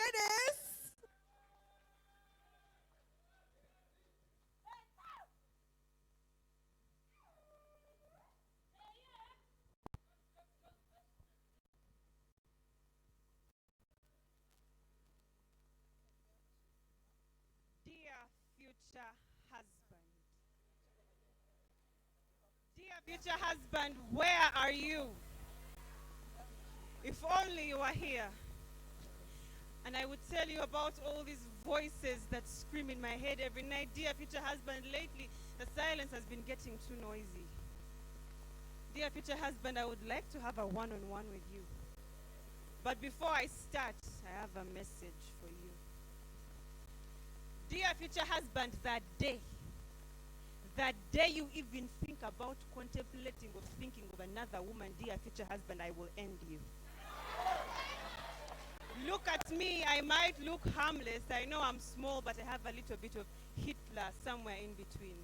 So I think God is taking a really long time to bring you because he's simply preparing you for the drama you're about to put up with. See, I am a combination of all your exes from the past.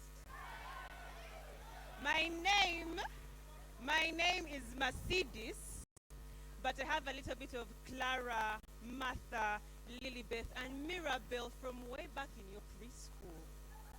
So dear future husband, when you are with Wendy, make sure she teaches you how to cook because I'm not a very good cook. When you are with Fiona, make sure she doesn't touch your laundry because I am an expert. Dear future husband, you see, sometimes I wish when we get married, God gives me a remote that I can just press and open your head like this. It's just for security purposes. I don't mean to. Just so I check if there is a Fiona lingering somewhere in your head. You see, I want there to reach a point in time whereby if you walk the streets, people will see your name, your body, head, shoulders, knees. Dear future husband, I want to be a part of the millimeters of oxygen that you feel after every minute. I want my name to be engraved on the bottom of the deepest corner of your motor.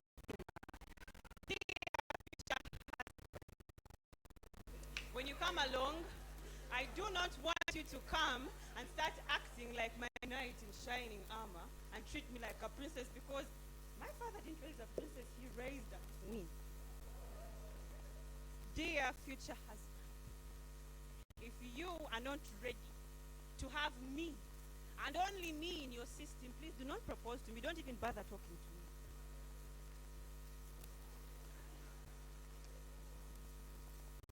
You're really cute, I must admit, but I need something deeper than cute. I wanna know when you're looking at me that you don't only see the things you want to. I'm not perfect, I'm flawed, and if you don't like that, get lost. And I just want it if it's real, I just want you to know, dear future husband, there's a wife for you out here in the making, only if you're up for it. I see this right there. What? Dear future husbands, we have got a problem here. Thank you so much. All right, Diana. Yes, dear. If you know you are a future husband, say I. Hata wewe. I'm not hearing Hata wewe, you are a future husband. Future husbands, move Future on. husband, say I. Unasema I na umekaa na mwanamke kando yako, jiangalie. Now, you have the last time to do your prediction. Yes. We have 3 people from where you are choosing our winner tonight. Let's go to the Facebook page, East Africa, take our battle, right there, the winner. Right about now, introducing the very last act of this battle. This lady is amazing. All the way from Mukuru, Nairobi, doing poetry. Ladies and gentlemen, give it up for. Give it up for. Wangui Kimani. All right. Karibu sana. Wangui karibu kabisa.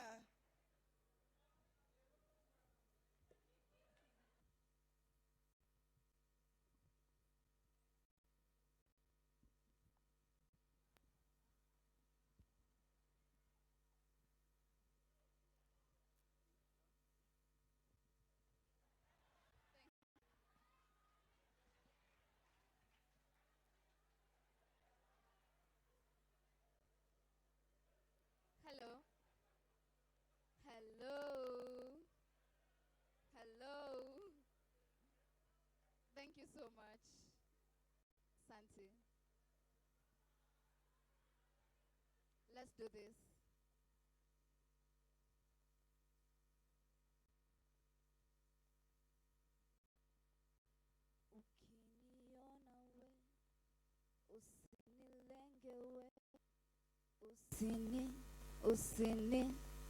Usinilenge.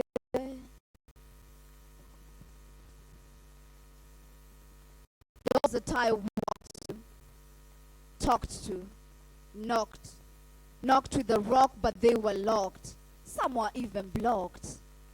On doors that I knocked, hoping to find you, my rock, with some fatherhood talk.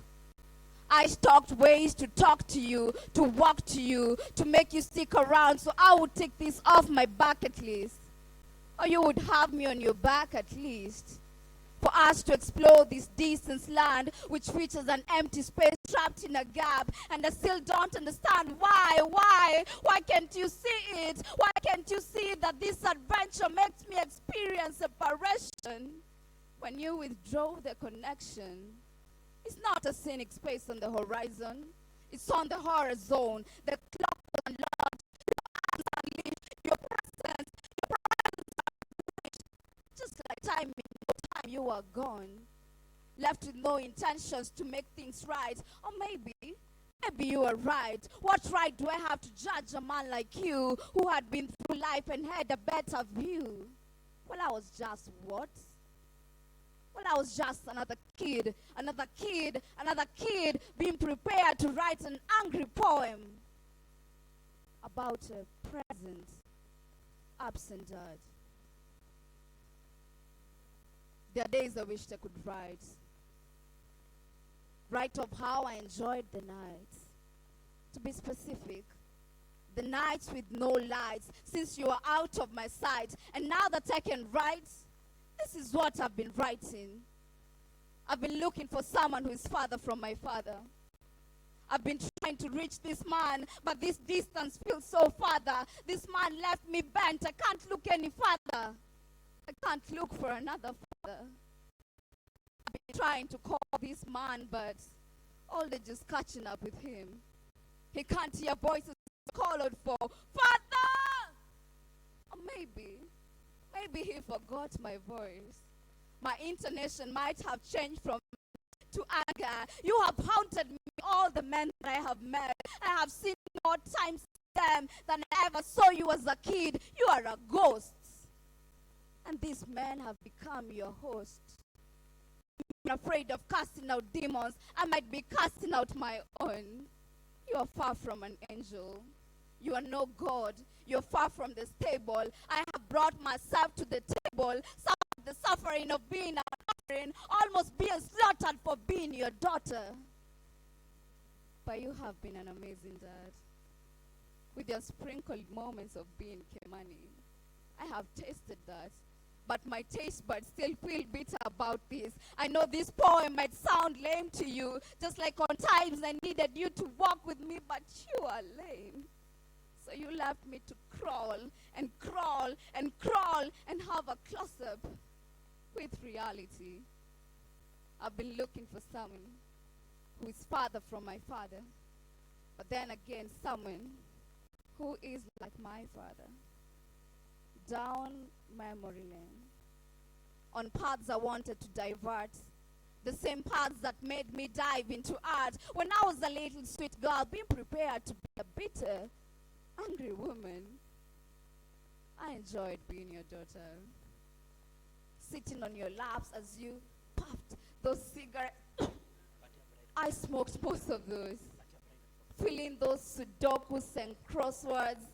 You cross my mind every time I see one, squatting to watch sunsets. They remind me of how easily you disappeared. Receiving handwritten letters from you while I was in school, packed with all this sudaku. The anticipation for you to come home.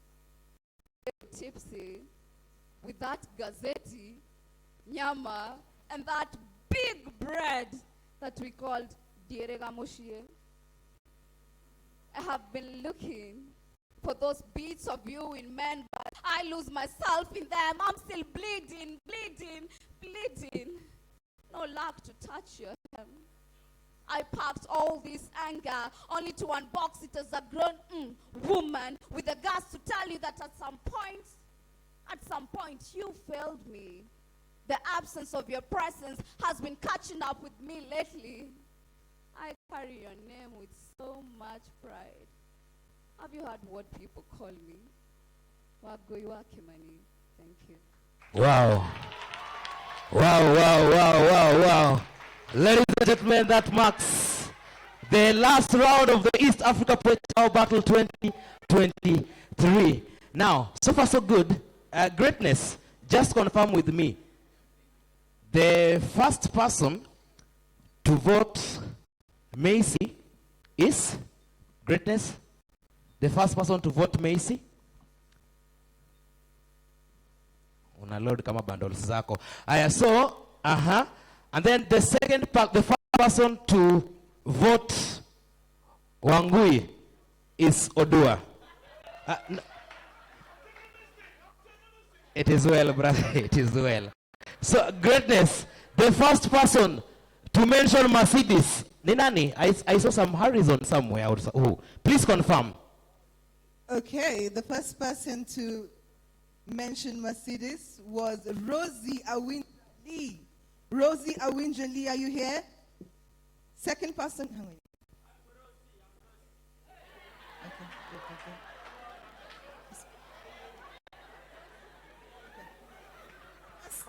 Okay. Pamina Sotieno mentioned Odalo as the winner. Ibrahim mentioned Mokami is going to win it. Pamela Veron said, order low, the poet is going to... All right, so we have three people. The first person that we have for Macy, for order low is... Hang on. Who? Paminas or who? Paminas for Macy. Where is Paminas? Thank you. You are there. The first person who voted Mercedes. Who is this person? Rosie. Rosie, where are you? Thank you. The first person who voted Mukami. Where are you? Mukami is Moses Odu. Yes. You are there. Good. There is another person who was voted through Form 34B. Edwin voting Nyaki. So my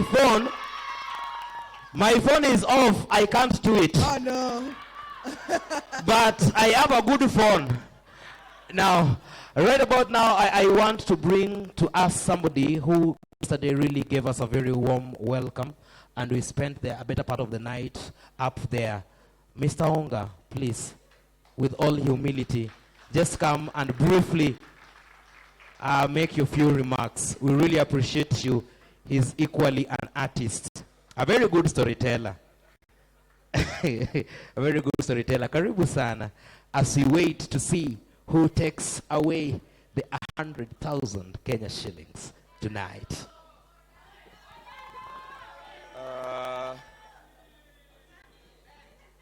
These people have been challenging us by their songs.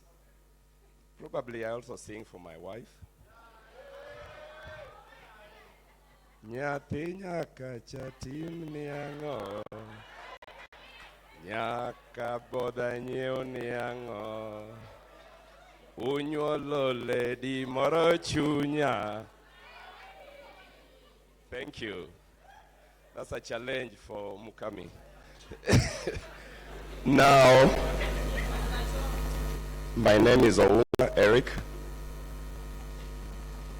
I run a business called Ounga Land Real Estates in Kisumu, only Kisumu, and I'm biased, only Kisumu.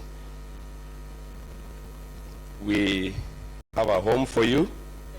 We build houses, estates, we sell land, anything called shelter, come to us. So far we have done Victoria Gardens, probably the best estate Kisumu has.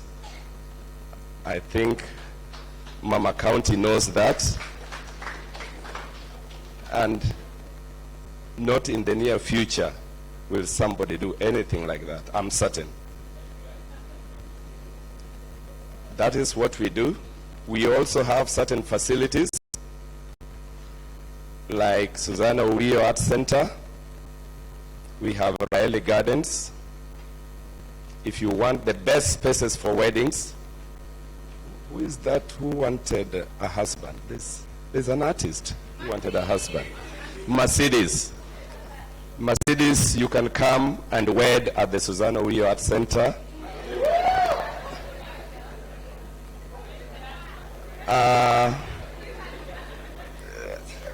Yes, and if it is very, very exclusive, then you can come to Raeli Gardens. It's very, very exclusive. That is what we do. For my interest in art, for my love for art, we have the Susanna Urio Art Center, which is a private enterprise. We want to do a college for performing arts, especially in the music domain. And we will do it. It's work in progress. We shall. I shared last night with Waziri, who is also my shemeji. We shared this with her when we had a very beautiful bonfire, and the artists were there, all of them. Little did I know that they are so, so amazing. I am shocked. I have no words.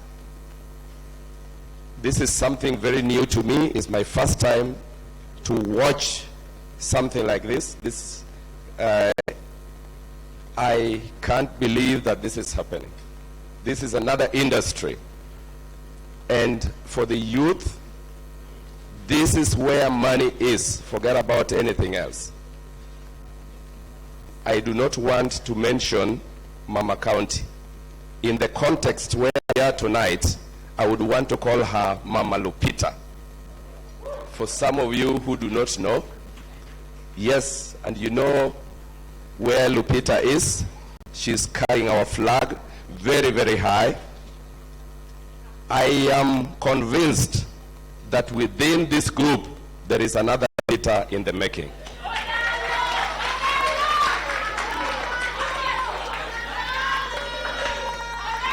So, ladies and gentlemen, with, with those few remarks, thank you very much. Thank you very much, and welcome to our facilities. For the artists who stayed with us, I will give you one more day if you want to stay longer and enjoy the beauty of Kisumu. Thank you. Thank you so much. And now allow me also, with the same breath, to welcome our equal partners. Please come and give your brief remarks. Mpige makofi akija tafadhali. Asante. Good evening. I was hoping that you would also hold my hand while I was coming up. Anyway, that's on a light note. Yes, First Lady, Kisumu County, Mama Dorothy, ladies and gentlemen, good evening. Our time is well spent. I don't want to take much of your time, but my name is Nancy Muyoka Wafula. I'm the sales manager, AR Kisumu branch. We are, we are located at Alimbran Plaza, and actually AR been in existence for close to 40 years. Next year we will be celebrating our 40th year. We have presence in East Africa, and we do offer solutions to retail clients, small, medium enterprises, and large groups. We also do offer non-medical solutions like WIBA, personal accident cover, and PI. So there's this perception, because of our strong brand, that our solutions are not for the common mwananchi. That is far-fetched. We do micro insurance as well. So you're welcome. Please come and pay us a visit and patronize our services. Again, we have clinics. Our newly launched clinic is at United Mall. So I am welcoming you to come and patronize our services. Thank you very much. Thank you so much, Nancy Wafula from AAR, Abex Banner.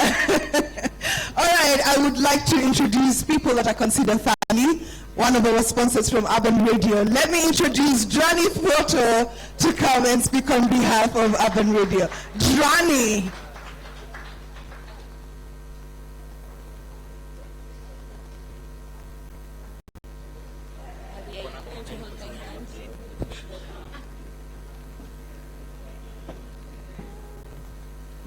Good evening, everyone.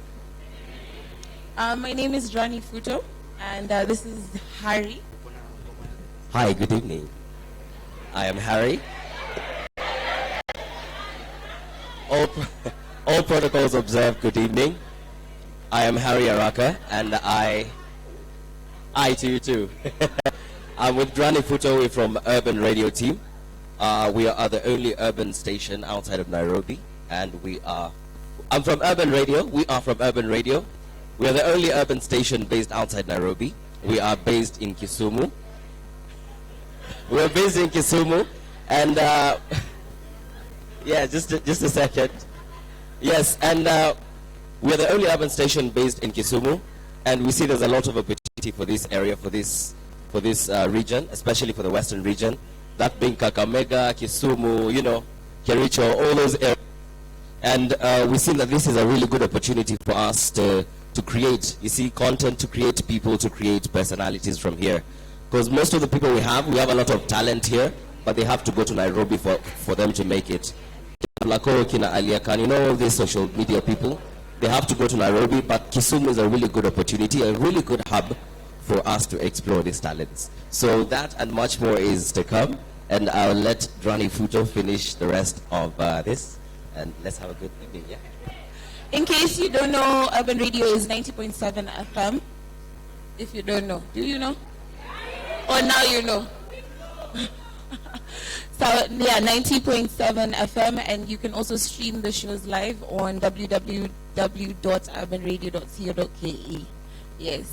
Harry does the breakfast show, which is from 6 to 10, and then I do the mid-morning show from 10 a.m. to 2 p.m. To 2 p.m. I also have some of my colleagues, Charity Wave. Yes, Charity Wave, and there are a few outside. Thank you so much, and we really appreciate the opportunity to partner with the East African Poetic Hour Battle. It's been a really, really nice journey with you guys, counting down from the beginning all the way up until today. You've done such an amazing job. Yeah, thank you.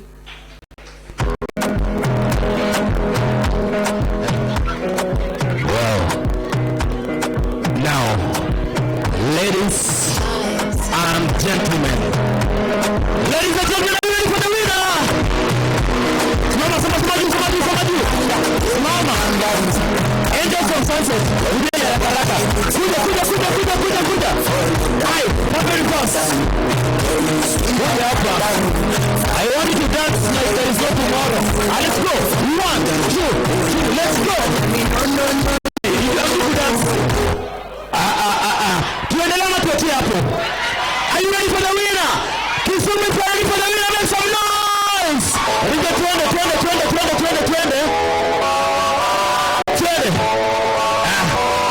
Waiting for the winner. Kisumu. Hi. Twende kabisa. Say 1, 2. Twende kabisa toto. If you're happy and ready to dance, twende. Asi.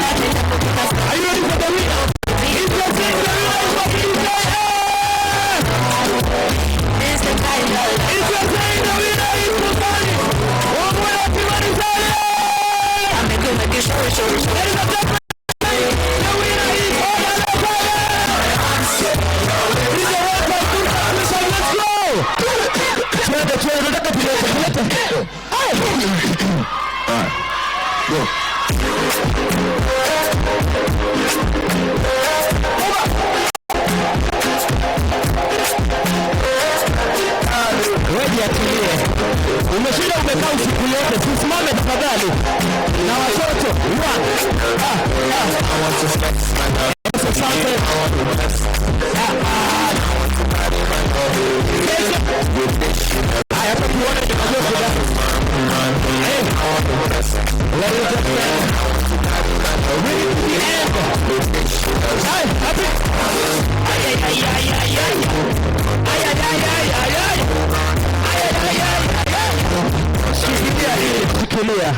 wewe ni watoto simu, yani cheki, ngoja kama kuna zawadi pia huyu mpaka amepost alikuwa hivi.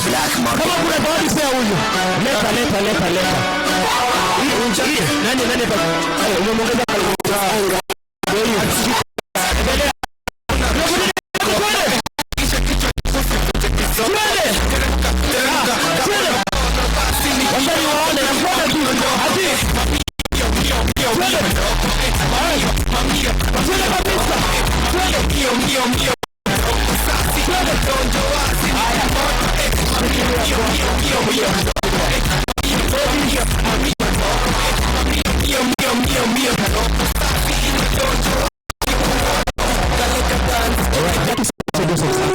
Kawaida tena next time, sawa?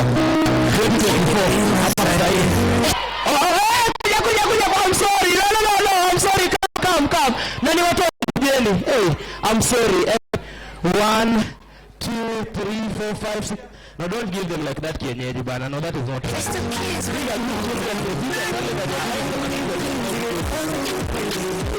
Nani anakuja?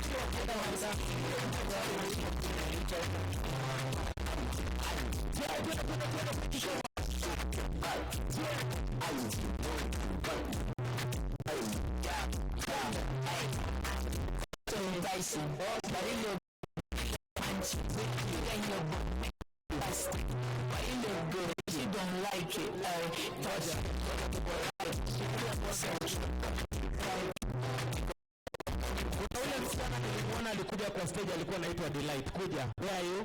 Ameshaenda. Kuja. Mpige makofi huyo. Kuna ule mtu mwingine alikuwa anaitwa Princess, nilimwona mahali. Kuja. Patia hapo zawadi. Haraka ndipo yuko.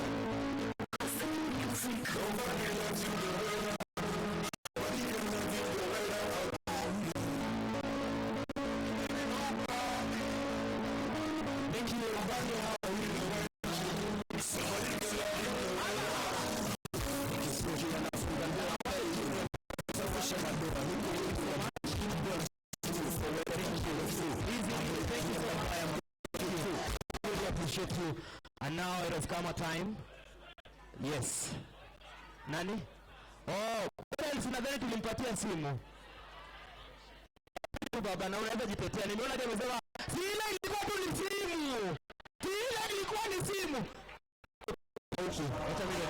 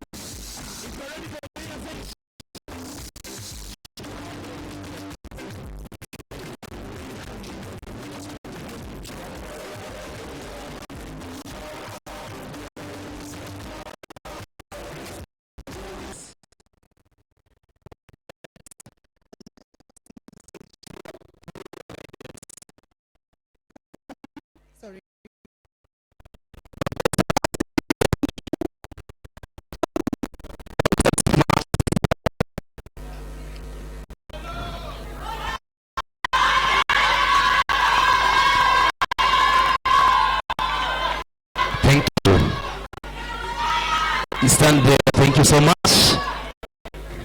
I hope you are standing in no particular order. Yes, I hope you are standing in no particular order. So, Godi, please let the judges know what is going on. We have a very nice badge here by Kisumu as we continue experiencing Kisumu. This is for the winner. Yes. And then there is something that was mentioned. This is important. AR had mentioned something about the winner. Please, yes. just confirm again. Yes, they had confirmed that they are spending 1 million. 1 million. I'll just give the gentleman. What do you understand this? Yes? We will be giving the winner a personal accident cover worth 1 million. Okay, thank you so much. Those are worthy partners. So, Godi, we are good. Nice one. So over to the judges. Yes. Audience. My people, are you ready to give me the winner? Oh? Hell yeah! This side, are you ready to give me the winner? Now, for the last time, nataka ushikilie mziki sana ndio tupate vizuri. Sasa tunataka kutumia sauti yako na mkono na unasimama. Ladies and gentlemen, if you think 100,000 Kenya shilling this time round goes to Nairobi, and here we go to Kimani. Nataka unipatie kelele na mkono juu.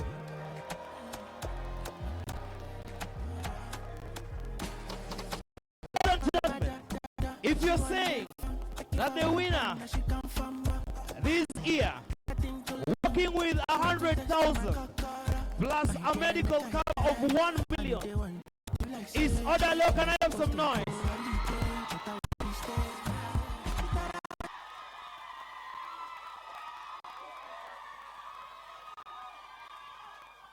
Ladies and gentlemen, if you're saying the fastest of them all, the fittest of them all, is none other than Mercedes, can I have some noise?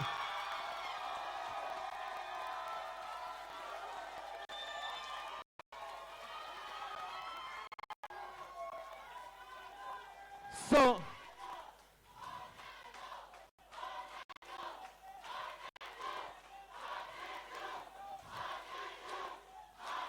louder, louder, stand up, stand up, stand up, stand up, stand up. All right, boss, boss. All right. Boss. Calm down, Boss. calm Thank down. you. Kuja Thank hapa. you so much. Diana. Yes. So that means who is the winner? Yes? All right, calm Two. down. Okay, so it means, attention, we've all agreed that so far we have top 2. Yes. So proudly, I want to present to you number 3. So, ladies and gentlemen, I proudly present to you at the 3rd position of the East Africa Poetic Hour Battle 2023. Out of all the poets in East Africa, the 3rd best is none other than Imani, all the way from Nairobi! Congratulations! Thank you. Congratulations. Thank you so much. Congratulations. Godfrey, who is awarding the... Okay. Sawa, number 3, you can take a... No, don't leave. How do you leave, baby girl? How do you leave? You should leave. You should leave here. Don't leave. Now, so the 2 of you move forward.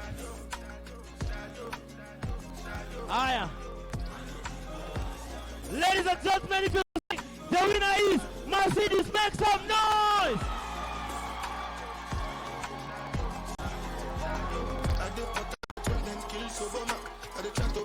Thank you. Ladies and gentlemen, East Africa, if you're saying the winner is Odalo, make some noise!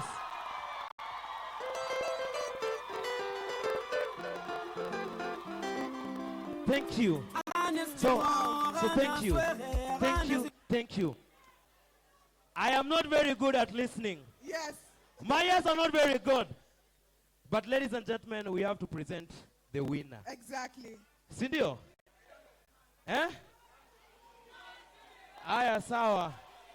Judges wamesema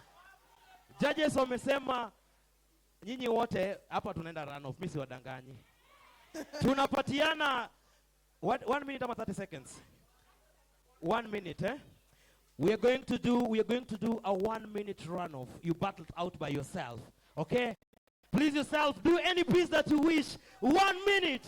Do as you wish. Do as you wish. Ladies and gentlemen, and we are starting with you. Are you ready? All the way from, I want to bring to you, Mercedes. All right, let's go. Let's do this, Mercedes. First of all, I'm overwhelmed.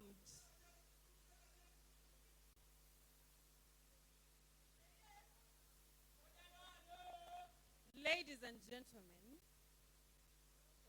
to my generation. Welcome to this generation of mine where the only honest person I know is Mr. Google, sir. So this is me every time someone tells me they love me. Hey Google, what is it? By the way, Google, how do you know someone loves you? Meanwhile, Google, how is it possible to be in love with more than one person? Meanwhile, Google, how do I know when to say yes? See, welcome to this generation of mine where a statement as simple as I love you has to go through a series of lie detector tests just to verify its authenticity. Ladies and gentlemen, welcome to this generation of mine where people... The count of 10, 9, 8.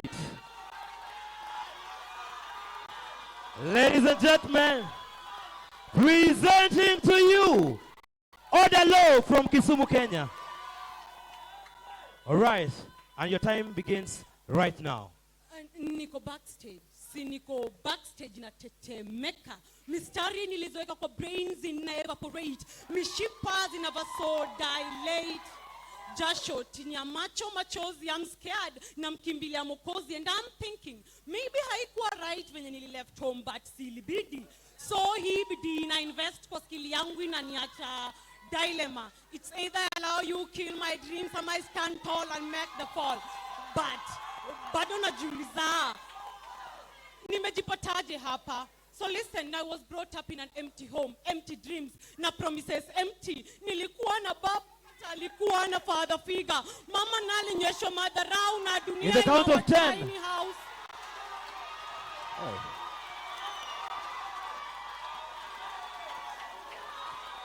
Kisumu, East Africa. Ladies and gentlemen, if you're saying the winner is Mercedes, give me some noise. If you're saying here imeenda for Macy or Dala, give me some noise. And ladies and gentlemen, the winner 2023 East Africa Political Battle is none other than Odalo.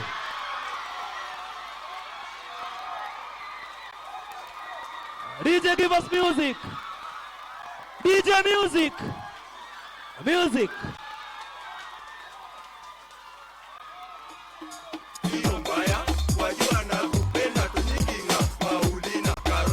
All right. All right. And one, and two, and one, and two, and one, and two. Hey, thank you, thank you, thank you. Thank you, thank you, thank you, thank you, thank you, thank you, thank you. Hey, Kisumu.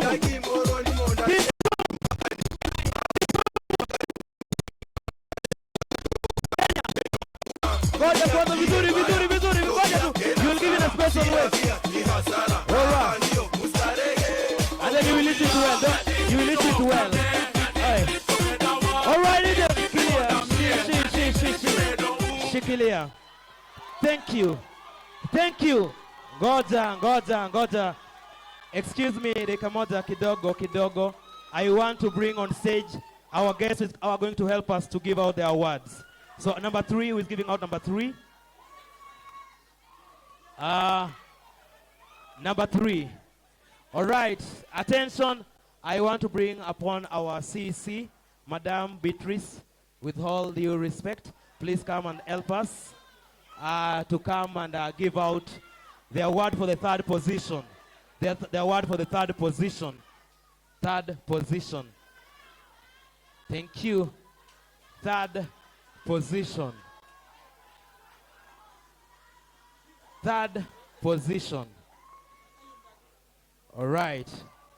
So we are here for the 3rd position. Ladies and gentlemen, allow me. Diana, where are you? Diana, where are you? We are awarding the 3rd position. Where is the mic? We want the mic. So ladies and gentlemen, allow us to present at the 3rd position East Africa Poetic Hour Battle. She's done us proud. Put your hands together for Kimani.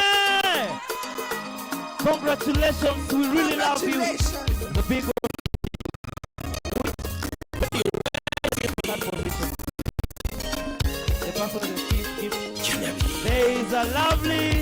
microphone here. Spark. Techno Spark 10. Alright. Thank you so much.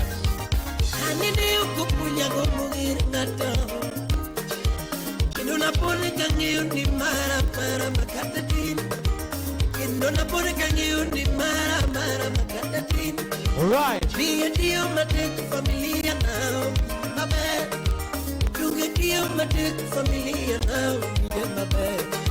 Thank you, easy. And at the second position, giving us a techno, please forward. Where is the techno group? All the top, please remain the top three. So techno team, please come. You help us award the second person. Who is coming? Ladies and gentlemen, East Africa at the second position. A wonderful, lovely young girl. Ladies, give it up for Mercedes!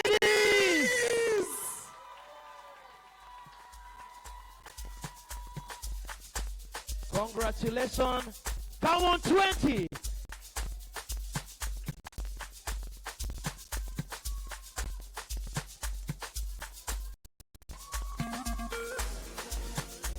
Thank you, easy and good.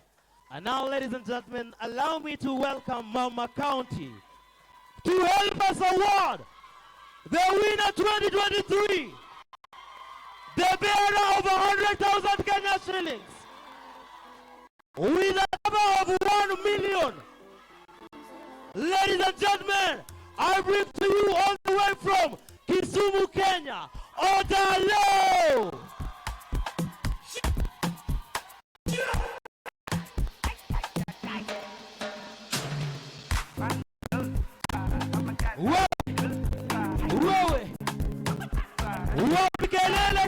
Kelele.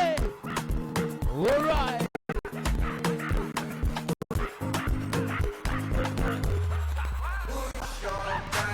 Hey, tell us. Hey. All right, you. Congratulations,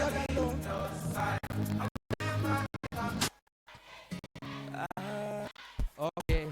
God. DJ Shikilia. County, please. You can also help us put the tag to the first position. From Kisumu. To the first position. Help us here. Yes, the first position again. Hey, Kisumu, Kenya, Mercedes, Imane. Thank you so much. We're here. Thank you. One beautiful picture. DJ, pandisha mziki tafadhali. Masani ya kubamba. DJ, pandisha kabisa.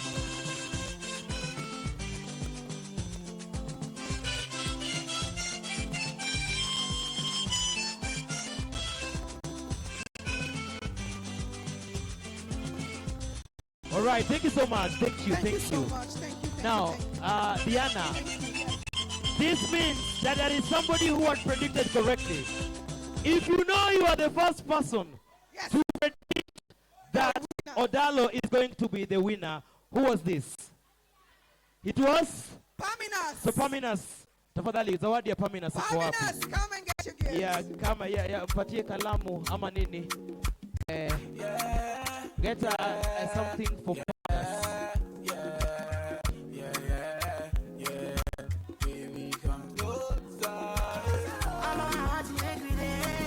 All right.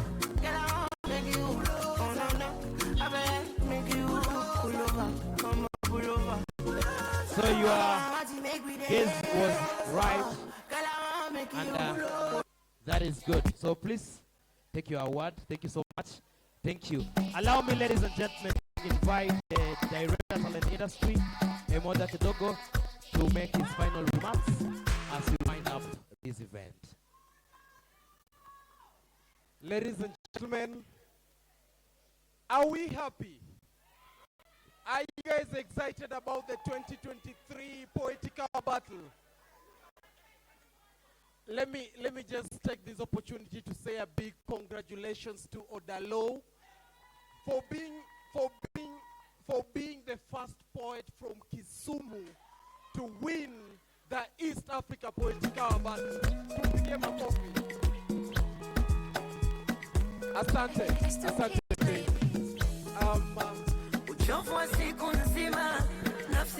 Big thank you to all our partners for being so amazing, to the First Lady, to Mama Waziri, Asante, Asante. The last 1 week you've been nothing but a blessing to us, and we are so grateful for that opportunity.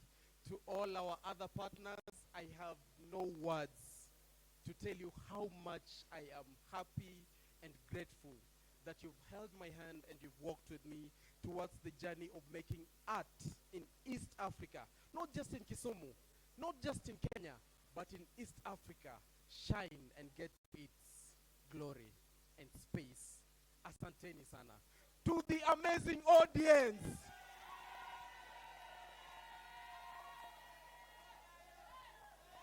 wacha tusikize huku. To the amazing audience,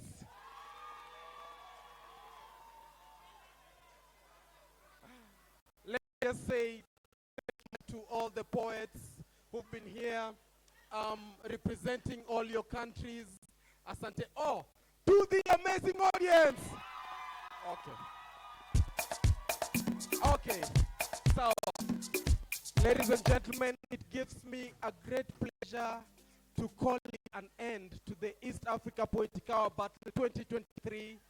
Don't forget the amazing shows that are coming up in Kisumu. We have the Chomana Art coming up on which day? Shout your event tafadhali. Kisumu Fashion Weekend coming up on the 3rd of June. Tafadhali, let's stand up and let's keep supporting art. Asanteni sana. Kindly order low. Remain for photos. Photo session, tafadhali. All right. I want to give this award to the most disappointed member of the audience. This is none other than Moses Odua. Please, you can go and write this one. Use this pen to write on your diary. This is the day that you are heartbroken, but all is well. Ladies and gentlemen, thank you so much. Thank you.